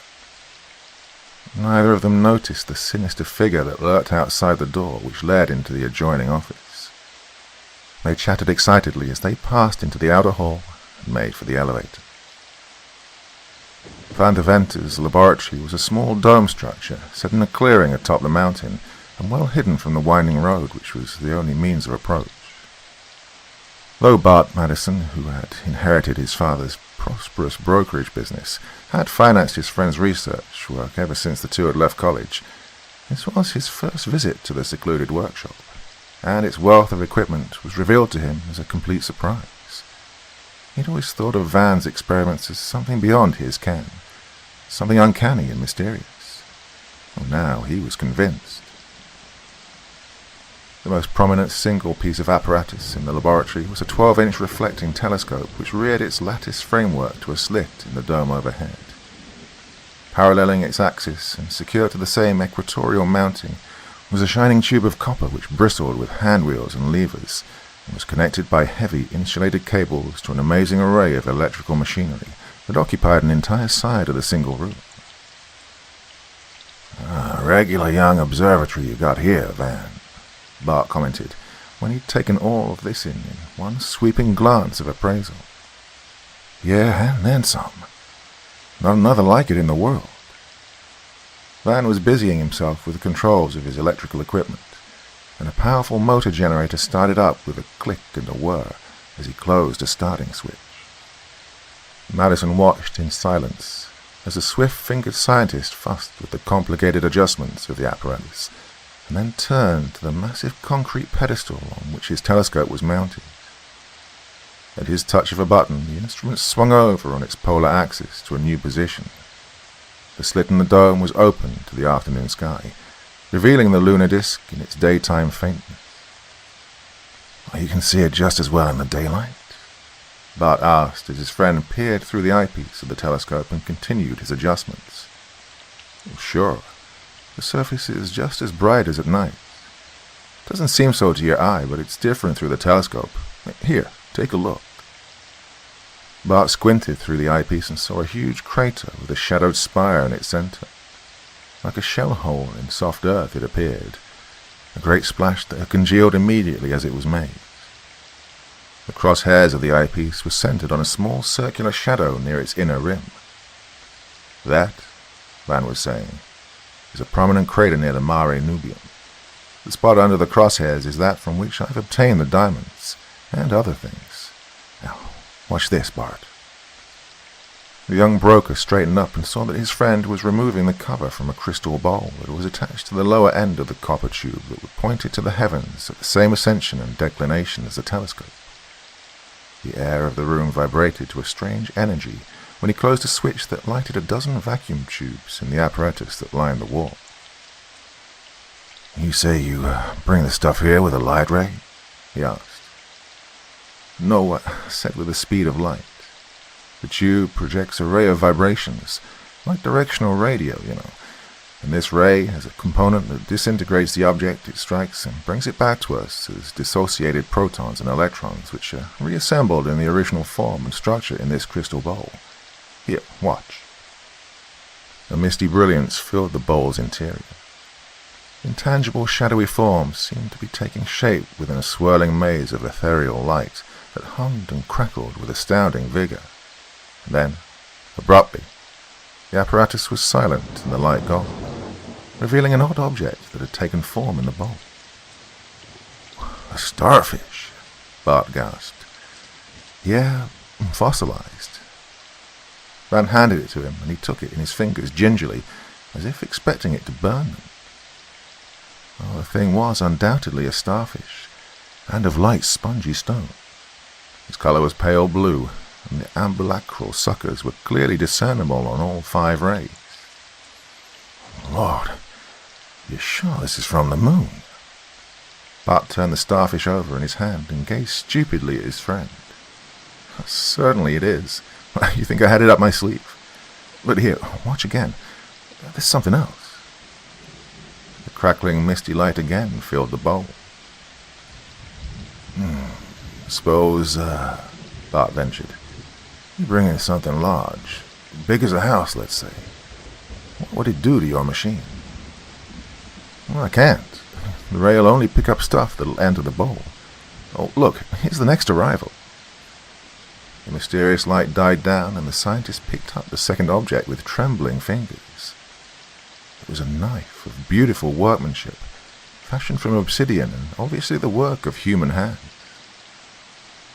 There, didn't I tell you? Van gloated. Guess that shows there were living beings on the moon. He made minute changes in the adjustment of his marvelous instrument, and Bart watched in dazed astonishment as object after object materialized before their eyes. There were fragments of strange minerals, more fossils, marine life mostly, a roughly beaten silver plate, 3 diamonds, none of which was as large as what Van had taken to New York, but all of considerable value. Well, this'll be something for the papers, Van. Bart Madison was visioning the fame that was to come to his friend. Yeah, all but the diamonds. All but the diamonds is right. These words were spoken by a sarcastic voice, chill as an icicle, that came from the open door. They wheeled to look into the muzzles of 2 automatic pistols that were trained on them by a stocky individual who faced them with a twisted, knowing grin. "Dan Kelly," Bart gasped, raising his hands slowly to the level of his shoulders. He knew the ex-army captain was a dead shot with a service pistol, and a desperate man since his disgrace and forced resignation. "What's the big idea?" he demanded. "You don't need to ask. Refused me a loan this morning, didn't you? Now I'm getting it this way." Kelly turned savagely on Van, prodding his ribs with a pistol. "Hey, get him up, you," he snapped. Van had been slow in raising his hands, gaping in stupefied amazement at the intruder. Now he reached for the ceiling without delay. "Oh, you'll serve time for this, Danny," Bart shouted. "Shut up. I know what I'm doing. And back up to the other door." Kelly was forcing him toward the door of the cellar at the point of one pistol as he kept Van covered with the other. Bart clenched his fist and brought it down in a sudden sweeping blow that raked Kelly's cheek and ear with stunning force. But the gunman recovered in a flash, dropped the muzzle of his pistol and pulled the trigger. Drilled through the thigh, Bart staggered through the open door and fell the length of the stairs into the darkness of the cellar. Kelly then laughed evilly as he slammed the door and turned the key. "Hey, hold it, you," he snarled as he swung on Van, who dropped his hands and crouched for a spring. "If I drill you, it won't be through the leg. Oh, I'll take those diamonds now." He pocketed one of his pistols and, keeping the other pressed to the pit of Van's stomach, went through his pockets. Then he added those on the tray by the crystal bowl to his collection, and transferred the entire lot to his own pocket. "Now, you clever engineer," he grinned. "We'll just operate this trick machine of yours for a while and collect some more. You, get to it." He watched narrowly as Van stretched his fingers to the controls. "No monkey business either," he grated. "You'll not change a single adjustment. I've been listening to you, and I know the clock of the telescope is keeping the ray trained on the same spot. You just operate that ray and nothing else, understand?" Well, Van didn't think it expedient to tell him of the drift caused by inaccuracies in the clock and perturbations of the moon's motion. He was playing for time, trying to plan a course of action. "Look, there may not be any more diamonds," he offered as he tripped the release of the ray. "Oh, there'll be more. Don't try and kid me." An irregular block of quartz materialized in the bowl, and Kelly tossed it to the floor in savage disgust. Then a small diamond, very small, but he pocketed it nonetheless. The next object was a strange one, a dried seed pod about 6 inches in length and a brilliant red color. The ray had shifted to a new position on the lunar surface. Another and another of these strange legumes followed, one of them bursting open and scattering its contents, bright red like the enclosing pod, to rattle over the floor like tiny glass beads. Kelly just snorted his disgust. "Oh, still some sort of vegetation out there," Van muttered. The eternal scientist in the man could not be downed by a mere hold-up. "Can the chatter," Kelly snarled as the crystal bowl gave up another of these useless pods, and yet another. He gathered up the evidence of lunar vegetation, a half-dozen of the pods, and threw them through the open doorway with a savage gesture. "Are you trying to put one over on me?" he bellowed.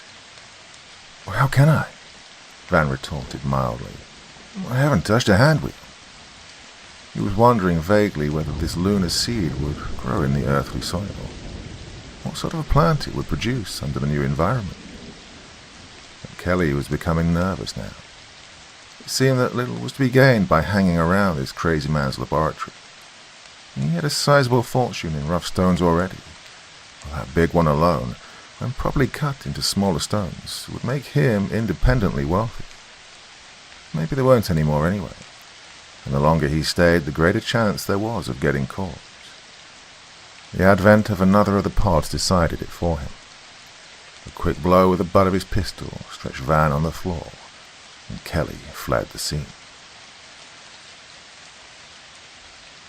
Bart was pounding furiously on the cellar door when Van first took hazy note of his surroundings. Several uncertain minutes had passed before he was able to stagger across the room and release his friend.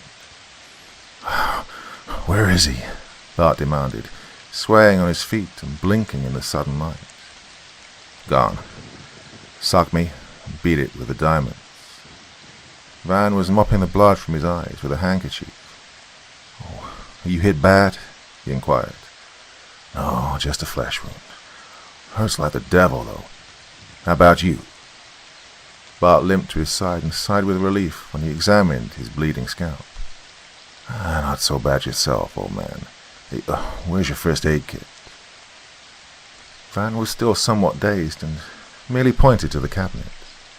"A fine pair we turned out to be," he grumbled, after his head had cleared a bit under Bart's vigorous cleansing of the cut on his temple. Here we stood, meek as a couple of lambs, and let that guy get away with murder. "Yeah, but those 45s made the difference." "Oh!" Bart winced as his friend poured fresh iodine over the wound in his leg. "God, have a heart, will you?" They were startled into silence by a hoarse, strangled scream that came from outside the laboratory. "Help! Help!" someone repeated in a panicky voice, a voice which at once ended on a gurgled note of despair. It's Kelly," Bart whispered. "He's come back, and something's happened to him." He then started for the open door. "Hey, wait a minute.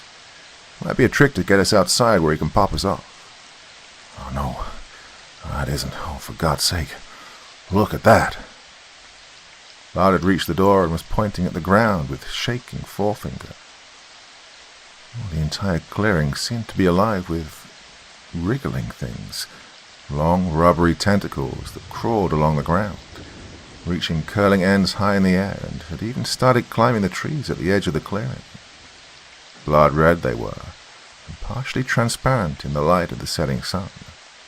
Growing things, attached by their thick ends to swelling mounds of red that seemed anchored to the ground. Translucent stalks rose from the mounds and sprouted huge buds that burst and blossomed into flaming flowers a foot in diameter, then withered and went to seed in a moment of time. But always the weaving tendrils shot forth with lightning speed, reaching and feeling their uncanny way along the ground and over tree stumps into the woods. One of them emerged from a hollow stump with its slender end coiled around the tiny body of a chattering grey squirrel. God, the moonflowers, Van cried. Well, what do you mean, moonflowers? Dried seed pods. They came over into the bowl, and Kelly threw them out. Oh, God, now look at the damn things. They're alive. Kelly's voice came to them once more from behind the barrier of rapidly growing vegetation. Help, he screamed. I'll give back the diamonds, anything. Just get me away from these things. Oh, we ought to just let them get him, Van growled. Bart shivered. Too horrible, Van. They got an axe or anything? Yeah, there's a hatchet around the back. Maybe we can... But the young broker had already scuttled around the corner of the building, and Van looked after him anxiously. The vile red tendrils were reaching the east wall of the laboratory, and he saw that their inner surfaces were covered with tiny suckers like those of the arms of a devilfish. Carnivorous plants, undoubtedly, these awful half-animal, half-vegetable things whose seed had been transported across 250,000 miles of space. Man-eaters, deadly, and growing with incredible speed. And even the short-lived flowers were fearsome, as they opened their scarlet, pansy-like faces and stared a moment before they folded up and shriveled into the seed cases like those that had materialized in the crystal ball. Then he noticed that the pods were opening and spreading more of the terrible seeds. Nothing could stop this weird growth now. It would cover the country like a sea of flaming horror, overcoming and devouring every living thing. Cold fear clutched at Van as he realized the enormity of the calamity that had come to the earth. Bart was skirting the edge of the clearing with a hatchet in his hand, and Van tried to call out to him, to warn him. But his voice caught in his throat, and instead he ran to his assistance, circling the spreading menace to get around behind where Kelly was still shouting. Oh, damn Kelly, anyway. This never would have happened if he hadn't come on the scene. Kelly was in the woods now, wedged into the crotch of a tree, striking wildly at the clutching tendrils with his club pistol. They mashed easily and were dripping red, but were not to be deterred from their ghastly purpose. Kelly's time would have indeed been short, had not his erstwhile victims come to the rescue. One of the thickest of the twining things encircled his body and had him pinned to the tree.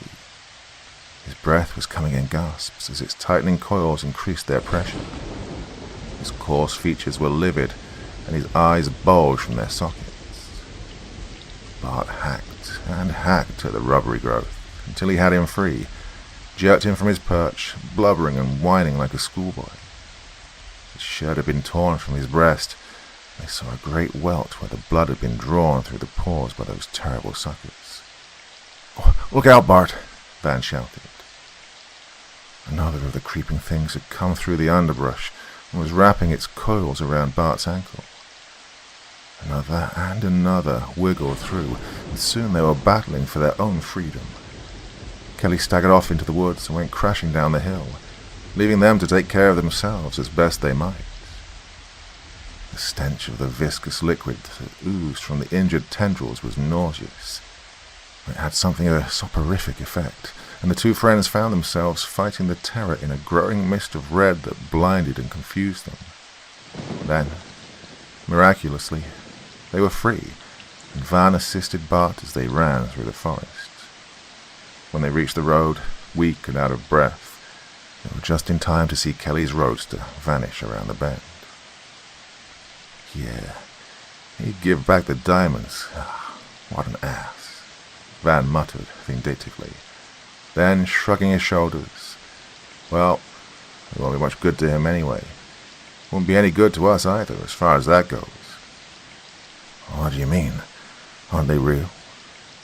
Bart was raising himself painfully into the seat of Van's car, his wounded leg suddenly very much in the way. Yeah, sure, they're real. But don't you realize what this thing means? This ungodly growth that started? Why, no. You mean it'll keep growing? Yep, and how? Those inner stalks drop a new batch of seeds every 5 minutes or so. And there you go. A flock of new plants spring up 10 feet from the first. Dozens of them for every pod that drops.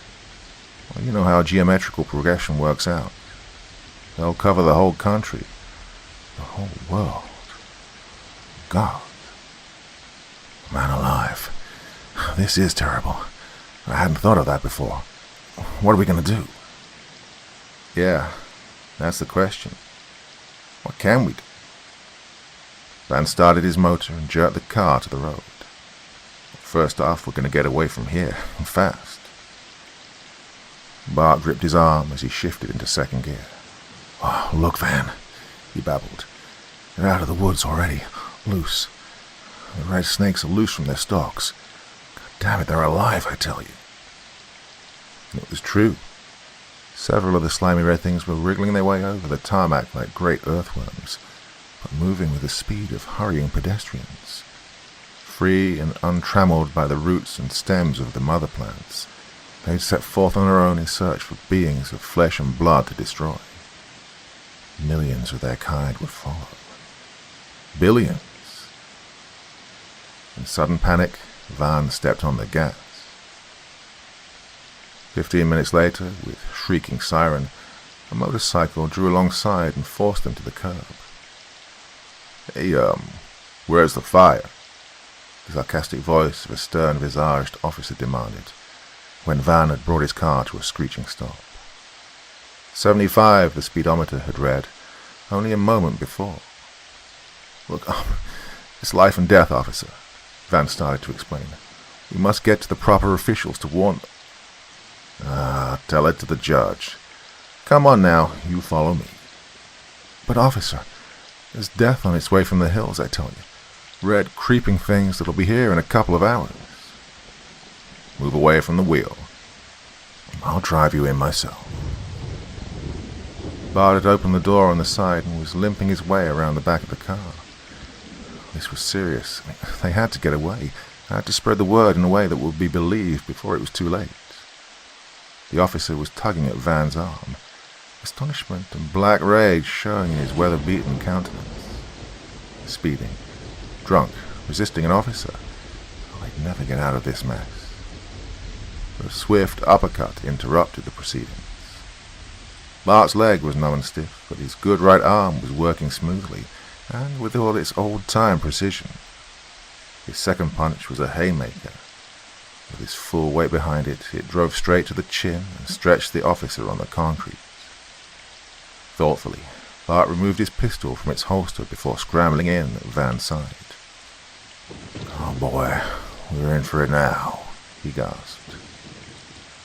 We might as well make a good job of it while we're at it. Van let in his clutch with a jerk, and soon again they were breaking all traffic regulations.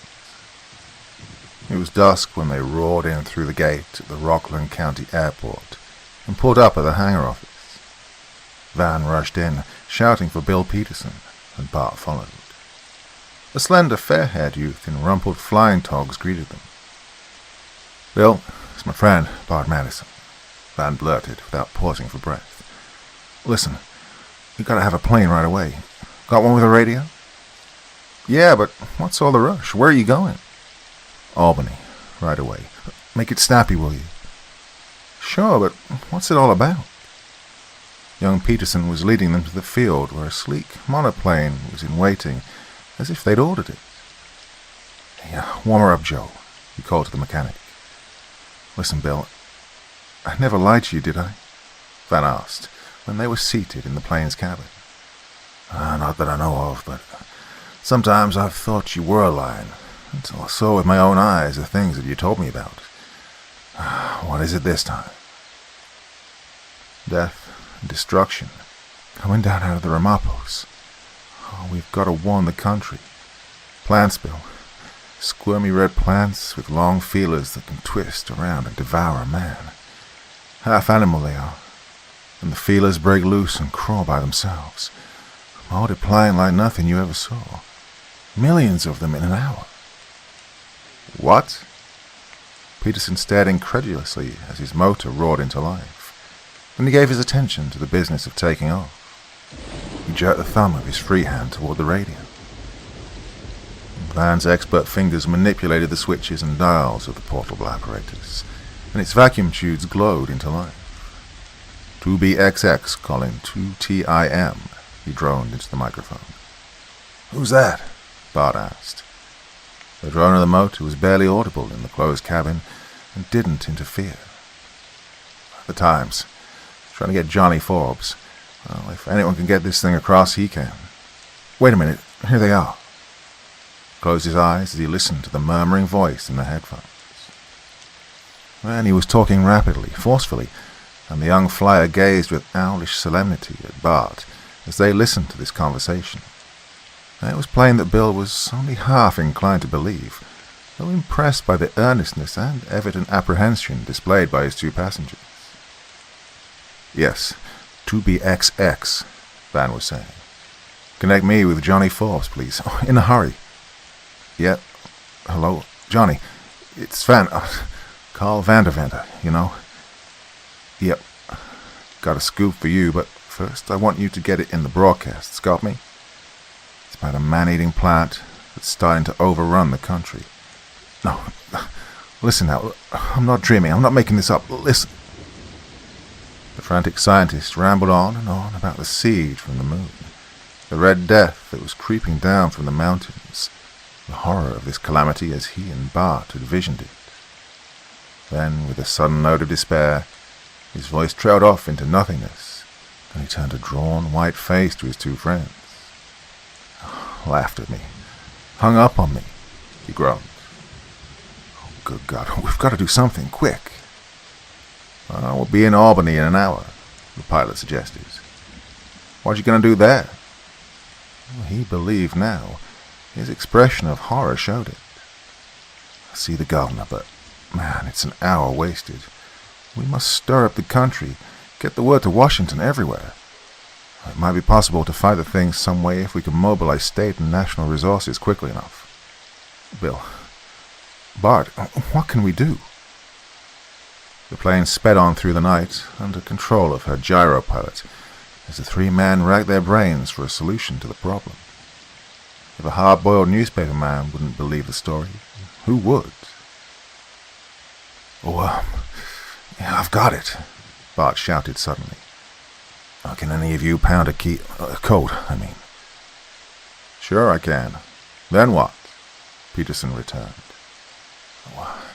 "Fake an SOS, don't you see? All broadcasting has to stop, and every ship at sea, every airliner in this part of the country will be listening, standing by. Give them the story in code. Let them think we're in a ship from the moon, captured by Lunarians who are here to destroy the world with this weed of theirs. Anything. Make it as weird as possible. Most everyone will think it's a hoax. But there are 10,000 kids, amateurs, they'll be listening in. Somebody will believe it, and believe me, there'll be some investigating in the neighborhood of the growth in no time." "God, I believe that'll do it," Van exclaimed. "And the broadcasters listen in for an SOS themselves. They got to, you know, so they know when to start up again. Some smart announcer will tell the story, maybe even believe it. Yeah, the trick will work. Sure thing." The pilot glanced at his instruments and saw that the automatic gyro apparatus was functioning properly. Then he moved over to the radio and threw the switch that put the key in circuit instead of the microphone. Rapidly he ticked off the 3 dots, 3 dashes, and again 3 dots that spelled the dread danger signal of the air. Over and over he repeated the signal, and then he listened for results. "It worked," he gloated after a moment. "They're all signing off, the broadcasters. The Navy Yard in Brooklyn gives me the go-ahead." He then pounded out the absurd message with swift fingers, pausing occasionally to ask a pertinent question of Van or Bart. At Van's request, he added a warning to all residents of New York State, west of the Hudson River, and of northern New Jersey to flee their homes without delay. He even asked that the message be relayed to the governors of the 2 states, and that Governor Perkins of New York be advised that they were on their way to Albany to discuss the situation.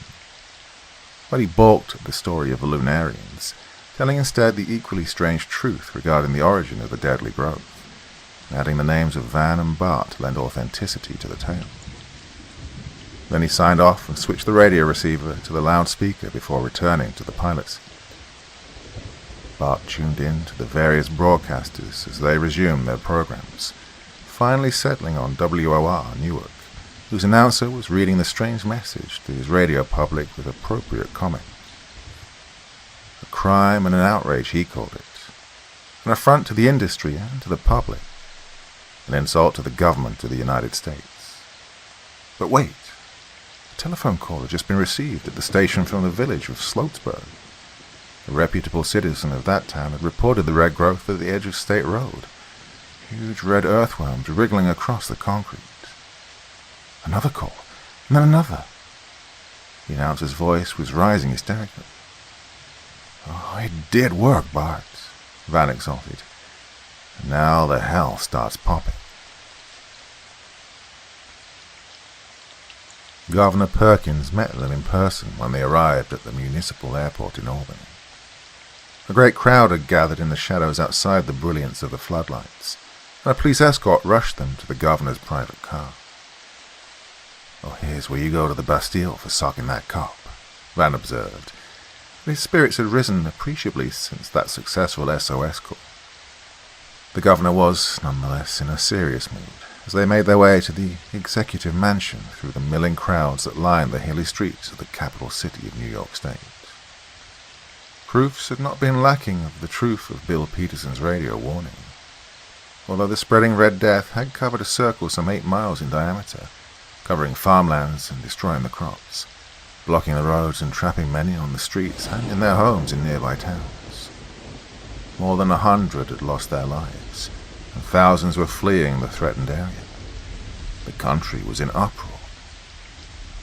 "Gentlemen," the governor said, when they'd reached the privacy of his chambers, "this is a serious matter, and no time must be lost in dealing with it. Nevertheless, I want you, Mr. Vanderventer, to tell your story of the thing to me and to the radio system of the United States Secret Service. The President himself will be listening, as will the chief executives of most of the states. Hold nothing back, as the fate of our people is at stake." And so Van faced the microphone and related the history of his work in the little laboratory in the Ramapo Mountains. He told of his interest in the Earth satellite, and of his first unsuccessful experiments with ultra-telescopes in the endeavor to explore its surface close at hand, of the failure of a spaceship he'd built, of the final discovery of the ray, by means of which it was possible to transport solid objects from the one body to the other. He told of the discovery of man-made relics and of fossils. He told of the diamonds, and of the attack by Dan Kelly, which had resulted in the spreading of the seed of the deadly moonweed. He even related the incident of the traffic policeman, at which the governor smiled. "Yeah, that has been reported," he said, "and you need have no fear on that score. The charges will be dropped. I now ask that you give us your opinion as to the best method of combating this new enemy. Have you any ideas?" "I have not, sir," Van replied gloomily, "though I believe it can be done only from the air. Possibly bombing or gas of some sort. I don't know, but it will take time, Mr. Governor." "Yes, and meanwhile the thing is overwhelming us at what rate?" "As nearly as I can estimate it, the growth is moving with a speed of 4 or 5 miles an hour." So, by morning you expect it will have traveled 40 or 50 miles in all directions? Yeah, I'm afraid so. A sharp buzz from the instrument on the governor's desk interrupted them. Oh, the president, he whispered. That is enough, Governor, came the husky tones of President Alfred's voice. I shall communicate with Secretary Markley at once. All available Army bombing planes will be rushed to the scene. You, sir, will mobilize the militia, as will the governors of the other states. Meanwhile, this young scientist is to report to the Bureau of Scientific Research in Washington tonight. Have him bring a supply of those seeds with him. And that was all. Governor Perkins offered no comment, but merely rose from his seat to indicate that the discussion was ended. A solemn silence reigned in the room. Right, let's go, exclaimed Bill Peterson suddenly, unawed by the presence of the governor. Well, my ship's waiting, and we can stop off for a couple of those pods and still make Washington in 2 hours. Come on. Governor Perkins smiled. Good luck, boys, he said, as they were ushered from the room. My car will return you to the airport. And remember this.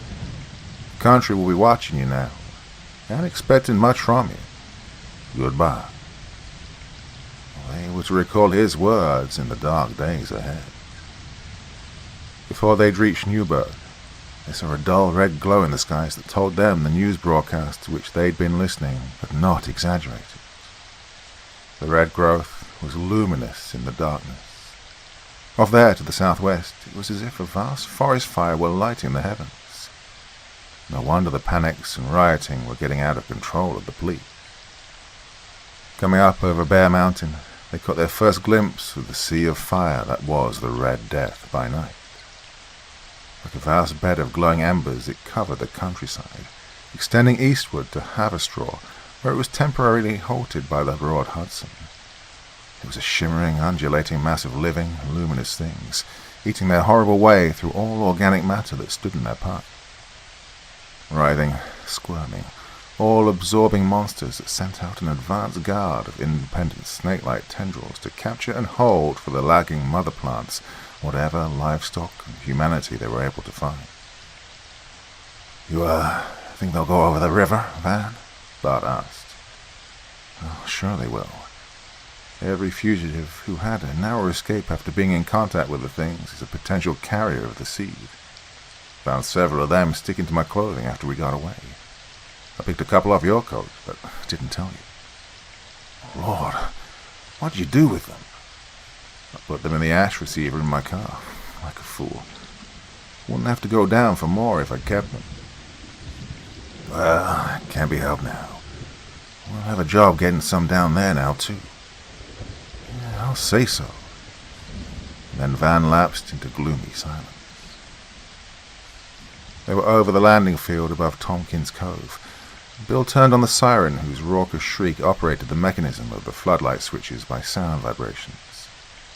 The field sprang into instant illumination, and they circled it once before swooping to a landing. They were but a mile now from the advancing town.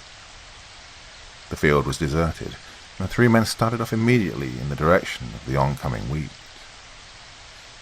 Oh, we'll have to make it snappy, Van grunted. We've got about 12 minutes to get the pods and get back to the ship. Those damn things will be here by that time. They scrambled over fences and pushed through thickets. The lighted windows of a deserted farmhouse were directly ahead, and they ran through the open gate and across the fields. Ever the glow of the weed growing brighter. The terrified horse galloped wildly past them and crashed into the fence, whinnying piteously as it went down with a broken leg. They could see the red rim of the advancing horror just beyond the road. One of the detached tendrils slithered past, each glowing coil distinctly visible. Oh, lucky those things can't see, Bart shuddered. Yep, said Van. Have to dodge them to get in close enough to one of the plants. Keep your eyes peeled now, you fellas, in case one of us gets caught. A terrific explosion rocked the ground. they'd paid no heed to the roaring of motors overhead. The bombers were already on the job. Shooting skyward, a column of flame not 100 yards from them showed where the high explosive had landed in the red mass.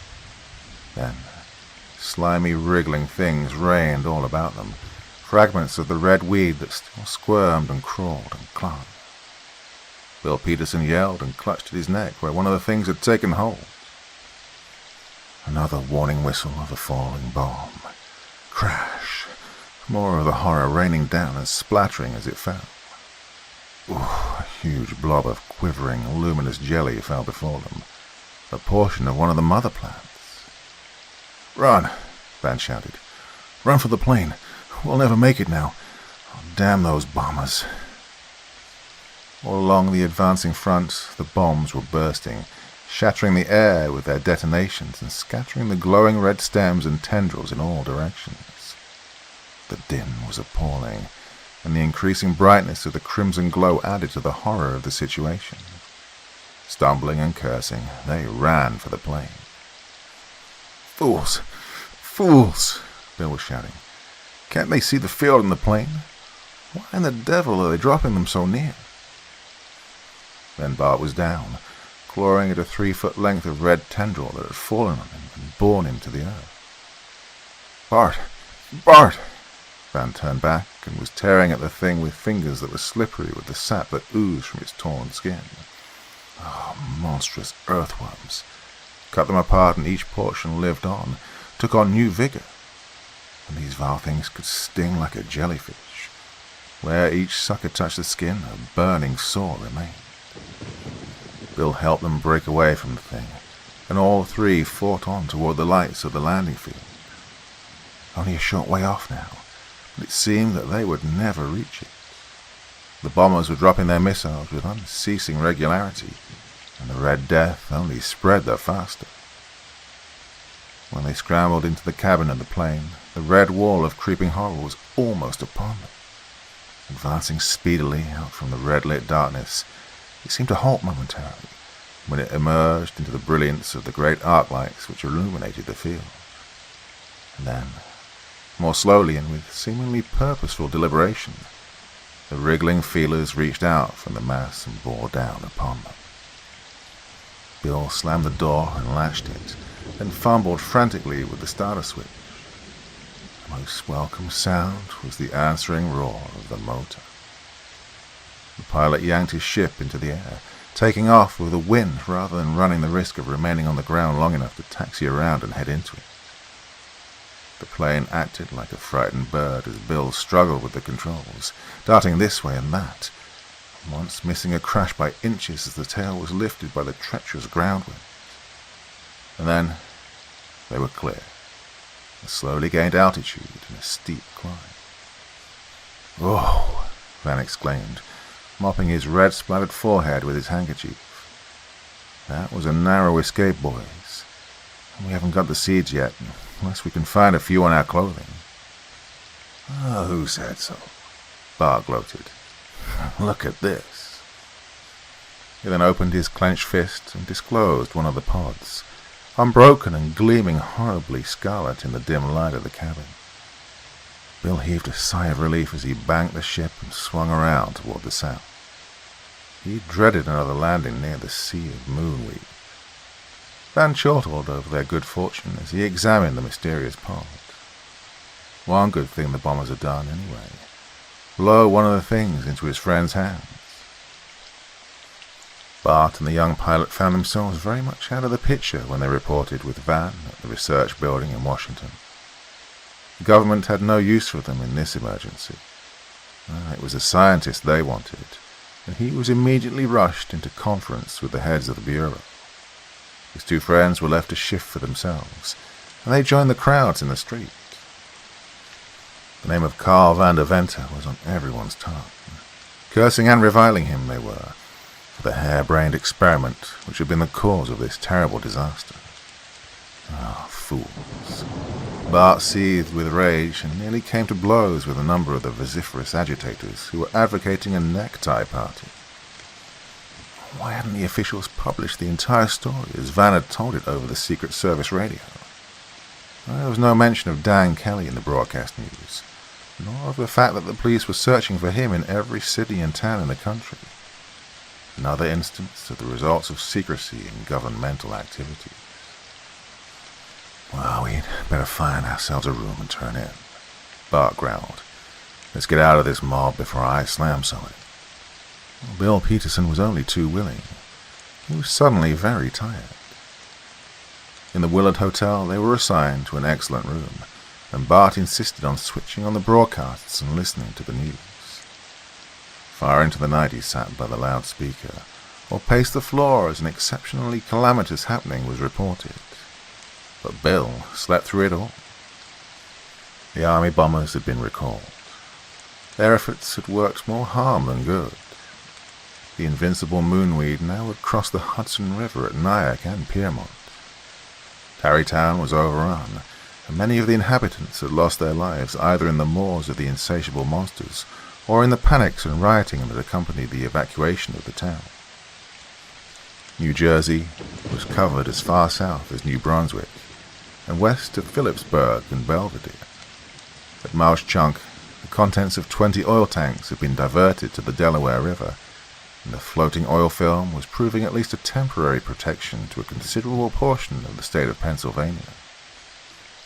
In New York State, the growth had buried hill and valley, town and village, as far as Monticello, and along the Hudson, extended as far north as Kingston.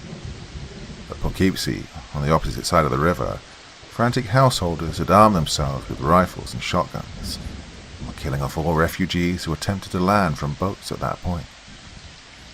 But the militia was on guard at the bridges, assuring safe crossing to the thousands who fled the Red Death over these routes. There was no keeping the seed of the Moonweed from finding its way east.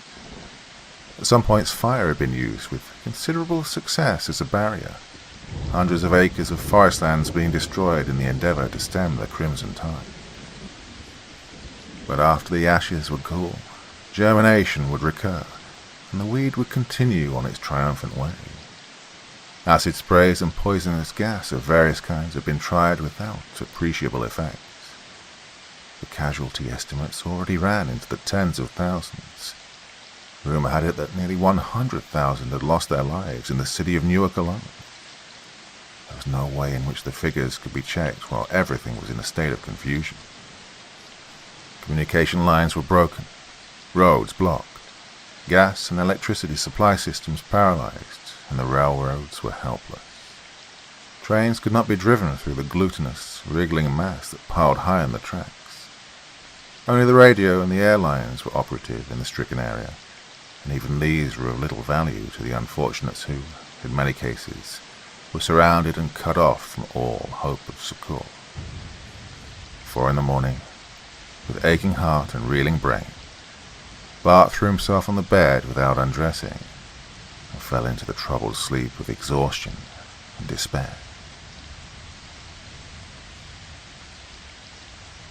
The next day brought no encouragement, though it was reported that the growth developed with less rapidity after sunrise than it had during the night. Bart endeavored to get Van on the telephone, but was curtly informed by the operator at the research building that no incoming calls could be transferred to the laboratory where he was working. Knowing his friend, he pictured him as working feverishly with the government engineers and giving no thought to sleep or food. Well, he'd kill himself for sure, but such a death even was preferable to the red one of the Moonweed. The Canadians and Mexicans had been quick to protect their borders and forbid the landing of any American aircraft or the passage of trains and automobiles. But the seed had reached Europe. One of the 12-hour night airliners having carried 1,000 refugees who had sufficient foresight and the means to engage passage. It was a world catastrophe that they faced. By mid-afternoon, the streets of Washington were almost deserted. It was less than 24 hours since the first moonseed had taken root, and already the crimson growth had progressed nearly 100 miles southward from the point of origin. Another 20 or 30 hours and it would reach the capital city, unless Van and those engineers over in the research building discovered something. A miracle. Bart tried the phone once more and was overjoyed when the operator, all apologies now, informed him that Van had been trying to reach him for several hours. "Listen, old man," his friend's voice came over the wire. "I've been worried as the devil, not knowing where you were. I want you and Bill to stick around where I can get you any time. I may need you. Where are you staying?" "The Willard. Have you doped out something?" Bart answered in quick excitement. "Well, maybe. Can't let anything out yet, not till we've tested it thoroughly. But I can tell you that 100 factories are already working on machines that we've devised. By good luck, it only means minor changes to an apparatus that's already on the market in large quantity." "Great stuff. Oh, the city's nearly emptied itself, you know. And boy, how they've been razzing you over the radio and in the papers, howling for your hide. The whole damn country." "Yeah, I know." Van's voice was calm, but Bart sensed in it something of a cold fury that was new to him and his friend. The young scientist was bitterly resentful of the attitude of the public. "Can we see you, Van?" "No, don't call me either. Better hang around the hotel and wait for a call from me. Okay, so long for now, Bart. I gotta get busy." "So long." Bart then gazed solemnly at Bill Peterson, who'd been listening abstractedly to the one-sided conversation. Bill had given up hope and was resigned to the inevitable. Says he may need us, Bill," said Bart. "Yeah, well, we'll be ready for anything he wants us to do. It's no use, though. Not anything." "What do you mean, no use? You never saw Van licked yet, did you?" "Well, sure I did. I used super telescopes and that rocket ship." "Yeah, but this is different." Bart was a staunch defender of his friend. He glared at Bill for a moment and then switched on the news broadcast, which he knew he detested. The progress of the moonweed continued unabated. In the city of New York, 1 million souls were reported as having lost their lives, and this in spite of the difficulty experienced by the uncanny moonweed in obtaining a foothold in Manhattan. It had been thought that the asphalt and concrete would prove an effective barrier, and so they did, for a time. But with the seed active in the parks and along the waterfronts, it wasn't long before the powerful roots of the greedy plants worked their way underneath, ripping up pavements and wriggling into cellars as they progressed. The city was a mass of wreckage and a maelstrom of fighting and dying humanity. Entire regiments of the National Guard were wiped out as they fought off the weed with axe and bayonet, in the effort to provide time for the refugees to clear from their homes in certain localities. All transportation facilities to the south and west were taxed to the utmost. There was fighting and killing for the possession of automobiles and planes, and for rooms in trains and buses. Airline terminals and railroad stations were the scenes of dreadful massacres, as the police and military guards fought off the crazed and desperate creatures who attacked them en masse. And still the news announcers prated of the responsibility of one Harl van der Venter. The telephone bell rang, and Bart answered it in relief. At last they were to see some action. But no, it was merely the desk clerk, notifying him that all employees were leaving the hotel and that they would be left to shift for themselves. Yes, there was plenty of food in the kitchens, and they were welcome to it, and a permanent telephone connection would be made to their room. The frightened clerk then wished them the best of luck. In endless monotone, the voice of the news announcer droned on. Binghamton and Elmira, Albany and Schenectady, New Haven, Philadelphia, Allentown, all had succumbed. The casualty estimates now ran into the millions. Ah, the mist, the red mist that rose from the steaming weed, was drifting westward and spreading the seed with ever-increasing rapidity. For now, the monstrous growth from out of the sky was adapting itself to its environment, providing the seed with feathery tufts that permitted the winds to carry them far and wide like the seed of a dandelion. "Oh, turn off that damn thing," Bill shouted, and he jumped to his feet, his eyes glinting strangely in the twilight gloom of the room. Bill was close to the breaking point. I guess you're right, Bart mumbled. Not good for either of us to listen to that stuff. He switched off the receiver, and they sat in silence as darkness fell over the city. Bill shivered and felt for the button of the electric light which he pressed with a trembling finger. They blinked in the sudden illumination, but it cheered them somewhat. It wasn't good to sit in the darkness and think. Besides, they knew that the turbine generators of Potomac Edison were still running. Some brave souls were sticking to their jobs, for the time being at least. God, Bill suddenly groaned, after an endless time of dead silence. My sister, she lives in Pittsburgh, you know. I wonder if she and the kids got away. And it won't be long before the damn stuff gets there. Bart thanked his lucky stars that he had no family ties.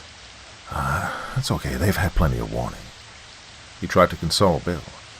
Ours, you know, and the westbound lines are in good shape from there. I wouldn't worry about them too much if I were you. And then there was utter silence once more. Even the customary street noises were lacking. Both men jumped nervously when the shrill siren of a police motorcycle sounded in the distance. Bart thought grimly of his fracas with a police officer who tried to arrest Van. God, how long ago that seemed, and how inconsequential an incident. Their windows faced north, and by midnight they could make out the red glow of the moonweed, that awful band of flickering crimson that painted the horizon the color of blood. The telephone clamored for attention, and Bill stifled a hysterical sob as the terrifying sound broke the eerie stillness. Van was on the way to get them. He had a government car, and they were going to go to Arlington for Bill's plane. Well, then what? He refused to commit himself. They must follow him blindly. Anything was better than this inactivity, though. Bart shouted with glee. We're going north, Van replied shortly, in answer to Bart's question when they entered the official car in front of the hotel. After Dan Kelly. After Dan Kelly? What, they got a line on him? Yep. Secret Service reports him in Toronto. The Canucks are after him now, but by God, I'm going to get him myself. Van was haggard and wan, his eyes gleaming with a fanatical light. The strain had done something to him, something Bart didn't like at all. This was a different Van from the man who had entered his office 2 days previously. Unshaven and unkempt, he looked and talked like a drunken man on the verge of delirium. Okay, what's the idea, Van? He asked gently. I'm going to get him, I tell you. That scumbag. It's his fault the whole world's against me. I'll get him, Bart. I'll kill him with my bare hands. And so that was it. The combination of grueling labor and the effort to save mankind from the dread moonweed, and bitter censure from the very people he was trying to save. It had been too much for Van. He'd developed a fixation, unreasoning and murderous. He'd get even with the man who'd caused this trouble, and nothing could deter him from his purpose. Bart could see that. Might as well humor him and help him. Well, it made a little difference anyway, with the red doom spreading at its present rate. They'd all be victims within a few days. They were speeding through the streets of Washington at a breakneck rate. Van bent over the wheel, and like a demented man glued his wildly staring eyes to the road. What about your work? Bart asked after a while. Has anything been accomplished? Oh, yes and no. They'll be ready to shoot in a few hours. Don't know whether it'll be a complete success or not. But I sneaked away anyhow. This other thing's more important to me right now. What is it? Can you tell us now? Sure. I've got one of the machines in the car, and I'll explain when we're on our way to Canada. Well, this wasn't like Van. Never secretive and always in good humor. He was treating his friends like annoying strangers. But you can't land in Canada, Bill ventured, as they pulled up at the gate of the airport. Like hell you can't. You watch my smoke and let any bloody Canuck up there try and stop me. He was lifting a small black case from the luggage carrier of the car as he replied. Bart silenced the airman with a look. When they'd taken off and were well underway, Bart opened his black case and set a vacuum tube apparatus in operation. They were nearing the fringe of the glowing sea of red that was the vast blanket of moonweed. It now extended to within a few miles of Baltimore and stretched northward as far as the eye could see. It was a cinch, Van was explaining. When I first saw that the growth slowed up under the arc lights of Tompkins Cove, it gave me the glimmering of an idea. Then on the following day, when we learned that the weed spread more slowly in sunlight, I was convinced. The stuff is dormant on the moon, you know. Why? Bart asked breathlessly. Because there's no atmosphere surrounding the moon, and the sun's rays are not filtered before they reach its surface as they are here. The invisible rays, ultraviolet and such, are present in full proportion, and the moonweed cannot flourish when subjected to light of the higher frequencies. It died out when the moon lost its atmosphere, and only revived on being brought to Earth. Probably 1 million more times prolific in our dense and damp atmosphere and rich soil. This thing's easy to wipe out. Yeah, Bart commented dryly. Van was now talking and he could have bitten off his tongue for interrupting him. This machine of Van's was a generator of invisible light in the ultra-indigo range, Van explained. You couldn't see its powerful beam, but they'd proved in the laboratory that it was certain doom to the moonweed. They'd grown the stuff from seed in steel cages, and played with it until they were satisfied. And now would come the final test. 10,000 planes were being equipped with this new generator, which was merely an adaptation of standard directional television transmitters. And tonight, these would start out to fight the weed. It was as simple as that. Beneath them, the red cauldron seethed and tossed as they sped northward. The crimson blanket of death that was steadily covering the country. Drop to 1,000 feet, Bill, the scientist called. Then watch below, but don't slow down. We've got to get to Toronto. The ship nosed down and soon leveled off at the prescribed altitude.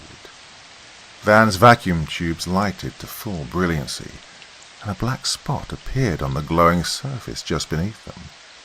A black spot that extended into a streak as the plane continued on its way. They were cutting a swath of blackness 50 feet wide through the heart of the grove. See that? Van gloated. It's killing them by millions. And the best of it is the effect it leaves behind. The soil is permeated to a depth of several inches, and the stuff will not germinate in the spots where the ray is contracted. It works to perfection. Well, Bill was exuberant. His hopes revived miraculously. He gave his motor the gun and got out of it every last revolution that it could turn up. He had to get Van to Canada. Not such a bad idea, this going after Kelly. Bart was voluble in his praise, and then caught himself short as he remembered that he doubted Van only half an hour previously. Doubted him and despaired. But now Van, lapsing into gloomy silence after his triumph, was again thinking of nothing but revenge. The getting of Dan Kelly meant more to him than the extinction of the moonweed. When they landed at the Toronto airport, they were welcomed with open arms instead of with rifle fire as Bill had anticipated. The news had gone ahead of them. Already 1,000 planes flying over the United States were driving back the sea of destruction. The invisible ray was a success, and the name of Carl Vanderventer was now a thing with which to conjure, rather than one on which to heap imprecation and insult. Van grimaced wryly at this last bit of news. And of Danny Kelly? No one at the airport had ever heard of him. Van telephoned into the city, to police headquarters. Yes, they had apprehended the fugitive American at the request of Washington, but he was a slippery customer. He'd escaped, and so Van raged and fumed. Of what use were the congratulations of the night flyers who still loitered in the hangar?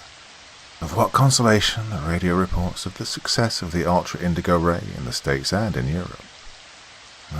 He had come after his man, and he'd failed. And defeat was a bitter pill. News broadcasts from the States were jubilant and became increasingly so during the night.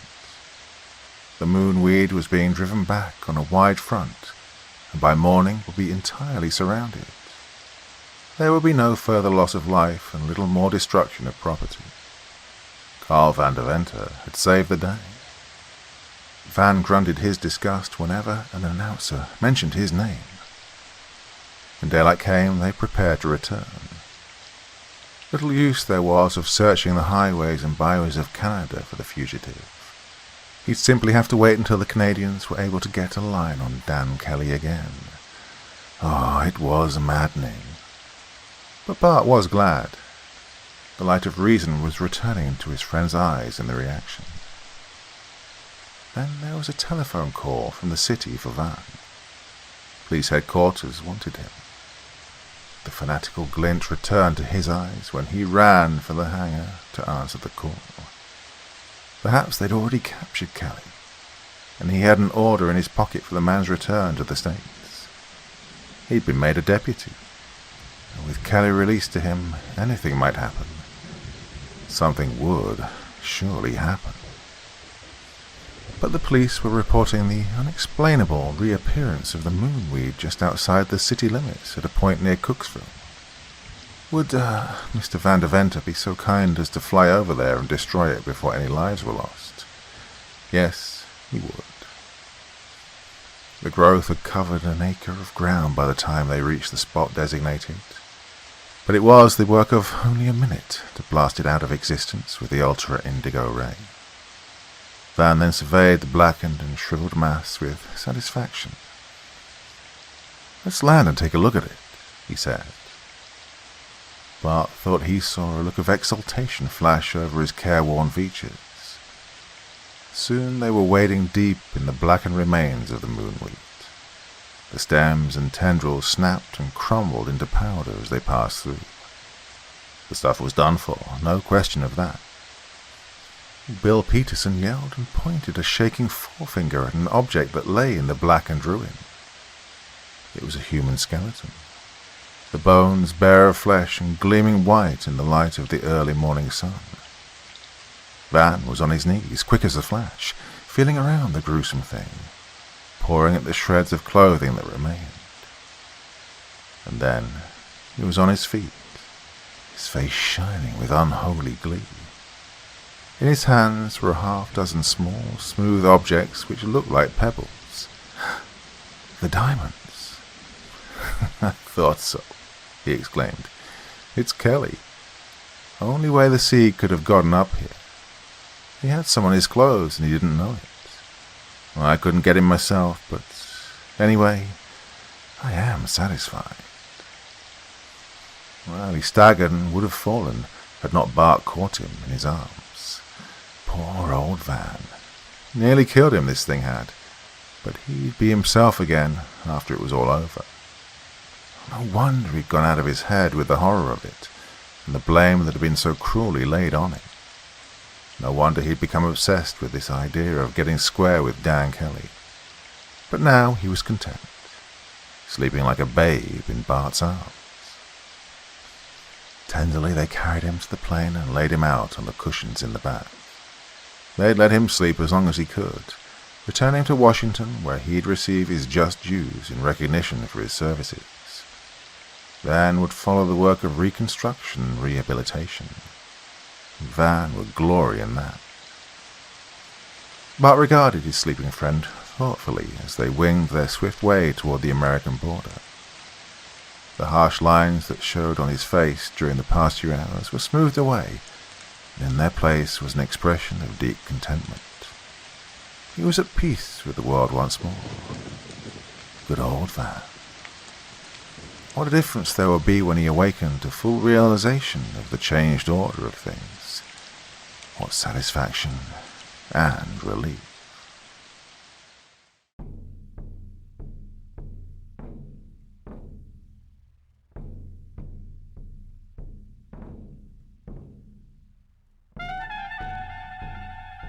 And so once again, we reach the end of tonight's podcast. My thanks as always to the authors of those wonderful stories, and to you for taking the time to listen. Now, I'd ask one small favor of you. Wherever you get your podcast from, please write a few nice words and leave a 5-star review, as it really helps the podcast. That's it for this week, but I'll be back again same time, same place, and I do so hope you'll join me once more. Until next time, sweet dreams and bye-bye.